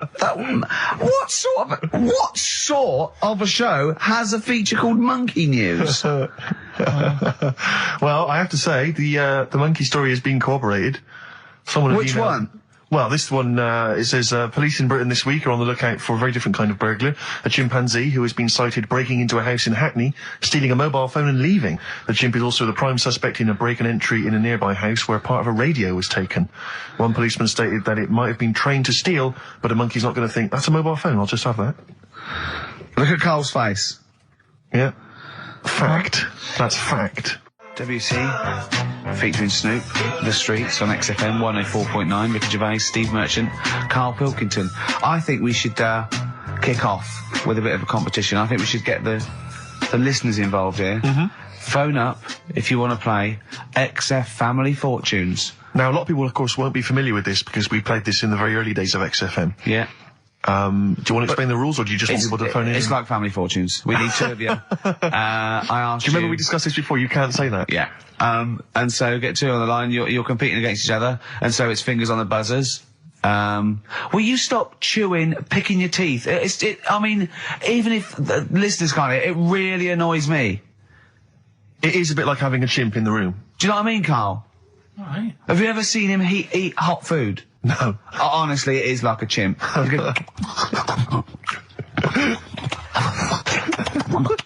what are you doing? What? Just get... Oh, God. Or like the Cookie Monster. Yeah. Oh, God. I'm never annoying, Carl, so why are you? Do you know what I mean, Steve? You're so annoying. I'd say, have you been with him for trying to have lunch with Ricky? Yeah. It's the hardest thing possible. You wander around for hours. It's sort of a combination. It used to be bad even before he was a celebrity because he has a tolerance level. It's extraordinary. I mean, he is irritated by a car honking its horn in the street. He's like, I can't believe it. Let's go in here. I'm so angry. He gets annoyed by police sirens, by rain, wind, birds in the air, other people in the streets. They're the most annoying. Children particularly, whether they're in a school playground we happen to be walking past, whether they're on TV. It's just noise that isn't mine. Well, I know, but this is the thing. You are the most irritating man I've ever met, without a shadow of a doubt. I mean, you know that, Carl, don't you? I mean, noises he makes. It's extraordinary. I mean, I've been editing some behind-the-scenes footage we shot of making the second series of The Office. It's extraordinary. I've had to cut sequences out involving Ricky because they'll just think he's a gibber, just think he's an idiot, like some kind of puppet that the rest of us are controlling, because he's shouting, he's whistling, he's honking, he's making noises, he's dancing around. It's extraordinary. And if you're out trying to find somewhere to eat with him, all these irritants, all these annoyances, and it's, oh, that music's too loud, I don't like that particular song, I'm not going in there, there's more than 8 people in that cafe, I'm not going in there. It's just extraordinary. I think we need a woman. I'm thinking of hiring a woman, like a PA, to just go out ahead of us, scout ahead of us, go in, you know, and she can just phone back and say, oh, sexist. Oh. Or a guy. Oh, that's or a fella. Oh, sexist. Or a fella. Just to scout ahead. Oh, I'm phone thinking back. of hiring a woman, subservient role. We couldn't hire him. Oh no. Oh, sexist. Well, that or a chance to meet a woman. Yeah. That I'm also paying. It's like paying for it. It's Exactly. slightly more above board. Yeah. So, if you want to play Family Fortunes, call up. What's the number? 08700 800 1234. Yeah, it's just like Family Fortunes. 2 of you are competing for some great prizes. And, I go, something you know how it goes, and then you go Buzz and play it on board. It's not as high tech as Family Fortunes. Current single from Nick Cave and the Bad Seeds, that's Bring It On. Yeah. On XFM 104.9, Ricky Gervais, Steve Merchant, Karl Pilkington, and 2 people on the line to play XF Family Fortunes. Brilliant. Hello. Steve first. Steve, hello. Steve first, hello, how you doing? You alright, mate? Where are you calling from? From my pub in Barnes. You got a pub? Yeah. In Barnes? Yeah. Are you posh? No. Oh. I suppose you're the local landlord. Do they come in and sort of like go, good man, there's a shilling, get me some ale? They're all posh in Barnes, aren't they? Well, no, not all of them, actually. Does Nigel Havers come in your pub? Because he lives there, doesn't he? Well, none of them do, actually. I know there's lots of them about, aren't there, in Barnes, but no, not You've in banned them. You've banned them. Who's on the other line? It's, Jennifer. Jennifer, hello. Hello. Where are you calling from? I'm calling from Forest Hill. Forest Hill, that's Yeah. right south, and I don't go out of WC1. Oh, you should. Do you run a pub? Do I own a pub? No. Do you drink in one? Yes. That's just good. just some friendly chat there. Yeah, You know that thing between the brain that you were talking about before? Oh, yeah. I can't remember what it's called, but they did an experiment, and apparently the length of it determines whether you're straight or gay. Is that That's right? what I heard. Yeah. Well, so what? You could actually trim it if you fancied. It didn't go that far. Oh. Well, Always. you've just interacted with Karl Pilkington. Oh, my God. I treasure that. Right, here's the prizes. Okay, now, listen, don't be disappointed, because, as ever, Karl has just gone through some people's drawers here at XFM and found some really quite shoddy prizes. So, you get, on DVD, I don't know if you're a fan of, are they a German band? Rammstein or Rammstein? Oh, you'll enjoy that. But there's any number that includes Asch zu Asch, Spiel mit mir, and Hergelade. That's just some of the classics on this DVD of their greatest videos. Red Dwarf, the first. Do you think series. Germans sit around looking at Oasis records and going, look at these Wonderwall? Possibly so. Wow. The very best of the Stone Roses, although I might have that. So anyway, there's also an I Love You compilation, kind of appropriate, and a tribute to the Ramones, which might be interesting. So you can get the idea, Steve and Jennifer, the stakes are pretty high. Okay, here we go. Extra Family Fortunes. So, fingers on the buzzers, just both go, wah! If you think you can answer this right, and then we, the highest answer or the top answer gets the chance to play or pass. If you play, you've got to get all 5 answers. There are 5 answers. Every wrong answer, you get a life, and I'll go, and when you lose 3 lifelines, then the other person can steal. It's as simple as that. If you've seen the show Family Fortunes. No, this is not based on anything I've ever seen ever in my life. Okay, right. Okay, fingers on the buzzers. Okay. Name something. We asked 8 of my mates, right? Something you associate with Karl Pilkington. Well, Okay, Jennifer, what? silliness. Yeah, that's the top answer, thick or dimness. Hang on. Do you want to play or pass? Play, please. Okay. Stay tuned, Stephen, because you might be able to steal if she gets 3 wrong. Okay? Right, okay. Right, we've got the top answer. 4 to go. Thick or dimness is top answer, obviously. Okay, Jennifer, some other things associated with Karl. Comedy. You'd think so, wouldn't you? Yeah. No. I don't even know who he is. You don't even know who he is? No, she does. She must And do. yet, bizarrely, she knows that silliness or Yeah. stupidity is the top answer. Yeah, come on. Something else. Smelly eyebrows. One more wrong answer, and then Stephen gets a chance to steal. Okay. I don't know. People are screaming it at home. Very sensible. Oh, What was that? Very sorry. sensible. Yeah. Yeah. Okay, Stephen, can you think of one of the answers that Jennifer didn't get? Must be a mind for inane nonsense. Oh, well, I'm going to give you that because number 5 is even thicker. So, yeah, what you missed is, our top answer was thick or dim. Second top answer was Manchester. Third was roundhead. Fourth was airy Chinese kid. And 5 was, even thicker. So I think Stephen's the winner there. Yeah, I think he's done well. Yeah. You enjoy Rammstein, and you get the Stone Roses and an I Love You CD. So that's the pilot for this show, okay? When Blockbuster's all over, we're going to phase in XF Family Fortunes. Carl, thoughts? It's not that good, is it? Why? It's not that good. Just... I'm not that happy with it. Why? Why? Yeah. Well, just... What else? What? No. You're definitely right about that top answer. Well, thanks. So Stephen wins all those prizes. Yeah. Stay on the line and we'll take your address. And we'll send something to Jennifer as well for even bothering to talk to Carl. What's this, Carl? What are you playing now? A badly drawn boy. Yeah, excellent. What am I doing? Am I doing Rockbusters then? Later. Can I just, sometimes I get told off by Carl. He gets a little bit sulky if I slag off the prizes that he sources for each competition. This is from Rob in Croydon. He's a former winner of Rockbusters. Yeah. He said he didn't even know what the prizes were going to be when he entered. He won, and sure enough, for one night only, he was a hero. The following morning, it was just Rob again, and all I had to show for my triumph are 5 compilation CDs. Now, we just had a call from someone impressed by Carl, and Carl's very pleased because this guy has actually done a PhD on Che Guevara. So in theory, whatever subject he chose, in theory, he's probably one of the experts in the world on this particular field. Now, hello, are you there? Yeah, I'm here. Hello, what's your name? My name's David. David, now where did you do your PhD? At UCL. Did at UCL, mild college. And what was the actual title of the PhD? It was Che Guevara's influence on class struggle in Europe in the 60s. And what did you think of Carl's performance? I thought he did really, really well. The only thing, I'd never heard those last words before. So Carl actually knows something you don't know. Yeah, possibly. Although you presumably not take that as verified information. You probably wouldn't take everything Carl said as gospel. You'd probably look it up yourself, would you? I probably would have a look, yeah. Did you know about babies' eyes? Sorry? Did you know that babies' eyes don't grow? I didn't know that. You see, that's why you shouldn't take things Carl says as gospel. Because it come out with something, vaguely intelligent, and then say, "Did you know about babies' eyes don't grow?"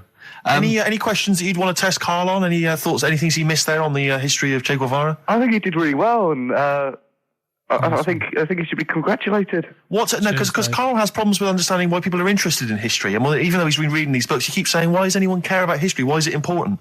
What would you say to Carl? I think he should maybe then look at who Che Guevara did influence and why he still influences people today.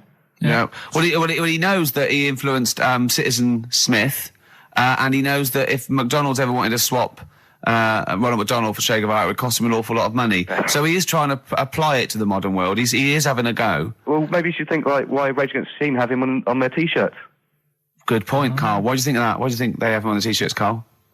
I don't know, maybe that was a design of the T-shirt. Maybe they wanted another T-shirt. Maybe they wanted Ronald McDonald. But didn't have any in. Sure. And they said, we'll have that one there then.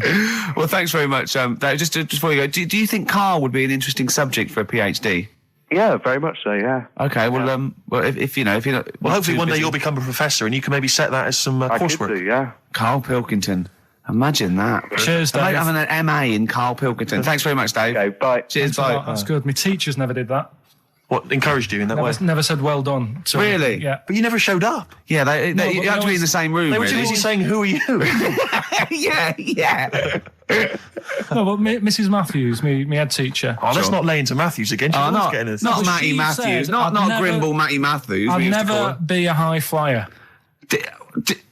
If she could see you now. What did she say? You'll never be a high flyer? She said that to me, mum and dad. Really? On a parents' evening. And that was after I'd played the drums in Little Donkey. She clearly didn't know what she was talking about. Never really kind of got all the information. Do you remember that one, Carl, where the woman cut off her husband's penis because he was sleeping? I think he was sleeping, and she drove off. I think he woke up quite quickly. That's so much better than the alarm clock. Yeah. And she threw it off. She threw it out of the car into the woods, and he went and found it. Yeah. But imagine if he'd got to the hospital and they'd sewn it back on, and he'd gone, that's bigger than I remember. I'm not sure this is mine. How many of you got us where we dump all the knobs? We dump all the knobs out there. Yeah. That was an extraordinary story. And then, bizarrely, he became a porn star. Yeah. Yeah. Very strange life that man's had. Well, it is a bit of a shock to the system, isn't it? Oh, cutting your knob off. I know. Do you remember that French bloke, the performance artist of about 1910? Do you remember him? No. He, as a performance art, in a theatre, he cut his knob off to a crowd of people. Now, what? That's only a one-night trick, though, isn't it? Exactly. Yeah. But what if there had been a bang outside? They went encore. He went, what? Yeah. Or they looked outside because a car backfired. He went, did you see that? I go, what? I go, just cut the... Did you? Yeah. Think of that. Sacre bleu. I know. French are funny, aren't they? Cutting your knob off for your art. Weird, isn't it? Longview. Further on XFM 104.9. As we're having so much fun with penises, I thought perhaps I should just mention... That's a slogan. We should just mention this story, briefly. It's in the paper today. A Russian is selling what he claims is Hitler's mummified penis for £12,000. Yeah. Ivan Zadurprov says his ex-Red Army soldier dad hacked it off as a souvenir after storming the tyrant's Berlin bunker after his suicide in 1945. Yeah. Why did he wait till now? He's found out that that might get a bit of £12,000. Which doesn't seem a great deal. Doesn't seem a great deal of money, really. Well, it's useless, isn't it? True. You're not going to be able to use it. It's not going to be able to. It's not going to be a donor. Imagine that if you walked round. You'll never. Making love to a girl, you'll never believe who this is. Yeah.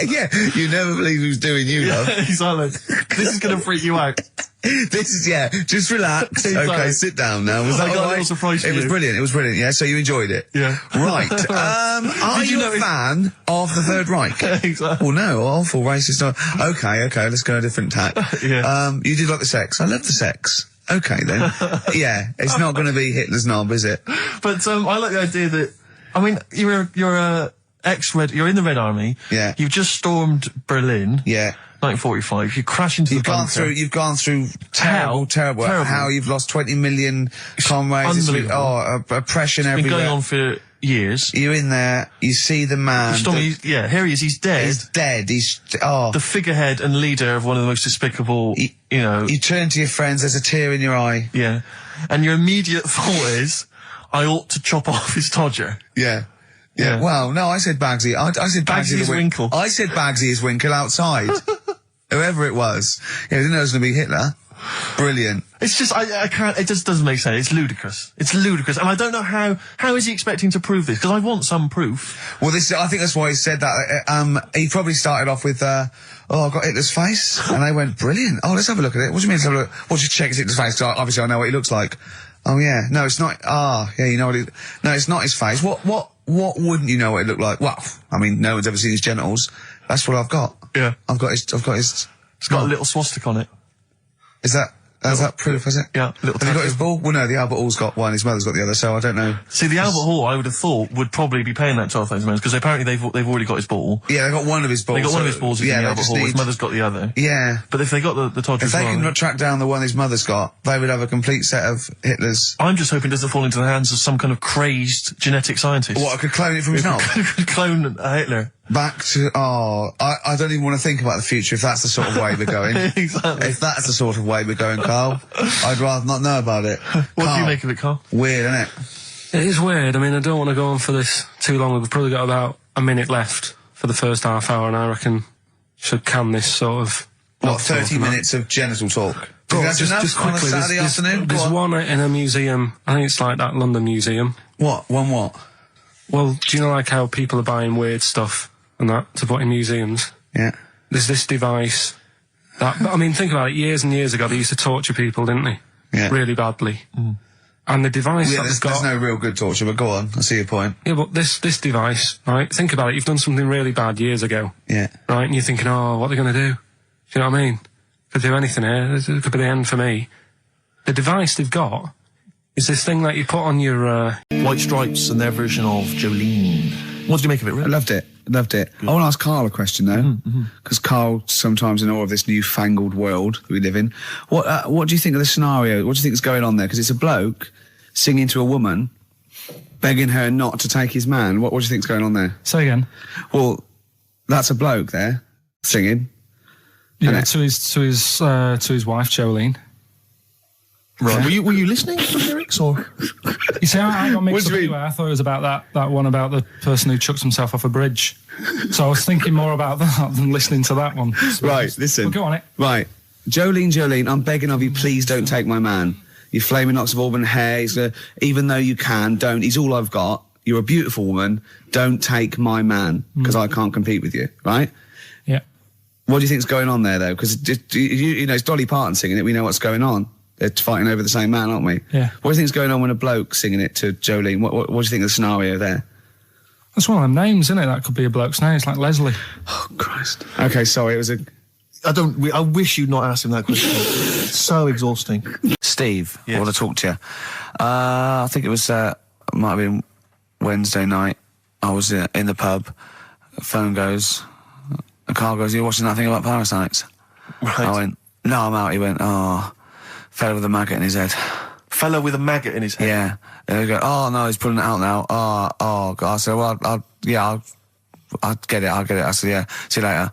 About 5 minutes later, I get a message on my phone. Beep, beep. I look at it. It just says, "Oh no, there's a fella with his fish up his cock now." There's a fella with a fish up his cock? Yeah. Right. Okay. Do you want to explain that, Carl? Is it one of those little ones that swim up if you're having a slash in the Amazon? Yeah. Yeah. That's weird, isn't it? But it was still like stuff like that. It started off with What does the fish do when it gets in there? Just sits there. Why? Well, what else can it do? No, but why does it go up there? Don't know. I didn't listen to that bit. An honest mistake by The Bravery on XFM 104.9. I'm Ricky Gervais, with me Stephen Merchant and Karl Pilkington, our producer. Right. In inverted commas, heat put. Yeah. They know. How are you doing, all right, Karl?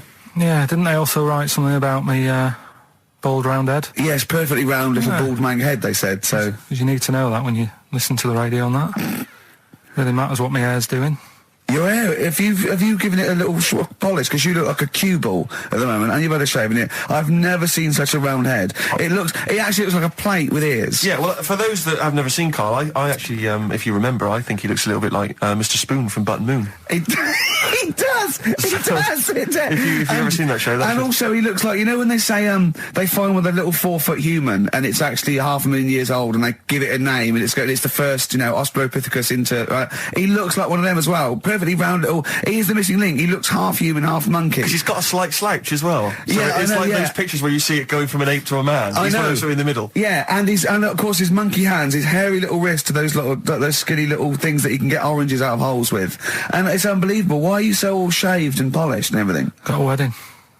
What? Got to go to a wedding today, so thought I'd, clean myself up a bit.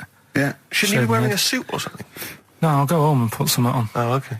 But, Suzanne said, make an effort. I sort of had a shave and that, and then I came out of the bathroom, she said, "Oh, your head looks a bit sort of eggish." She's right. She always worries about when I have a shave, because I just, That's your girlfriend, Karl. I know. Saying that. Just think, so don't worry about Heat saying it. Funny thing is, it's Boyd Hilton, I think, of Heat that wrote it. And he's got a little bald head. Yeah, no, don't slag him off. Yeah, but on the end of his review, does it say, written by Baldy Boyd? No, because it doesn't matter, it's a magazine. Don't worry about it. Looking forward to the wedding? A bit boring, isn't it? But you gotta do it. They're probably listening. Should we do a shot? No, it'll be a great day for them, but I know what will happen. Suzanne will see, all the fuss and that, and then she'll get ideas, and have to let her down and all that. Why is it you don't want to get married again? I always forget. It's just... Who's it for at the end of the day? I've been with Suzanne for 11 years, right? Sure. We're happy. Well, I am. That's what counts. You're never happy. I am. I'm all right. Yeah, no, I know you're happy with Suzanne and everything, but apart from that, you're never happy. You are the most grumpy, moany thing in the world. I mean, I get annoyed, but I'm always happy. I was annoyed here. I was happy coming here, but there was a bloke behind me walking and scuffing his feet. He had a pair of those stupid skulls on, and he was clicking and scuffing. Wear some shoes. You don't have to click. Pick your feet up. Flip-flops annoy me. You know, but I'm happy. I'm just annoyed. You are just like, oh, the world's on me. It's rubbish, this. I know the world's great. It's just sometimes people annoy me by being there. You know. But Steve said I should be locked in one of those towers that princesses used to be locked in fairy tales, so because everything annoys me. But you're grumpy. I'm not. I'm all right. Oh, right. Okay. Listen, we better play a record soon. But coming up, Steve, it's the film review. Carl, you just tell it from the heart. Tell us what you thought about the film. What you thought the. Can I just ask? Is this the first time you'd seen Gladiator? You'd never seen it before? No. Okay. And what were your thoughts? Okay. The film review. Gladiator. It's all right. Nothing great. It's like an old, sort of an old version of Rocky done in the olden days, really. Right. A bloke fighting other people. Sure. How sort of well known is the story? Do you reckon people know the basics? Well, just very quickly, just do the plot. Quickly. There's a guy called Max. Maximus, yeah. Yeah. There's Caesar, and there's Caesar's kid, and Max goes to war, sort of wins it, comes back. Caesar says, you're good at what you do. I wish my son was as good as you. So I want you to be in charge when I die. His kid finds out, a bit annoyed about it, kills his dad, because he don't want anyone to hear that he said that he wants him to be in charge. Yeah. So his kid gets in charge and thinks, I'll show you. You're not going to be king, I am. You're going to be a slave or something. And then, next thing you see is... Sorry, can I just stop there? My only thought is the film's 3 hours long, so maybe we shouldn't go through the whole plot. We've done the first 10 minutes, but yeah. Go on. So, yeah, he's a slave and then... Yeah, but then, that was an interesting bit that I thought, right? I mean, I was watching this with a girlfriend, she was already annoyed because she wanted to watch Friends on E4. Okay. Yeah. It was a good episode as well this week. Was it? Yeah. Don't tell her that. Okay. Right, so she was annoyed and she said, come on then, put it on. And I got it wrong straight away because it says on the back 149, so I thought that was an hour and 49 minutes. It turned out it was 149. No, I thought it was 1 hour 49. Yeah. But it was 149 minutes. Sure. So it overran anyway. By 40 minutes. Yeah. So anyway, the interesting bit was where he was going across the desert on a horse. And I think to show you how long he'd been going across the desert on his horse, he's showing you a shot of the horse's knees and they were bleeding. And I just wondered whether that's what horses do if they run for a long time. Do you know? I don't. Good. Right, so anyway, so he goes on, he keeps going on like this. He's a slave, and then he has a fight at the end with the Caesar's kid, and he kills him. And that's how it ended. Okay, good. What did you think of it? Just generally, what bits... What do you think was wrong with it? Right, well, I've read up on it, and there's already a fact that is wrong. Right. Caesar's kid, he didn't actually kill his dad. His dad died of a natural death. Right, in real life, you mean? Yeah. Okay. And, what's Caesar's kid's name? Comedian or something? I think it's comedian, yeah. Yeah. That's where the name comes from. When a funny person is called a comedian. He didn't actually get killed in real life by Max. No. He died by his sister poisoning him, and he didn't die. No. Are you saying that this is not a historical document? It's wrong. All over the place. Yeah. Well, next week I'm giving you Braveheart, and that is actually true. That is factually accurate. I can't handle it. It is. It was a little Australian fella that helped him out. Just for people who watched it, you know that the guy, Caesar's kid. Yeah. He died. His sister tried to poison him. That didn't work. Apparently, he was a gay fella, and his boyfriend, who was a wrestler, strangled him. That's Where did you get this information? on the internet. I thought I'd look it up to see how much of it I actually got right, Yes. and that's what I read. Okay, so out of 10? 5. Really? Yeah, Okay. it's no good. I wouldn't get it out. And it's annoying the way it says, like, you know, this film's got to be seen at the cinema, because I saw it at home and I don't think I missed out on anything. Very good point. I think that's probably the point they're making, but yours is valid too. We'll play a record, and after that, I'm going to ask you about Rasputin, the Mad Monk. Go on, then. When things like that happen, right, you know, you've been told not to mention it, Yeah. and you're like a little kid, Yeah. and once things are in your head, Yeah. it's difficult not to mention it. I mean, when I was a kid, Yeah. right, my mum's sister Hazel was seeing another bloke. It's weird because she's a lesbian now. That's really weird. That must have been an interesting Christmas. But anyway, she was seeing this bloke, and he looked like Ken Dodd, apparently. He looked like Ken Dodd. Looked like Ken Dodd. So people said, don't mention it because it gets on his nerves when you like meet him and you go, oh god, you look like Ken Dodd. So I said, all right, his name's Will or whatever.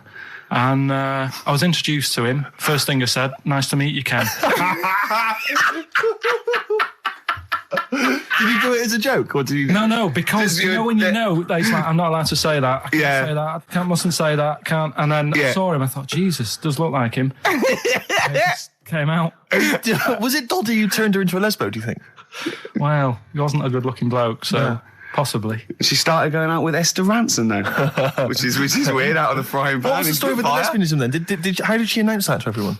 What age was she when she realised? Well, I mean, we're not a close family. Do you know what I mean? We're not a sort of family who keeps in touch with everyone. And I think my mum called her up one Christmas and sort of said, you know, how's the Diddy men? How's Nutty Ash. And she said, oh no, I don't do that anymore. I'm knocking about with Sandra or whatever. Right. And it was like, oh, right. Not big butch Sandra with the big earrings and the skinhead. He used to live down the road from you. I don't know. He used to get Doc Martens wholesale. That's Sandra. All right. Oh, I'm looking forward to it. Was it Nelly? Nelly dead. It nearly died. It nearly died. I was interested in it. I remember reading it, and there was one element of the story. You were thinking it was going to be a cheap holiday. Well, you're not going to pay those prices. 400 quid, host seasons, you're having a laugh. That's nothing. Mansfield car park. And there was an element. It said in the news report, it said that while he was down in the ground, he began and ended a relationship with a woman. While he was down there, some fan who was a fan of what he was doing, he started communicating with her through the tube. I don't know the ins and outs of it, but they began a relationship and it ended. And I have to say, I remember thinking, you know, when you read that there's a man... How did it end? Well, why did you go that this isn't working? That's twice you've stood me up. Yeah. Well, I can't get out, can I? I remember thinking at the time, you know, I was not the sort of the ladies' man that I am now. I remember at the time reading it and thinking, there's a bloke, you know, he's pulling women 10 feet underground through a tube. Through a tube. I'm out and about with some of the most expensive hair products on the market. I've got to sit down and ask myself some very serious questions. Oh dear. Extraordinary. Rockbusters. Rockbusters. But tell the prizes, Steve. Yeah, we have got Christmas some, gifts. This is Christmas gifts. I don't know if you'll receive them in time to actually pass them off as gifts. I wonder if I can tell that Ross Noble story that he told us. I don't know. We'll have to discuss that when the record's playing. Okay. All right. Okay, so you heard a track from it just then. This is the XFM Christmas album. I think that's been knocking around here in the office for years, hasn't it, Carl? Or is it new this year? It was brought out about 2 years ago, but Christmas songs are... Christmas songs. Yeah, it's not bad. There's Scott bands on there, like the Dandy Warhols, the Webb Brothers are on there, Drugstore, Bell and Sebastian, Flaming Lips, all sorts. So we've got that to give away. We've also got this Smashing Pumpkins compilation, which we've seen, again, that seems to be knocking around for weeks. Another one of those 50 years of the greatest hit singles. I don't know, Culture Club's on there, Queen, obviously, I've just Lennon. seen the cult film. Yeah, the cult film will come back to you shortly. This, I think, is one of the most exciting gifts. If you have a video player and you want to get trim, then surely Big Brother 3 champion Kate Lawler and her cardio combat video, in which I think she uses kind of, I don't know, military boxing training to get you trim and taut and looking as good as her. Then you can get that as well. We've also got a exclusive 7-inch single from the White Stripes, a kind of Christmas single. Is that from them? Yeah. That must be quite rare. That's probably the only thing. That is rare. That is worth something. And is worth some. the current Badly Drawn Boy album, Have You Fed the Fish, which I think is slightly mediocre. They've gone up, actually. I think that the level of prices there has gone up. Not a bad selection, but here is the big movie. And actually, I have to say, this is not a bad one. No, it's not. Again, it's not terrible at all. It could be worse. It's James Caan in the original Rollerball, not the disastrous remake that came out recently, but the DVD version of Rollerball. So that's there as well. So something fairly interesting. That's worth winning. Right, come on then. Let's do Rockbuster. Well, will we play a song to give people time to get a pen and paper and that? Yeah. Yeah. So we're doing it next. Yeah. Vines was Jackson on XFM 104.9, and Ricky Gervais with Miss Steve Merchant and Karl Pilkington, the man of the moment, with his Rockbusters coming your way with all those great prizes. Yeah. Right, we're doing it now? Yes, sir. I noticed Heat magazine sort of put a bit of a spanner in the works. Why? Because they were saying, oh, maybe it'll be a Christmas edition of Rockbusters. And I'd already sorted them out. I wouldn't worry, Carl. Well, what I've done, I've cleverly tweaked them to make them Christmassy. So the Christmas bit in it has got nothing to do with it whatsoever, but I just thought... So you mean the clues have a Christmas element? Well, yeah. But it's nothing to do with the answer. It's nothing to do with the answer. Right. So why don't you just ask the normal ones and I'll ring a bell. I'll shake some bells. Well, it's the equivalent of that, but in sort of speech. Right? Brilliant. So the first one, there's a load of letters there asking for advice. Put them on Claire's desk. Oh, and have a good Christmas.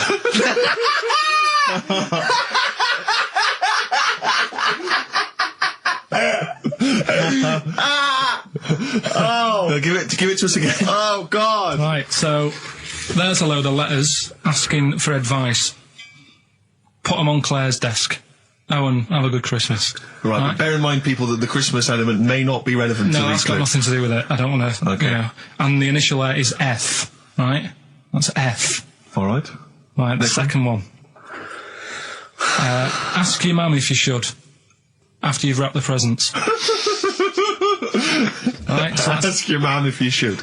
Ask your mum if you should, after you've wrapped the presents. That's S. S. S. All right. Okay. And the last one, a couple of people were arguing in the supermarket at the fruit and veg counter, but it's busy in there because it's Christmas. That's probably what brought it on. So that's B. Right? B. Oh, God. So they're the three. I'll just recap. Yes, please. Yeah. I have no idea. so I can't even... I don't know what to start thinking. Right, there's a load of letters there asking for advice. Put them on Claire's desk. Have a good Christmas. Have a good Christmas. Second one, ask your mum if you should. After you're at the prison. S. And the last one, a couple of people were arguing in the supermarket at the fruit and veg counter. But it's busy in there because it's Christmas. Busy because it's Christmas. That's a B. So they're the three things. It's email only, this one. Please remember that. ricky.gervais@xfm.co.uk. ricky.gervais@xfm.co.uk. Yeah. Brilliant. Carl looks happy with them. He looks really happy with them. Rightly so. They're cracking. They're good. Yeah, they're good. Pleased with those. All right. Is there going to be more Rockbusters in the new year? We're not sure. I'm still thinking about new ideas that we can do. Okay. Are we starting Ridiculous today? Have you done Couldn't be bothered. Couldn't be hard. Look forward to Ridiculous. He's worried about... He nearly said asked and he just stopped. Because he's worried, because he's the producer. Yeah, well, I've got to set a standard. Oh, dear. Carl, you have, mate. You have. So that's that. We've still got to come... I'll tell you what. Why don't we have a lovely tune, right? You make the tea. We're opening these biscuits from Alexandra. Yeah. We'll be enjoying that, right? Maybe segue so we can have a nice little, rest. I don't want to talk through it. It'd be rude. And then we're coming back, and as part of, like, Parkinson, and Do We Need Them? Do We Need Them? Yeah. Carl has interviewed an expert on jellyfish. Brilliant. So we've got that. Plus, of course, we've got a two-part Educating Ricky. You've got Educating Ricky still to come. With a Christmas theme or not? And we've still got things like the Pogues, John Lennon, Joni Mitchell, just David Bowie. Are you suggesting there's going to be some great music and some great fun music chat? and some fun chat? Lovely. Let's do a classic. Let's do a big stomp in one of the best Christmas songs of all time, shall we? What are you thinking? Fairy Tale in New York. Excellent. Fairy Tale in New York. Oh, it's always amazing. Pogues featuring Christian McCall on XFM 104.9, the Christmas edition. Indeed. David Bowie, Everyone Says Hi. It's quite a melancholy feeling about today's show, isn't it, that Christmas? I think there's often... Carl with his Victoria Plum. I want to see a Victoria Plum. I want to know what it is. Does it look like a little gnome? It's a woman gnome. A female gnome? Yeah. A little gnome. Did your mum collect gnomes? She likes anything gnomes. She likes fairies. She likes Indians. She collects all that stuff. And it doesn't matter what it is. What do you mean? You know, like a proper Indian with all the headgear on. Or a Native American. She likes anything with them on. Like, you know, it can be a fridge magnet. It can be... Just a lot of Native American wisdom is around the fridge magnet because they think it has special powers of adhesion.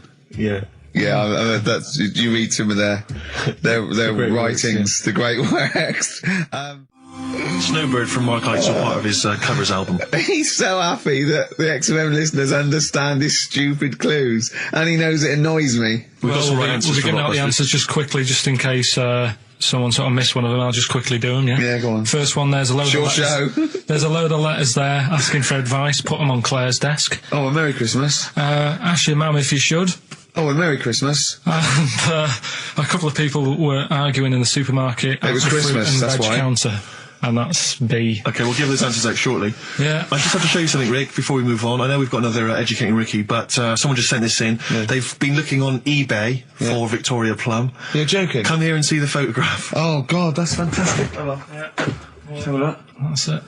Oh, God, he got that for his mum. It's the worst piece of tat I've ever seen. Carl! Carl. Imagine how... Oh, gutted. Carl. Imagine how... Look, think of him now, right? There it is. That's the worst thing I've ever seen.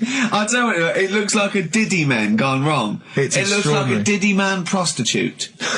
That is... Is that the one, Carl? Well, it was a different colour. It had a yellow at mine. No, but look, how do they get... Tell them they go into eBay. So you need to log on to ebay.co.uk. I'm sure you've used it before. It's the online marketplace, ebay.co.uk. And if you type in Victoria Plum, I'm assuming that you can track this down. That's amazing. It's the worst piece of rubbish I've ever seen. Just think how cute he was as a kid, though, doing that. Just think of him, just going... just seeing that and thinking, she likes gnomes! It's the worst thing I've ever seen! I mean, to be fair, I don't know what her prize collection of gnomes looks like, but I can't imagine they're much better than that. I mean, gnomes are a fairly grotesque thing. But certainly your mum's taste and discretion is... Did you ever those houses on your estate, you'd go in there and it was just loads of those dolls still in their packaging all around the room? And sort of like one of those homes that keeps the sort of packaging on the three-piece suite. Why don't you buy another one for her for Christmas? Yeah. It's $3.99. It looks, but that's £2.49 because that was $399. Well, oh, buy it, Carl. No, 'cause I've got her. See, like I say, I was looking around and there's stuff that is interesting.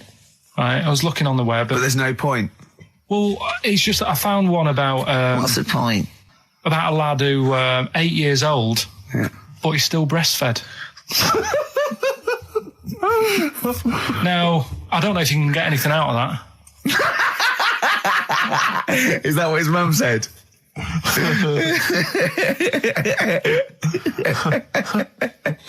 What do you mean I don't know if I can get anything out of that? You don't need to. No, it's just that, you know... Where did you read that? That was on the internet. Oh, well, yeah. You're always unspecific when you mention it. It's just it was on the internet. Well, I'm trying to think what I put in. I think I put in Y to see if I'd confuse a computer. Go! You are... No, honestly. I did a search, put in Y, and it came up with funny things that, like, why is this person doing that? Why is that? And it had a picture of this 8-year-old lad, sort of, you know, on his mum's nipple. And it was saying, you know, is this healthy? You sure that wasn't asking you that question? What? I put in Y just to confuse the computer. Like, we go, what do you mean? Yeah. Stop it. Yeah. Oh, look, last week, I was walking, home with him, and I went, he was saying something stupid, and I went, I've got a competition for next week. Let's do a phone-in, and it's called Karl Pilkington, Genius or Fool. Yeah. Right? And he went, No. I went, why not? He went, well, it'd be confusing because they say there's no difference between genius and being a fool. They do though, don't they? No, but it's rubbish, and people say there's a fine line between madness and genius, and You know, it's a ridiculous soundbite. They don't say there's a fine line between a genius and an idiot. Well, the people who do are idiots. Yeah. So what would you do there, though, just to sort of wrap that little thing up? What would you do? That lad loves his mum's milk. What are you asking me to come up with? No, I'm a just... title for the... Quite handsome people, but yet they're always quite obnoxious. We are. No, I mean, they're normally quite obnoxious, Rick. Again, you know, you're a good example of that. And yet, I think it must be the small man complex. That's what makes them so obnoxious and so kind of desperate for attention. Didn't realise it before. Steady on. Because, of course, I tower above everyone. You do, don't you? I'm, for people who don't know, who are listening, I'm 6'7" tall. That's high. Yeah. And for people who've never seen him, he doesn't hold it well. It's not like he's a sort of handsome athlete, is it, Carl? He's a bit of a, what do you call him? Carl, don't answer. No. Don't get drawn into that. You know the game he's playing. No. Do you know yesterday when you were in the office? Yeah. You did a little move, and it reminded me of Blakey. Oh, I hate you, Gervais. Oh, I hate you, Pilkington. That's his stance. Yeah, but even he held it a little bit better, didn't he? Because he was a man, you know, he had a big coat and everything, and a peak cap. But, yeah. I can't believe you. Like, I've not suffered enough from being freakishly tall. Now, two of my best buddies, live on radio, are just... It's not just the height, though, is it? It's the posture and the face and everything. But it's got your places, hasn't it? No? What do you mean it's got me places? I think people give you a bit more of a chance in your career and stuff, 'cause it's like... Well, yeah, stacking shelves. Because I can reach to a high level. Muse, Plug-in Baby on XFM 104.9. Rick, Gervais, go on. Well, yeah, but I know you guys are laughing about the height thing, and for those that have only just tuned in, I am 6'7" tall, which is tall and that's big, and I pride myself on it in a way. You know, I've worked hard, I've not smoked, I ate well. You know, it's an accomplishment. But obviously, I didn't have much involvement in it. I just am, and it's a curse because mainly the problem is that you can't get stuff, you can't get clothes, you can't get shoes. You know? Yeah, he's size 14 feet. Yeah, but it is genuine, and I don't know. I mean, it costs a lot to buy a pair of size 14 shoes, and so I don't. I mean, if you were genuinely poor, I don't know how you'd afford to be tall, because the clothing costs more, everything costs more. I've seen this in comics, that you'd actually go to school in a barrel, wearing a barrel with just braces. It'd just be a barrel, and you'd have sort of flip flops, and you'd take a mule with you. They all had a mule, didn't they? But people always think like you'll be in a pub or something, and people just think they can talk to you about it. They just think, hey, you lanky, it's just like, because it's like they. But that really annoys you, doesn't it? Well, it annoys me because it's like they think I should be proud of it. Like, well, exactly, but they don't think that this is not a disadvantage. This is not a disability, is it? You're taller than most people. It might get a disability. No. If you were 8'3", it'd be slightly disabilitating. You would, but disabilitating. What? Disabilitating? Yeah. No, you're a medical man, aren't you? But no, the point is, it's a disabilitating because when you go on public transport, like if you're on a coach, the only place I can sit on a coach is that seat on the driver's lap. Either on the driver's lap or that seat at the very end. Yeah. You know which sits into the aisle. Yeah. That's the only place I can. Well, sit. you stand up, some sort of kids at the back waving at drivers. You could drive it from the back. Here he comes. Watch it. Were you a tall baby? Oh, Mr. and Mrs. Merchant, you've given birth to a basketball player. Look at his dribble already. Were you a tall baby? Babies aren't tall. Oh, at what point did you suddenly, like, Jesus, nothing fits me? Well, it didn't happen overnight, Carl. Let's do a little graph. How tall were you at 5? Oh, I don't know. 3 foot. 3 foot. How tall were you at 12? 6 foot. 6 foot, are you really? I don't know, do I? How do I remember? I don't remember this. Well, when did teachers start calling you freak boy and lanky? They didn't. It wasn't so much. It was no. You went to a funny school. I went bowling with him once, so I'd never been bowling before, and he'd been once before, and he went, let's go to this bowl. We went to a bowling alley, right? And you have to wear these special shoes. Now, they're sort of like pointed things anyway, and they're multicoloured, sort of red and green. They look pretty weird. And the woman said to me, oh, what size? I said, oh, 8. She went, yeah. So what size are you? He went, 14. She went, 14. He went, you probably haven't got them.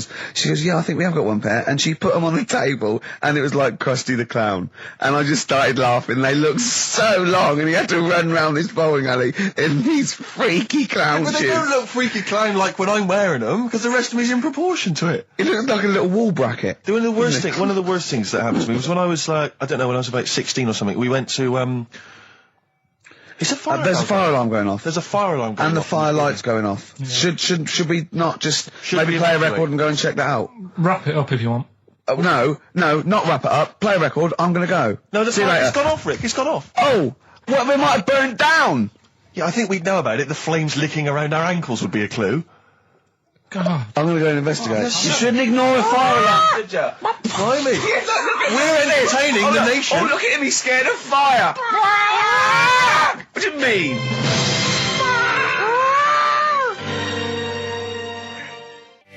Lars, and there she goes. What a great start to a show. We've had 20 minutes of some of the best banter, chatter and music and anecdote anywhere on the dial. You're damn right. High five. Yeah.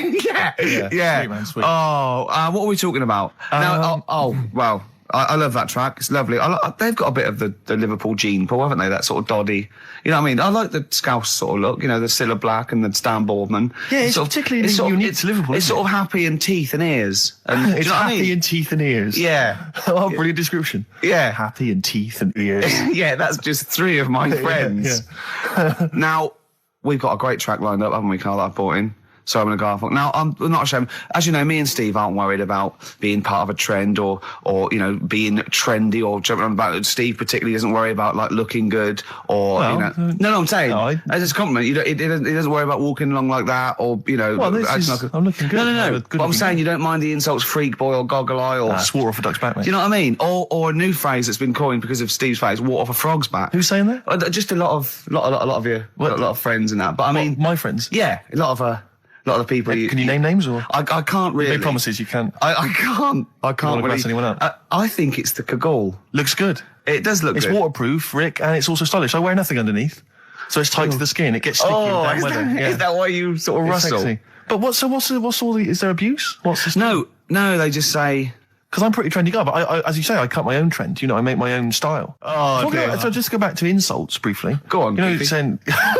Oh, no, see, that's... Goofy, that's not fair. No, because that's what he said, it's in my head. What do you mean he said? No, when did he say that? No, I mean... When did you call me goofy? No, he didn't. He said about what's in my head. Hey, no, when it's... come on. Come off it. Don't What? Who's start calling me goofy? No. I'm not even goofy. Goggle-eyed's fair enough. Yeah, but you can sort your look out. I can't. What do you mean I can... How can I sort my look out? I'm not even goofy. That's not fair. You've got the proper features. What? Just needs sorting out a bit. I can't help it if my hair's not good. I noticed the other day when Carl was sitting on your knee having his picture taken. It's a long story, right? He's got a completely spherical head. It's slightly too small. I'm not being funny because, I mean, you know, I'm not perfect. But he's got a completely spherical little head. He looks a little bit like a baby hamburger. You know hamburger off McDonald's? Sure. He looks like a little baby hamburger. And it's sort of quite put upon. Suzanne thinks I look like that thing in that Dulux advert. Do you know when the woman pulls the head off that? A little plasticine morph type. And then they make a new ad for it. And it's like a little head. Really? And that's your girlfriend saying it. I know. Anyway, listen, let's get back to business here. This is a great track. It's America by Simon and Garfunkel. This is where I started saying we don't care about being trendy and all that. That was it. Because I just want to mention to people that they should be very... Well, you say that, actually, because in a survey, it came up this week, it's quite extensive. Mancunians take more sick days than anyone else. Mancunians take more sick days than workers in any other city in Britain and Ireland, according to Manchester-based employment firm. Survey by Peninsula found employees in Manchester take 11 sick days per year, whereas closest rivals Edinburgh and Dublin take an average of 9. Liverpool, Newcastle, Birmingham, Cardiff, only 8. Is Reading mentioned there? Or no, it's not even in there. They don't take days off. London is only 7. So the point is, I mean, I don't know if you can take anything from it, but if you were an employer and you had a Mancunian and a Liverpudlian and they were equal on everything else, but you really couldn't afford them to be away, Liverpudlian's going to probably be away for 8 days. Sure. The Manc's going to be away for 11, phoning in sick. And so what can you, I mean, just analysing the data there, what would you extrapolate from that? I really don't know. I mean, call in if you've got any clues, or email us in if you've got any. I don't know why I think maybe, I don't know, Mancunians... I don't really know many people from Manchester. Well, I only know one, but I know he was off sick because he put on wet trousers and he got a cold, I think. Yeah, well, he just said he couldn't come in for... Yeah. He left early as well once. Yeah. But I don't know. I mean, that's the survey. I don't know. I mean, it's evidence because it's statistics, so there you go. It's guaranteed evidence that's proof. Any thoughts on that? Ricky.Gervais at xfm.co.uk. I mean, oddly enough, you're from Manchester, Carl. Yeah, I am, yeah. What are your thoughts on that? On what? Sorry. On the survey. Oh, wasn't really listening. Sure. What Mancunians take off more sick days. They call in sick. I mean, presumably spuriously. Yeah. I mean, because they've got the same body. They're biologically the same. So obviously making up their life. Yeah. Some of the days, maybe just the 3 extra they're making up. Yeah, they're moaning. Probably because we work a lot harder than the others, so we're tired, so you're sick, so you need time off. Probably. Seems unlikely. I mean, the Scousers, to be honest, yeah, take them on, let them work in your office. But you know how many computers are going to go missing? Right, that So offensive. is offensive. Right. This is a survey that proved you just made that up. You just carried on the myth that Liverpudlians thieve. Now that's not true. That is not true. Well, it's not. Well, some of them do. There's been no survey that you're more likely to thieve if you're from Liverpool than if you're in Manchester. So that hasn't been proven yet. So all I've got is the evidence from a survey of, I think, 3,500 people. It's proof that Mancunians take off more sick days. XFM 104.9. There's a kid in Kenya. He was messing about with some beans. Magic. We guessed that as well. You did, yeah. He's fed up because we've guessed his puns, I think. He put one of them in his ear. Yeah. The mum or the dad said, what have you done that for, or whatever. Yeah. So I'll have to take you to the doctors now. So they took the kid to the doctors, and the doctor said, he said, I can get that out, I can sort that out for you. So he took it out, and the doctor said, right, that's £3.50. And the dad said, I've only got £2.70 on me. And the doctor said, right, well, and he put the bean back in his kid's ear.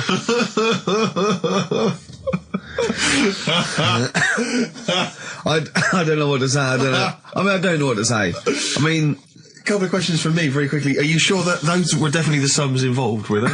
Well, the equivalent of whatever the deal with in Kenya. Yeah. It was the equivalent of $3.52. So what currency was it, Carl, that you translated into sterling? I don't know. No, it was saying in the thing. It said the equivalent of £3.15, £2.7. Did it say that? Yeah. So did it say that? Yeah. Carl, look at me. Look at me. Did it say that? Yeah. It said that was the. Did it say that? Yeah. Yeah, it did. It definitely said that. Definitely. Yeah. So it's just like, I suppose, I don't know. I mean, all these things. The idea is, it's not like a lesson. It's like, I'll tell you this, see what you can get from it. Sure.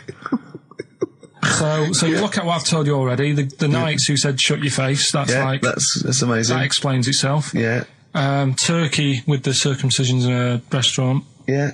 That'll hold me in good stead. Yeah. Don't go there. Whatever. Yeah. This one, if you're in Kenya, don't put beans in your ears or something. Doctors or carry £3.50 or the equivalent of. It's just the idea that the doctor put it back in his ear.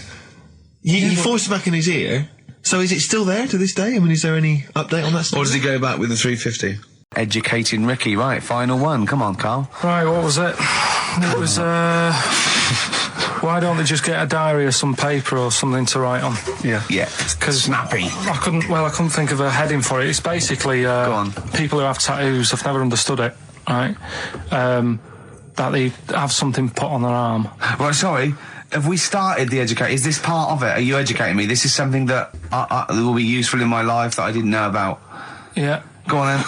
No, it's just that they've got a machine out, right, that does tattoos. Tattoos. You come up with a design you want, and you this machine scans it, and you put your arm in this thing, and you press print or whatever, and then it does the tattoo on your hand or on your arm. Like loads of little needles that follow a pattern? Yeah, the computer, basically, yeah. Is it a real tattoo? It's a proper proper one. The fella said... well, as long as it goes out, it pierces the skin with a... I just wondered if it's one of those kind of, those kind of... No, it must be lots of little needles or a moving needle that can go along. How is this cleaned, like, in between each person? Dunno, probably... I don't know. Well, no, as long it's only that if it's one needle, it's just the head, isn't it? If it's one needle that moves, and does it like loads of little... What are we gaining from a machine doing it? Just because they're not going to sort of mess it up. But hold on, how do you keep your arm still? Because your skin moves slightly. So the machine it's sort of strapped to your arm. Right, and so the it's fella, spread... the fella said that the tricky thing was in all this it was the fact that, you know, nobody would let him test it out on anyone else, so he had to do it himself. But did it work? Because the thing is with a tattoo artist, they can see when your skin's moved and they can see what they've done and they keep wiping it and looking, whereas a machine's just got to trust itself. Yeah. So I think one needle could go wrong. If it was a lot of needles, that it just came down, like, you know, 1,000 needles that was an imprint. Yeah. But obviously I'm asking someone who hasn't delved any further than there's a machine that can give you a tattoo. That's all you've got at the moment, isn't it? Well, yeah, basically. That's all you've got? I mean, that's what I've got, because I'm not a fan of tattoos. I don't... But where did you read this again? This was... Internet? This was on the internet, yeah, it was, yeah. Okay. And I just don't understand why people do it. That's what got me attention. Because me... Sorry, what have I learned from this? That if you wanted to get one, you know, you can get one done by a machine now. You know, people say machines are sort of taking over and that, and there's another one. But it's just the fact. I mean, I don't know. So give us the snappy title of this education again. Why don't they just get a diary or some paper or something to write it on? Really, it's about some monkey. I think it was a chimp. Who's an ape? Go on. It tried to.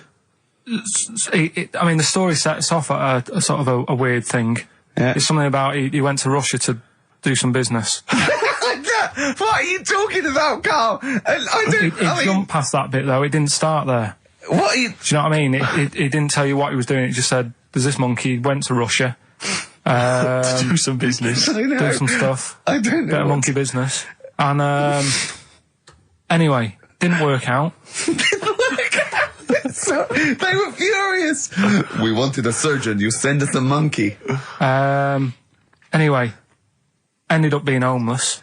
Oh no, you're joking. Always taking a turn for the worst. What? Couldn't even get into like a tree hostel or anything like that. That's the Smiths on XFM 104.9. Well, we've done the first half hour, which is mainly genital related. Then we've kicked in with some racism.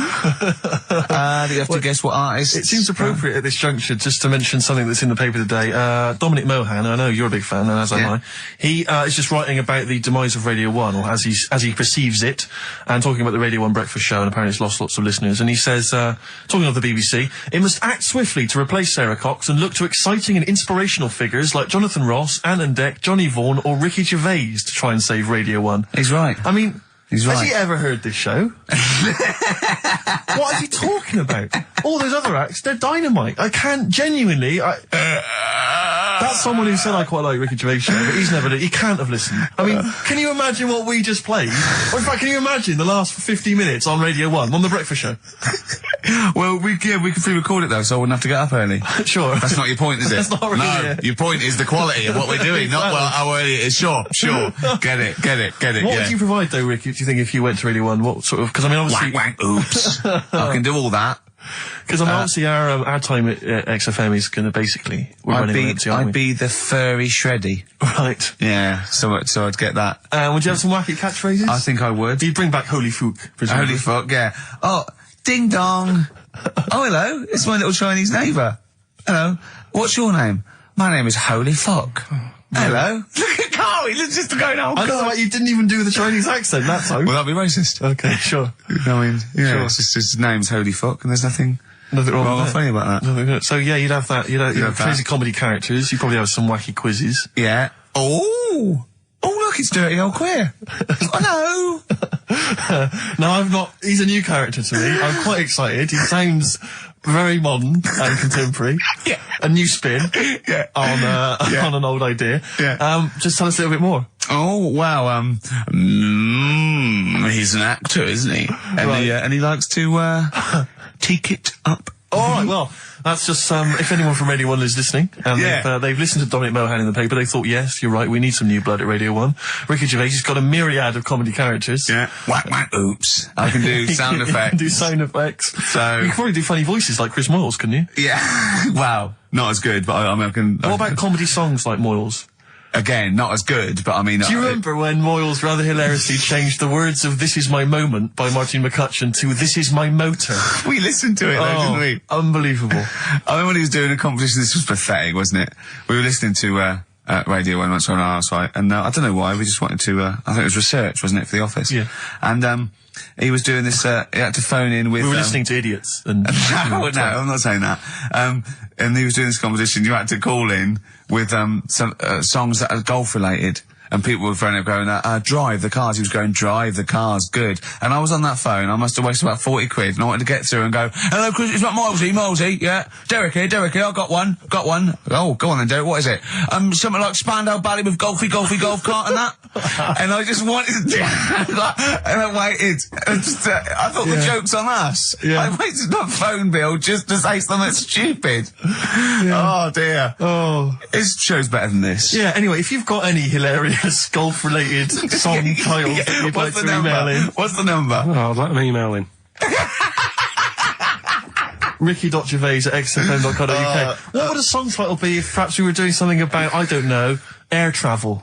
Yeah. If you've got any crazy ideas, email in. We'd love to hear them. Yeah, brilliant. I've got a thought of another golf one. Okay. You know, Duran Duran?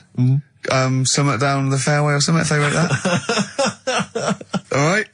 Girl on the putting green? Yeah. Or something? Alright? Yep. Oh, hello. Have you introduced you? My name's Holy Fuck. I'm dirty old queer. I could do all that. Ding dong, whack whack, oops. Elbow. Fallen Angel. See, they're the odd one out, you see, because of what they're like and who they are and how successful they are, I can imagine saying, will you please welcome to the stage, Elbow. Indeed. But I wouldn't have. On paper, I'd have thought that was a terrible band name. Yeah. Yeah. No, I know what you mean. There are exceptions to the rule. Yeah. Ladies and gentlemen, please welcome to the stage the Boomtown Rats. Yeah. Yeah. See, I'd have thought that was I mean, I think it is a bad name. It is a bad name. But you can't imagine it happening. Yeah. Yeah, so that's a bad name. So call in if you've got email addresses and let's call in with funny observations on life and shit. So, well, it's going well, isn't it? That's halfway through. Carl, what do you think? Yeah, it's been alright. It's been alright. Yeah. We've covered a lot of bases. We haven't taught them anything. Not taught them anything? No, I think we taught them to tune into a different station. Yeah. I think Heart 106.2 is probably picking up a few of our listeners as we speak. Yeah. Who's on at the moment? Don't know. Doesn't matter on there, does it? They just sort of... Don't slag them off. No, I'm not slagging them off. I'm just saying I don't think... You tune in because you want to hear Simply Red and that, don't you? Do you know what I mean? Well, they play other great stuff as well. Magic is the one that I love. Radiohead and Go to Sleep. That's not to you. Please don't go to sleep. We've got another hour and 35 minutes of fun chat and great music on XFM 104.9. I'm Ricky Gervais, with me Steve Merchant and Karl Pilkington. Pilky, K-Man Pilkers, little baldy twat mank whinging, a little bit bent Pilkers. There he is. There he is there. Now, Rick, you may remember that last week we opened with some quality knob news. Knob news, yeah. It was Hitler's knob. Hitler's knob was one of them. That just sparked off into a whole bunch of other kind of knob related discussions. Yeah. And I'm pleased so far to see that we're almost at the halfway mark for this first hour. And so far we've only talked about nudity and/or todgers. Yeah. So excellent work from us. Well done, lads. Yeah. I'm looking forward to Dr. Fox and the rest of the Sony award committee listening to this one. Yeah. But more knob news. I don't know if there's a jingle for that, maybe. He nearly had the eye out. Knob news. Knob news, excellent. This is an extraordinary story. A woman tried to sue her bosses for £210,000 after finding a cooked penis in a canteen stew. Hospital cleaner Sophie, can't quite pronounce that name, was eating goulash for lunch and could not cut one of the lumps of meat. Oh, you can see where it's going. I've got so many questions already. I know. She picked it up and tried to chew it, but it was too tough. Then she inspected it with workmates, who all agreed it was a penis. Imagine that discussion. Yeah. Miss McClarter said she vomited for the rest of the day, instantly became a vegetarian, and had to have psychiatric help. It's not known whether the organ was from a human. The case continues. Well, it can be found out, so that's one thing. Obviously, the doctors aren't confused. They're not going, I don't know, I've never seen one like it. Yeah. Also, why is she eating goulash? I know. I mean, that's my first question. Why... Yeah. Lunch. Oh, what do you want? Oh, no, I fancy some goulash. Yeah. Oh, some gooly lash. Gooly lash, Thanks very much indeed. Lancashire cockpot. Oh, is on the menu. Brilliant. Only £5.50. Wangers and mash. I'd love some wangers and mash, please. If you've got any knob-related puns, not food-related puns, then call XFM on 3426 14094. Ricky.gervais@xfm.co.uk. Call Chris Miles at radio1.xfm.whingingmank. Yeah. Cock o van. Cock o van. It's already done for There's you. some, there's Wangs and Mags, Cock o van, Lancashire Cockpot. You know. That's just off the top of our brains. Yeah. So, if you've got any of your own, keep them to yourself. We're not interested. What do you make of that, knob news? And he's in a hospital. I don't think so. Oh, yes, it was a hospital cleaner. You're right. Oh, cleaner. God. I know how your mind's thinking already. There's been a mix-up. That's